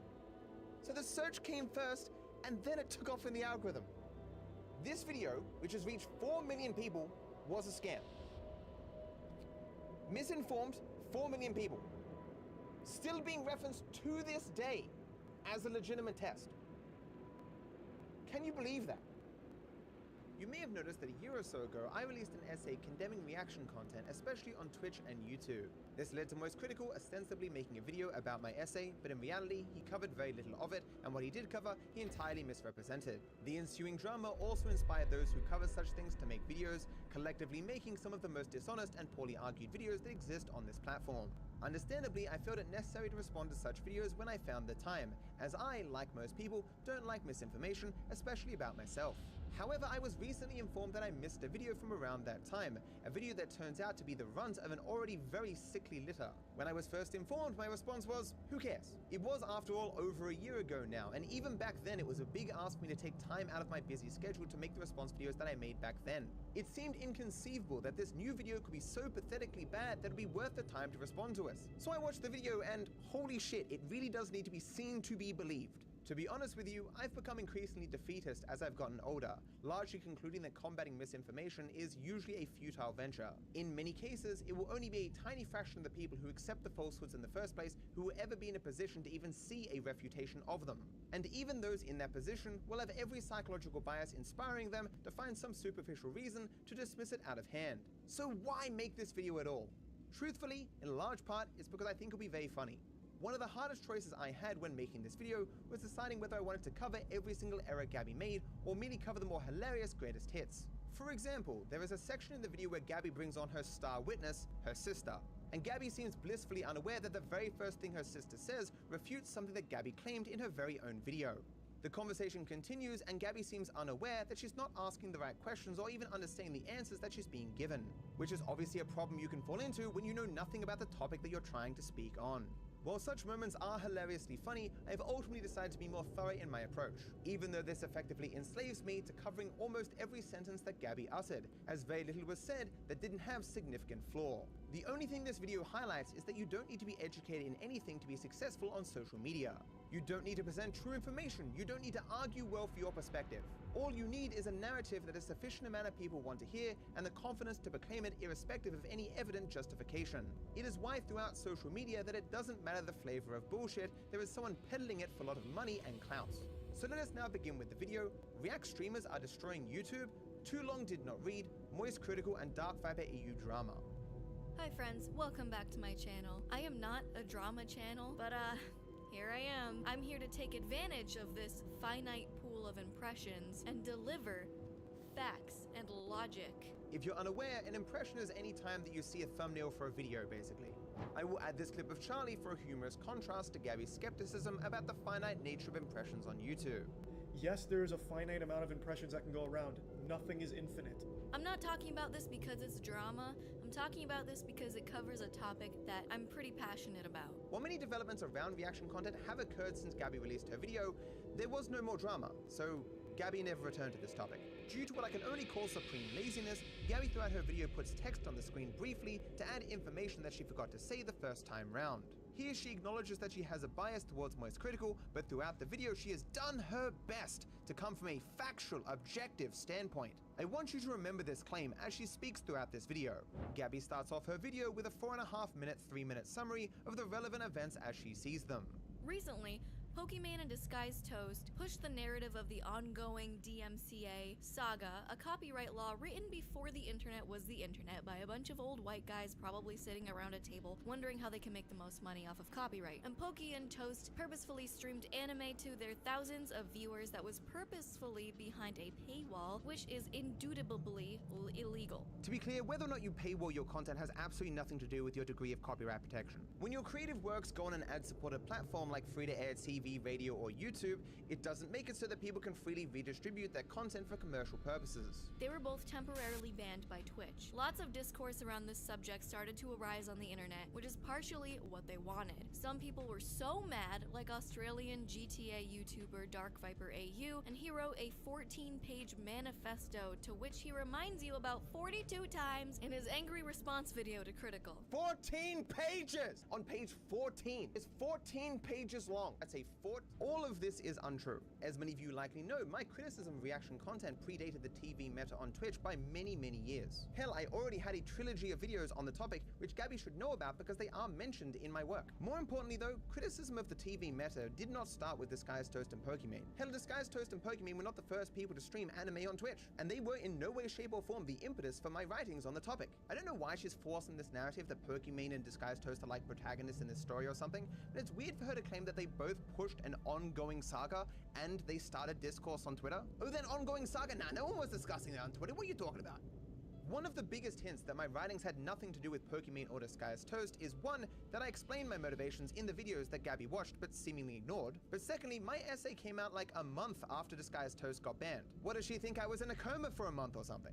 Dark Viper AU posted his unfinished video script in a tweet with the caption, "All reactors are bad people. They exploit others to benefit no one but themselves. Collectively, they have stolen millions of dollars from actual creators and have stopped countless thousands from having a career," which is implying not only that they are small creators, that they are stopping from having a career, but they are actively stealing views, impressions, and etc. from them. So my essay is about content creators in general, and very rarely speaks of the size of particular creators.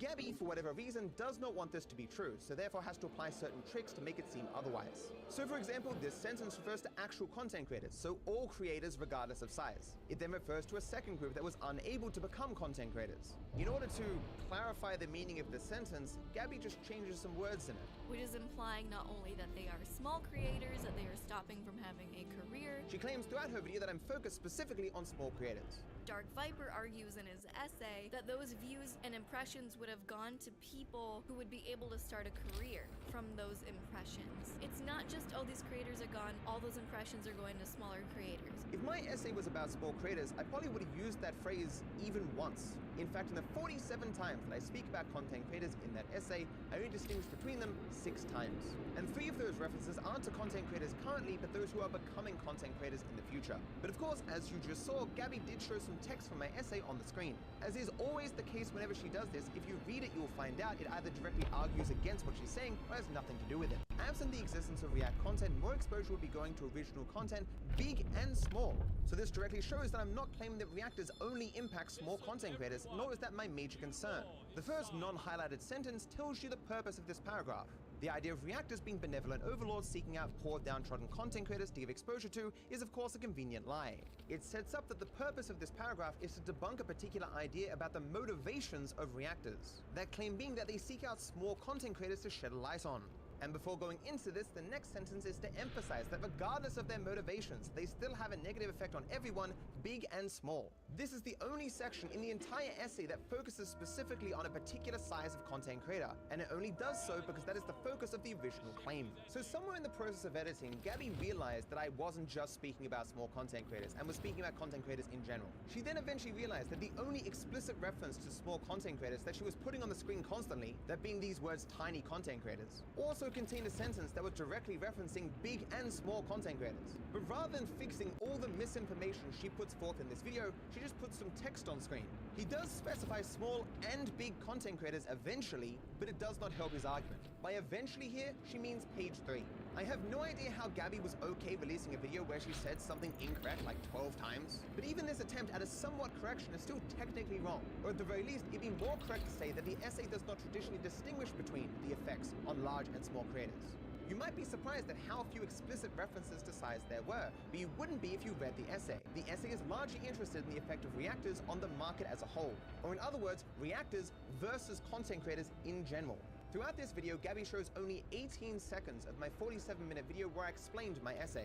Of the original essay, she showed less than 10%, and I'm being very charitable with that assessment. Very rarely does the text shown on screen have anything to do with what Gabby's saying. For example, at one point she puts a random paragraph on screen to say, "What is this even?" No discussion of the paragraph, it's just for the purpose of saying, "What is this even?" Even in the rare instances where the text is directly referenced, it is as you saw before. She'll highlight a random sentence that doesn't really support what she's saying. This essay got loads of negative feedback for awful, inaccurate, inconsistent points, and also naming streamers by name, comparing React streamers to sexual assaulters, and something comparing it to slavery. Rightfully upset because he is mentioned by name, Critical makes a video going over Dark Viper's unhinged document, talking about how many of Dark Viper's points are inaccurate and just flat out wrong. So this too is also false. This timeline implies that when I released my document, there was just waves of condemnation. Everyone from every corner of the internet was just like, "This is the worst thing I've ever seen." And for that reason, Charlie then spoke on the topic. In reality, I wasn't some big player on Twitter, so when I released my essay, no one really cared. Like, you guys have been on the internet before. How many people do you think will go, "Hey look, a stranger has written a very, very long essay about an esoteric topic. I'm gonna read that one"? The answer was obviously very few people. Gabby seems unaware that I actually put this essay on my Patreon, my Discord, my YouTube community posts, and Twitter received the least response. Providing this explanation, I found that it would take longer than a week to complete pacifist percent, but this video script is annoying me by not being out in the wild. While it will be read by few, that will have to suffice until I have time to make it into a video.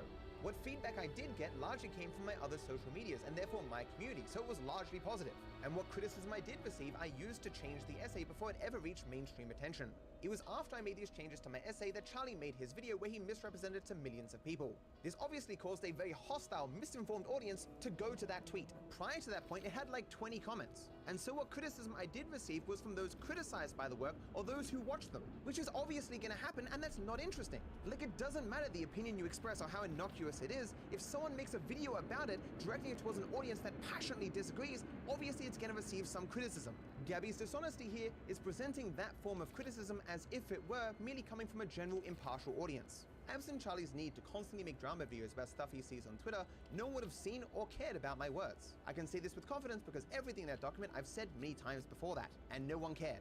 I honestly find it funny that the hard-hitting criticism that she points to is Mizkif going, "You dumb as hell." In fact, the tweet that Gabby's showing here isn't even of my essay. More than that, Mizkif's response here also isn't to my essay. Even more than this tweet was made after Moist Critical's video. If you don't know who Mizkif is, he got into a lot of drama for his copious use of racial slurs and accusations of covering up instances of sexual assault. He also didn't read the document. While agreeing that some forms of React content can be lazy, as I'm sure most of us can agree with. Critical even admitting himself sometimes he is reacting to content lazily, to which he won't then upload that content to YouTube to make money off of it. Charlie has made literally millions of dollars lazily sitting around watching other people work hard. The implication here that Charlie just isn't making money off this content on Twitch is insane. This also implies that some reaction content that Charlie makes isn't lazy. I would like a breakdown of how a man sitting in a chair pausing occasionally ever reaches the point of not being lazy. Like, sure, that guy did spend 200 hours making that video, but did you see Charlie press the pause button 5 times? The strain on his hand, how does he do it? He's no mere mortal! So we've already spent most of our time in this non-biased, objective, factual summary just defending Charlie. Where do you think she's gonna go from here? Dark Viper responds to Critical's video with a video that is way too long, ironically making a reaction video. Huh, that's interesting. So it should be obvious that I didn't make a reaction video, nor anything of the sort that I routinely criticize. I made a response video. For reasons that are never made clear, Gabby implies that any video that contains even a frame of another person's video is a reaction video, even going so far as to directly call commentary channels reaction channels. She was criticized for this in her comment section, but she simply didn't care and just doubled down. Understand, she can do this if she wants to in her own time, but she can't pretend that I or anyone else subscribe to such strange ideas. She doesn't get full reign to ignore the dozen times that I clarified my usage of the term and specified the content that I was critiquing. She doesn't have the right to ignore the meaning that I'm communicating and instead substituting her own. As was once acknowledged back in 2017 by the judge in the H3H3 case, the term reaction content is used to refer to many different types of content. However, it is quite clear that the term has evolved since then, with the continued proliferation of live streaming. It largely just refers to people watching videos and giving their first-time impressions as they go. If you search reaction video on YouTube, it's not going to pop up with Gabby's favorite commentary channel. But more importantly, when it comes to criticizing my work and beliefs, it matters how I'm using the term, not how other people use it. When communicating my beliefs on the topic, I clarified my usage of the term like a dozen times. Gabby seems to have either ignored this or not understood it. Talking in circles, saying that Critical was purposefully misrepresenting his 14-page manifesto, even though he was directly quoting what Dark Viper said in the essay and doubling down on Twitter. There was no context forgoed here. It was not taken out of context. I looked for myself. Yeah, so that 47-minute video that Dark Viper made, yeah, the only thing he said in it was that he didn't like that, like, 2 sentences were taken out of context. There's not even the veneer of trying not to be dishonest. She just goes, well, they'll believe me, it's fine. Obviously, my criticism was far-reaching, and Charlie didn't just take one thing out of context in my document, he misrepresented the entire thing. Something he later admitted to and apologized for, although saying it was an accident, not something he intended. In fact, the reason why I kept referencing the length of my essay was to highlight that Charlie wasn't covering any of it. He made a video ostensibly about my essay, and the only parts he showed was like 3 sentences, where he pretended that flippant remarks and analogies were literal statements, even though they didn't even make sense, taken literally. The problem with Gabby attempting to assess herself as to whether or not my words were taken out of context is not only that she's obviously really biased, but also she's not very bright. Understanding context requires you to understand the words that have been written, and Gabby clearly didn't, as is going to be revealed more and more as this video goes on. Maybe, just maybe, your essay was poorly written, and everyone misunderstood it because it was poorly written. Throughout this video, Gabby will assert time and time again that everyone read my essay. That everyone was like, hey, a random stranger on the internet wrote a very long essay about an esoteric topic that Charlie didn't link below his video, and that Charlie has effectively applied his rape apologia.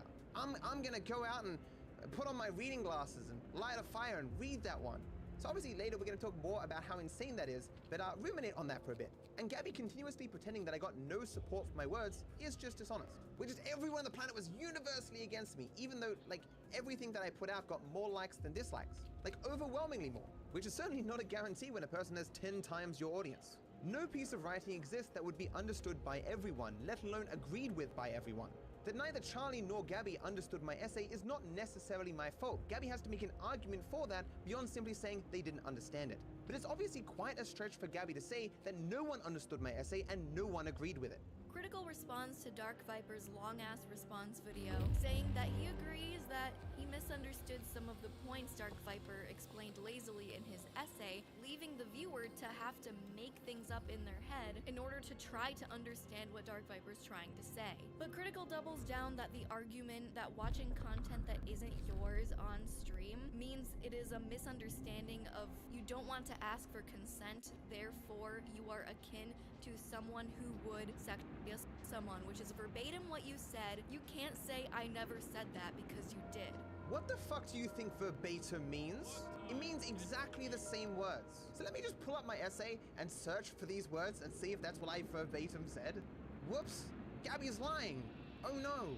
Not only is this not what I said in the essay, it's not even an argument in the document. It's not even relevant to anything that I was talking about. Gabby's gonna put this tweet on screen to misrepresent it a lot. Not only is her interpretation of these words incorrect, but she's also cropping off the next two tweets. One where I directly call these words hyperbole to mean that I'm exaggerating and this should not be taken literally. And I made another tweet specifically for dishonest people like Gabby, where I say, I'm not saying that rape and reaction content are akin to each other. I'm sure she just left those off by accident. Critical ends his video amicably, but being honest about where he got things wrong. Finally, Dark Viper ended this saga with his final video, which is a bit shorter, thank God. So that's the TLDR of what's going on. It's basically a question and argument of React streamers, of how if they were gone, the impressions would go to other channels, which is true, but it's not true to the fact that Dark Viper argues in his essay that those views and impressions would have gone to people who would be able to start a career from those impressions. Not only is that not a central point in my essay, even if that were true, I still wouldn't care. This sentence does not at all imply that my main interest is giving impressions to people so they can start careers. In fact, I reiterate in the essay and my videos that they would be spread out everywhere in the market, because every impression that went to a Reactors video would have gone to someone else. I'm not saying who that is, doesn't matter to me, but they would have had to go somewhere else.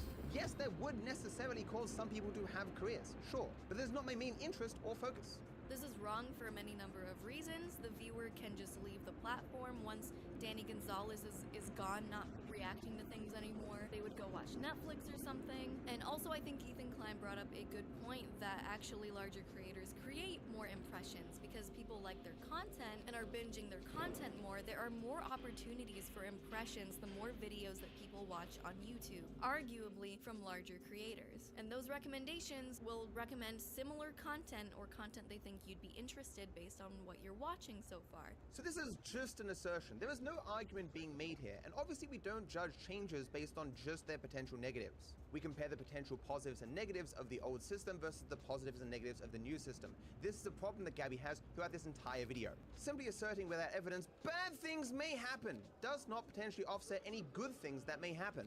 I'm sorry, Billy, we can't give you that heart transplant because hypothetically speaking, you could stub your toe on the way out of the hospital. What Gabby is alluding to here is something that people preach in many different areas of discourse, and that is that we simply need the rich to get richer. Don't you understand? They are the job creators. If we just convince them all at the top to upload 100 videos a day, oh, the prosperity that we'd all see. In reality, larger entities in a market taking an even larger share of that market doesn't traditionally see other smaller entities in that market better off. Gabby needs to present actual arguments to try to substantiate that the rich getting richer will ultimately lead everyone to being better off. While Gabby doesn't make even a single argument in favor of her assertion that a loss of reaction content would cause a significant difference in retention on the platform, I will still argue against this assertion. So the first reason why I disagree is the nature of the content. Reaction content is the laziest content that exists and ultimately consists of re-uploads of content that is already on the platform. Secondly, it is not large creators that are keeping people on the platform, but the algorithm itself. It is the algorithm's ability to find audiences for content that leads those audiences to stay on the platform and keep coming back. If reaction content didn't exist, the machine learning that powers the website wouldn't become worse. It was machine learning that led to these creators being successful in the first place, so it's a hard thing to argue that they would be irreplaceable by that same machine learning. Thirdly, YouTube already has around 1 billion videos on the platform. 1 billion! Anytime you see an impression, click not interested and refresh the page. It will give you something else. At any given time, there are countless videos that the algorithm has about the same confidence that you will click them.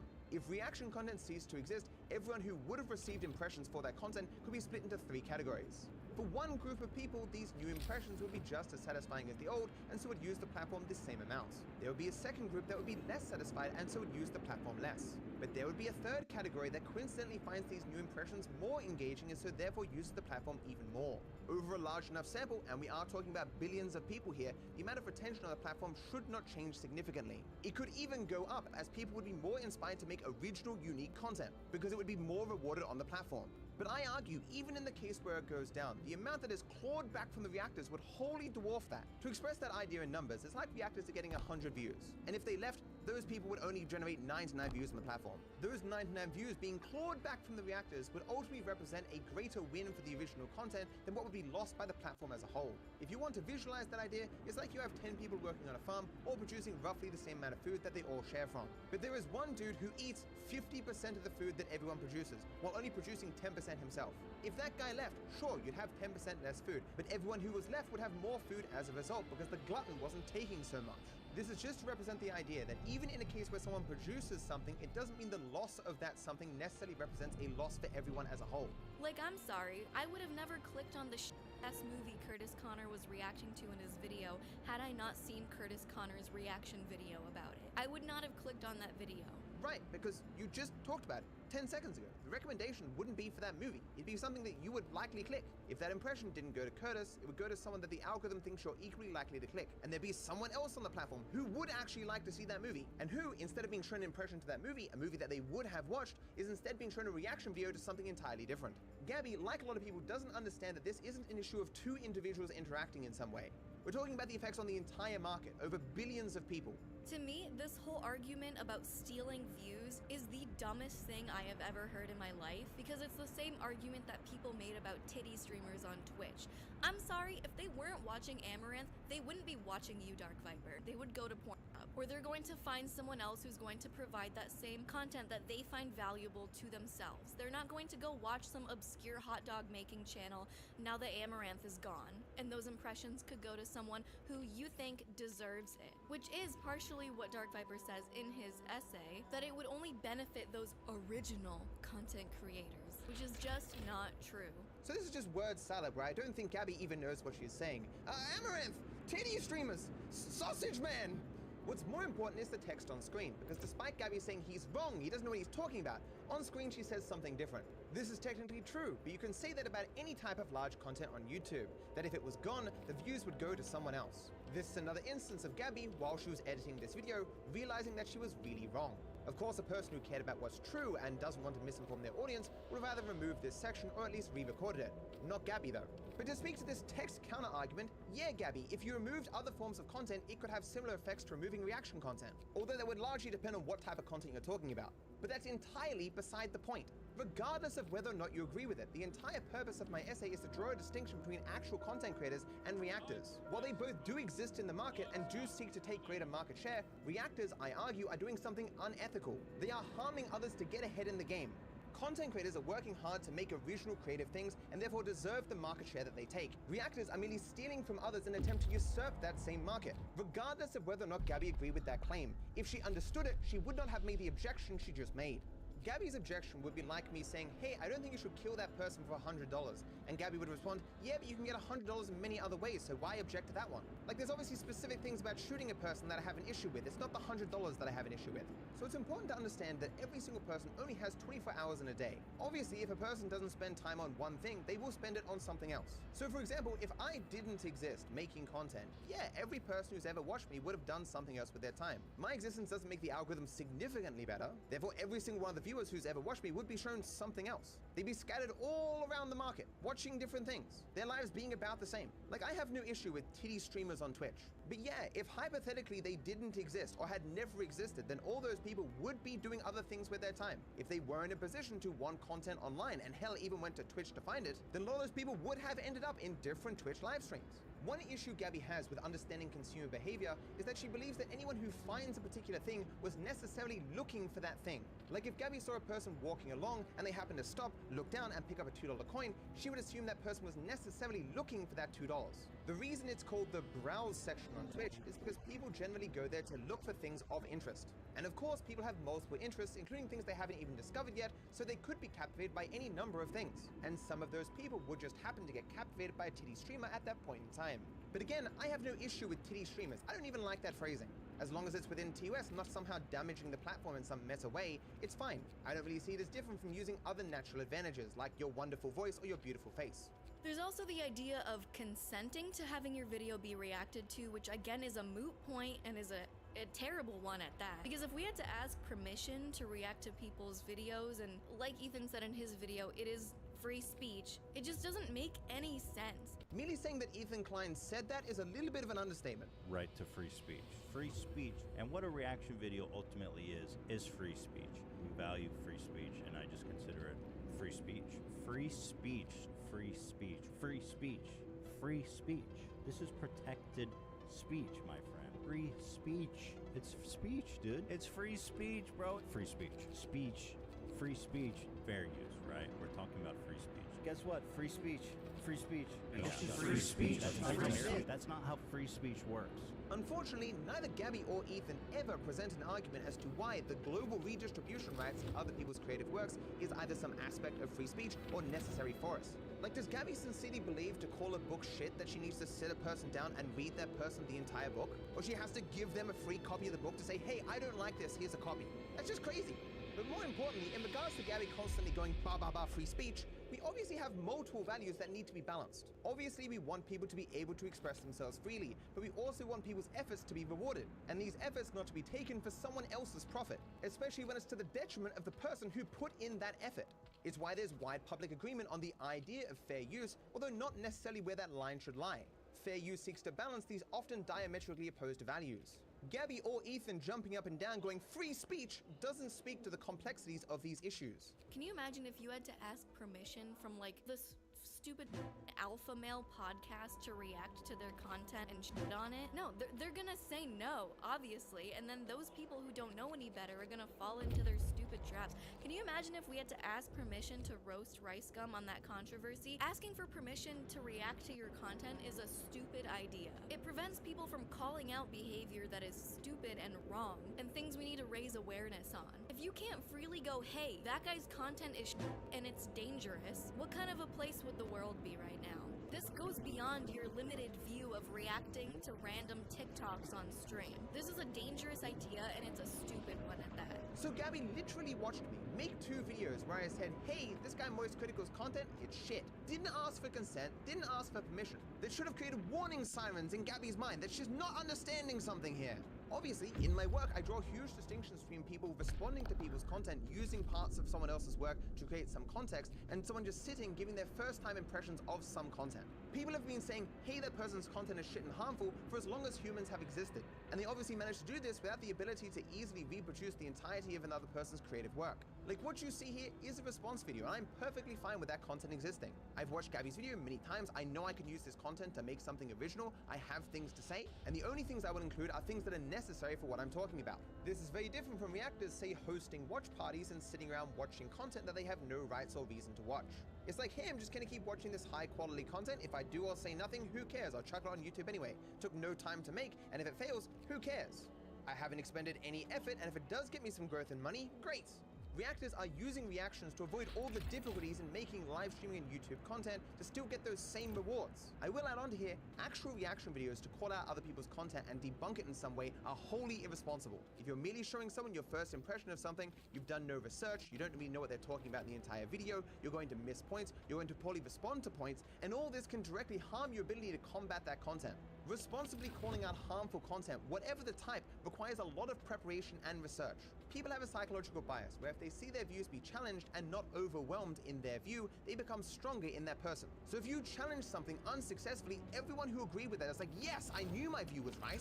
The sort of people who make reaction videos to ideological, political, or social content are very irresponsible and often do far more harm than good simply because they don't want to go the effort of actually making a creative video where they do research and respond correctly. I will add on to this though, If you are personally being attacked by some work, I think you have every right to actually react to it. I don't think it's a good move for you, but if a person's talking about you directly or using a substantial amount of your work, then you should be able to do whatever you want with it. As far as I'm concerned, you are involved in the production of the original work and therefore have at least some rights to use that content. So this isn't a reaction video, but I do think I would have been well within my rights to react to Gabby's video. The funniest thing about the previous section where Gabby says we need reaction content to call out harmful content is that she herself right now is making a video that is not a reaction video, and she's purporting to be calling out my harmful content. Her own video disproves the premise that she's trying to argue for. She doesn't sit watching my video, pausing it and giving her thoughts as she goes. She's not hosting a watch party for my video. Hell, she's not even showing it. Although arguably that's because she wants to lie about its contents. But regardless, she is technically still speaking on my video without showing it to people. She is claiming to call out the harmful things I said without reacting to them. It is very rare for a person to be arguing for a premise and in the way that they argue for that premise, debunk that very premise. Now you may be wondering, does Gabby ever talk about actual reactors and reaction channels, people who dedicate their time to mainly uploading reaction content? Channels like this one, Gore the Movie God. He uploads a reaction video roughly every hour, and of course, due to his ability to spam the algorithm with high quality content that he did not make, he of course grows. If you believe that Gabby, even for a moment in this video, presents a fair, honest depiction of reaction content, then you haven't been paying attention. And to compare this idea of not asking for consent to react to content to the type of person who would sexually abuse someone is disgusting. And in both of Dark Viper's response videos and on Twitter, he doubles down that this analogy is okay, that it's a good analogy, and it makes sense. Reacting to content and saying something is bad, exercising your free speech, is not the same as abusing someone and attacking someone's body against their will. I probably don't need to point out the dishonest framing where Gabby has implied that I said that exercising your free speech is the same as rape. Like, does Gabby have no shame? My issue is that reactors look at the creative works of others, people who've spent hundreds of hours on this content. They've not seen it before, they have no particular use for it, they have nothing to add necessarily at this point, and they go, I'm sure that creator would probably prefer if I were to ask them before rebroadcasting their entire work for money. Ah, fuck them. I don't care what they want. Only my wants matter. Give me more. Me. Does that make them a rapist? No. Does that make them a person who's perfectly willing to put aside the needs and wants of other people, specifically for their own selfish gain? Absolutely. And as I'll argue to the day I die, I do not think reactors are ignorant of the negative impact that they have on others. And certainly it is the case that when they are confronted about this harm, they change nothing about their business practices, because the change would forego growth and profit. And after all, what is the well-being of other people when compared to such things? In this particular case, the reason why I call this hyperbolic, which of course Gabby crops off every single time, is because obviously there is a huge difference between reacting to content and raping a person. I never called reactors rapists, but obviously you can see the similarities in the thought process that goes into either act. It is entirely dishonest for Gabby to ignore effectively everything I wrote and said in my video, and instead focus on a random tweet while pretending it's my essay. Obviously, when a person tweets, they aren't expecting an extremely dishonest person to microanalyze those words, and certainly not crop off half of them. Obviously, in hindsight, I would have communicated in ways that would less enable Gabby to be this dishonest now. But more importantly, a comparison of two things in some way does not mean they're the same in every way. When Shrek compares ogres to onions, you don't think, oh, so Shrek is saying that ogres are the exact same thing as onions. Gabby and a lot of other equally dishonest people who just want an easy reason to dismiss me want to pretend otherwise. They want to play dumb on this issue. My analogies and references only exist to highlight the value of consent, especially when we put a great reliance on other people. They also existed to criticize the mindset of reactors. At no point did I say reactors rape people or are rapists. I'll say again, at no point did I say reacting and raping are the same things. I said the exact opposite. Gabby wants to pretend otherwise. One of Dark Viper's last points is that React content is killing smaller channels, doesn't help them at all, and prevents thousands of channels from having a career. In his words, I'm not making this shit up. If you like, it's a similar argument to how Walmart can enter an area and that can have a negative impact on the smaller businesses around there. And there's a stupid comparison in his essay about the time of labor the original content creator took to create their piece of work that is being reacted to by someone who is lazily sitting there, taking much less time to react to that work and upload it as original content. And therefore, since the reactor took less time to react to the content, to where the original content took longer to make, and that reactor is stealing views from the original content, which is not true. This whole idea ties back to something that I have experienced in working in freelance, is that we usually charge by project basis and not hourly. And do you know why? Because if you've gone to school for 10 years learning how to be a graphic designer and you start to charge hourly for something that can take you 30 minutes to do, but a less experienced designer about 5 hours to do, what are you going to do? Are you going to charge hourly so that way you can be paid less for working quicker and more efficiently? Or are you going to pay the lesser experienced graphic designer 5 times more than you because you value the time it took to create the project rather than the end result and the quality of the product that you just produced in the first place? This is why we charge on a project basis and not hourly. Because I don't care how long you took on this dumbass production, it's still a production, and people are going to criticize it. This is basically the woe is me argument. I spent so long making this video, why is no one watching it? It doesn't matter if you took 10 minutes or 10 hours on this video. If it's a video, it is a video, and people won't want to watch it. So the problem with everything said here is that it purports that reactors and creators are doing the same thing, but reactors possess more skill and thus doing it faster. Which, you know, is obviously not true. Copying something does not traditionally represent a greater manifestation of skill than what was used to create it the first time. Gabby is claiming that the reactor and creator are both equally starting at ground floor. They are then both going through the same process of making something, but the reactor just has that little bit more skill, so completes that job faster. But in reality, the creator is using their skill to make something, say in 500 hours, and then the reactor is skipping the creative process entirely by copying something that already exists. If this creator wasn't doing that 500 hours of work, this reactor would have nothing. This 500 hours had to exist for the reactor to get here at all. So to be crystal clear, this reactor isn't using skill to create something faster, they are skipping the creative process entirely. The reaction video wasn't made in less time. It still took 500 hours to make. It's just that effort was done by someone else who wasn't the reactor. Speaking of freelance, if I hired you for a job and I found out that you just copied someone else's work, I'd fire you and expect my money back. Hell, I might even sue you depending on the context. So the hypothetical that existed here was to highlight this disparity in the market and what that might do. So if you have something that takes 500 hours to do, I've defined it this way. In the hypothetical, it will always take 500 hours. But you have one person who has to do that 500 hours, and you have another person who can just steal it in half an hour. Who is winning out here? This person has to spend the 500 hours. This person just keeps stealing 500 hours of productions over and over and over and over and over and over and over again. Over the course of this person making one thing, this person has hundreds of them. This represents the reactee's relationship to the reactor. Who is winning here? Can you not see the imbalance in effort and reward? What's worse to me is Gabby doesn't seem to understand how hypotheticals work. I defined the parameters of this thought experiment specifically to bring forth questions that you have to answer. Rather than answering these questions, she just changed the parameters of the hypothetical. She said, oh, well, actually, but the reactor's just working harder with more skill to do the 500 hours faster. Literally impossible by the parameters of the hypothetical. It's like if she was given the moral dilemma of the trolley problem. You've got a trolley going towards 4 people, do you pull the switch and make it so the trolley only hits 1? Gabby's response to this would be, well actually that one guy there, his name's Frank and he's a master escape artist, so he would manage to untie himself and get away. So of course I'd pull the lever because then no one would die. It misses the point of hypotheticals. It misses the point of thought experiments. Like obviously on my desktop, if I copy and paste the Lion King movie, I shouldn't expect a phone call from Disney where they're like, oh my god, Mr. Dark Viper, sir, you created the Lion King movie in like 5 seconds.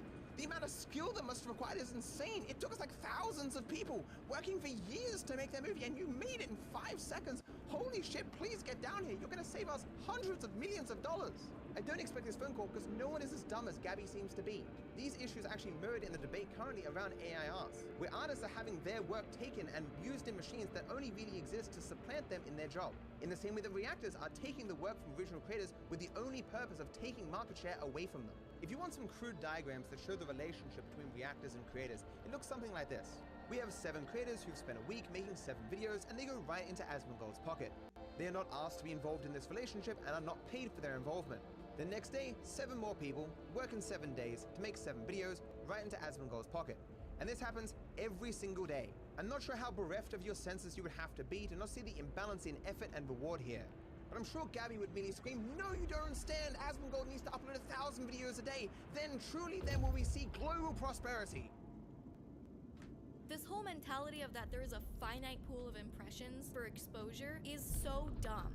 And he says if you understand the creator market, he says this in multiple times. He says if you understand the creator market, this is how it works. That's his source. His source is literally Trust Me Bro. He says this in the essay, he says this in his response video, and that is not how it works. It's not how it works at all, which is so surprising to hear someone who knows so little about how YouTube works from someone who has 900,000 subscribers. It's really coming across that you have no idea how any of this works. So throughout her video, Gabby scoffs at the idea that there's a finite pool of impressions. And to be honest with you, this is the funniest claim in this video. So here's Charlie. Yes, there is a finite amount of impressions that can go around. Nothing is infinite. Understand, he's not getting that from me. Traditionally what happens is you go to school, you learn your ABCs, you learn your 1, 2, 3s, and then you find out that there are no true infinites in reality, and then you graduate. I'm obviously being a bit facetious, but speaking more seriously, in this context at least, the infinite and finite represent a true dichotomy. In other words, if you're arguing something isn't finite, you are asserting that it is infinite. Understand, people have been debating the idea of the infinite for literally thousands of years. You got your old boy Aristotle back in the day just throwing hands on the topic. And people still debate it to this day, with one of the key points being whether or not infinites actually exist in reality. Sure, the concept of the infinite is used in mathematics, but when you try to apply it to the real world, things get dicey. One of the biggest problems is that you can show that something ends, but how do you show that something never ends? Because you can't demonstrate that. It will outlast you and potentially everything else. So obviously I'm not going to spend the time to weigh in on the philosophical debate around the idea of the infinite, but it was very funny effectively listening to Gabby yell at the greatest minds that humanity has ever produced. What the fuck are you talking about? Of course things in reality are infinite. Impressions on YouTube are infinite. You're so dumb. So other than simply appealing to the principle that nothing in reality is truly infinite, how do we know that impressions on YouTube are finite? There are many different limiting factors we can talk about, but ultimately it's reducible to just two. The first being the amount of people that exist and the amount of time that they have to perceive impressions. Both of these being finite necessitates that impressions are finite as well. Whether you count the impressions for a day, a week, a month, the entire history of YouTube, what you're going to come back with is a finite number. A very big number, mind you, but still a finite number. But of course, we as creators aren't really concerned about how many impressions there are on YouTube like 1,000 years from now, because I'll be dead. Who cares? What I'm interested in is getting the algorithm to give me as many of those limited impressions that are available right now. Like, you should be able to conceptualize that you personally, over the course of a day, will only be able to see a certain amount of impressions. Even if that's all you wanted to do, was just see as many impressions as possible. Like just scrolling on your page, impression after impression after impression. But at the end of the day, that'd be a finite number. That is true of every person that interfaces with the platform. By the end of the day, there is only a finite amount of impressions that could be given out. But YouTube has hundreds of millions of videos, perhaps even more than 1 billion. Every single one of those videos can't get 1 million impressions every day, because there's a finite number of them. The algorithm has to pick and choose what things get promotion, because everything can't be equally promoted or infinitely promoted for that matter. It is why YouTube has invested literally billions of dollars in making this algorithm as good as possible. Every one of those impressions is a finite resource, and they want them to be as accurate as possible in delivering the content that people want to see. When I make my videos better, my titles better, my thumbnails better, what I'm ultimately saying is, hey algorithm, yeah, see Frank over there? Yeah, he's got good videos, sure, but what about my video? Yeah, you could give him that impression, that's absolutely true, but mine, way better, bro. People would love this video. Well, this can be looked at in different ways. It is true to say that what we're ultimately trying to do as creators is convince the algorithm that it can get the most views out of our content compared to anyone else's. Like, sure, you could give some of those finite impressions to those guys over there, but what about your boy Dark Viper AU? People love me, bro.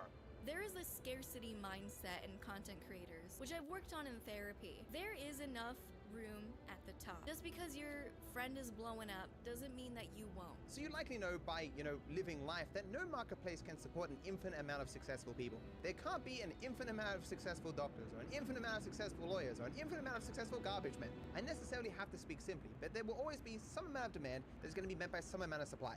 There is no amount of demand that can ever support an infinite amount of supply. To be somewhat reductive, the numbers I suppose don't matter that much, but Mr. Beast gets 1 billion views a month. And YouTube as a platform in total gets like 200 billion views. So the platform could support 200 Mr. Beasts.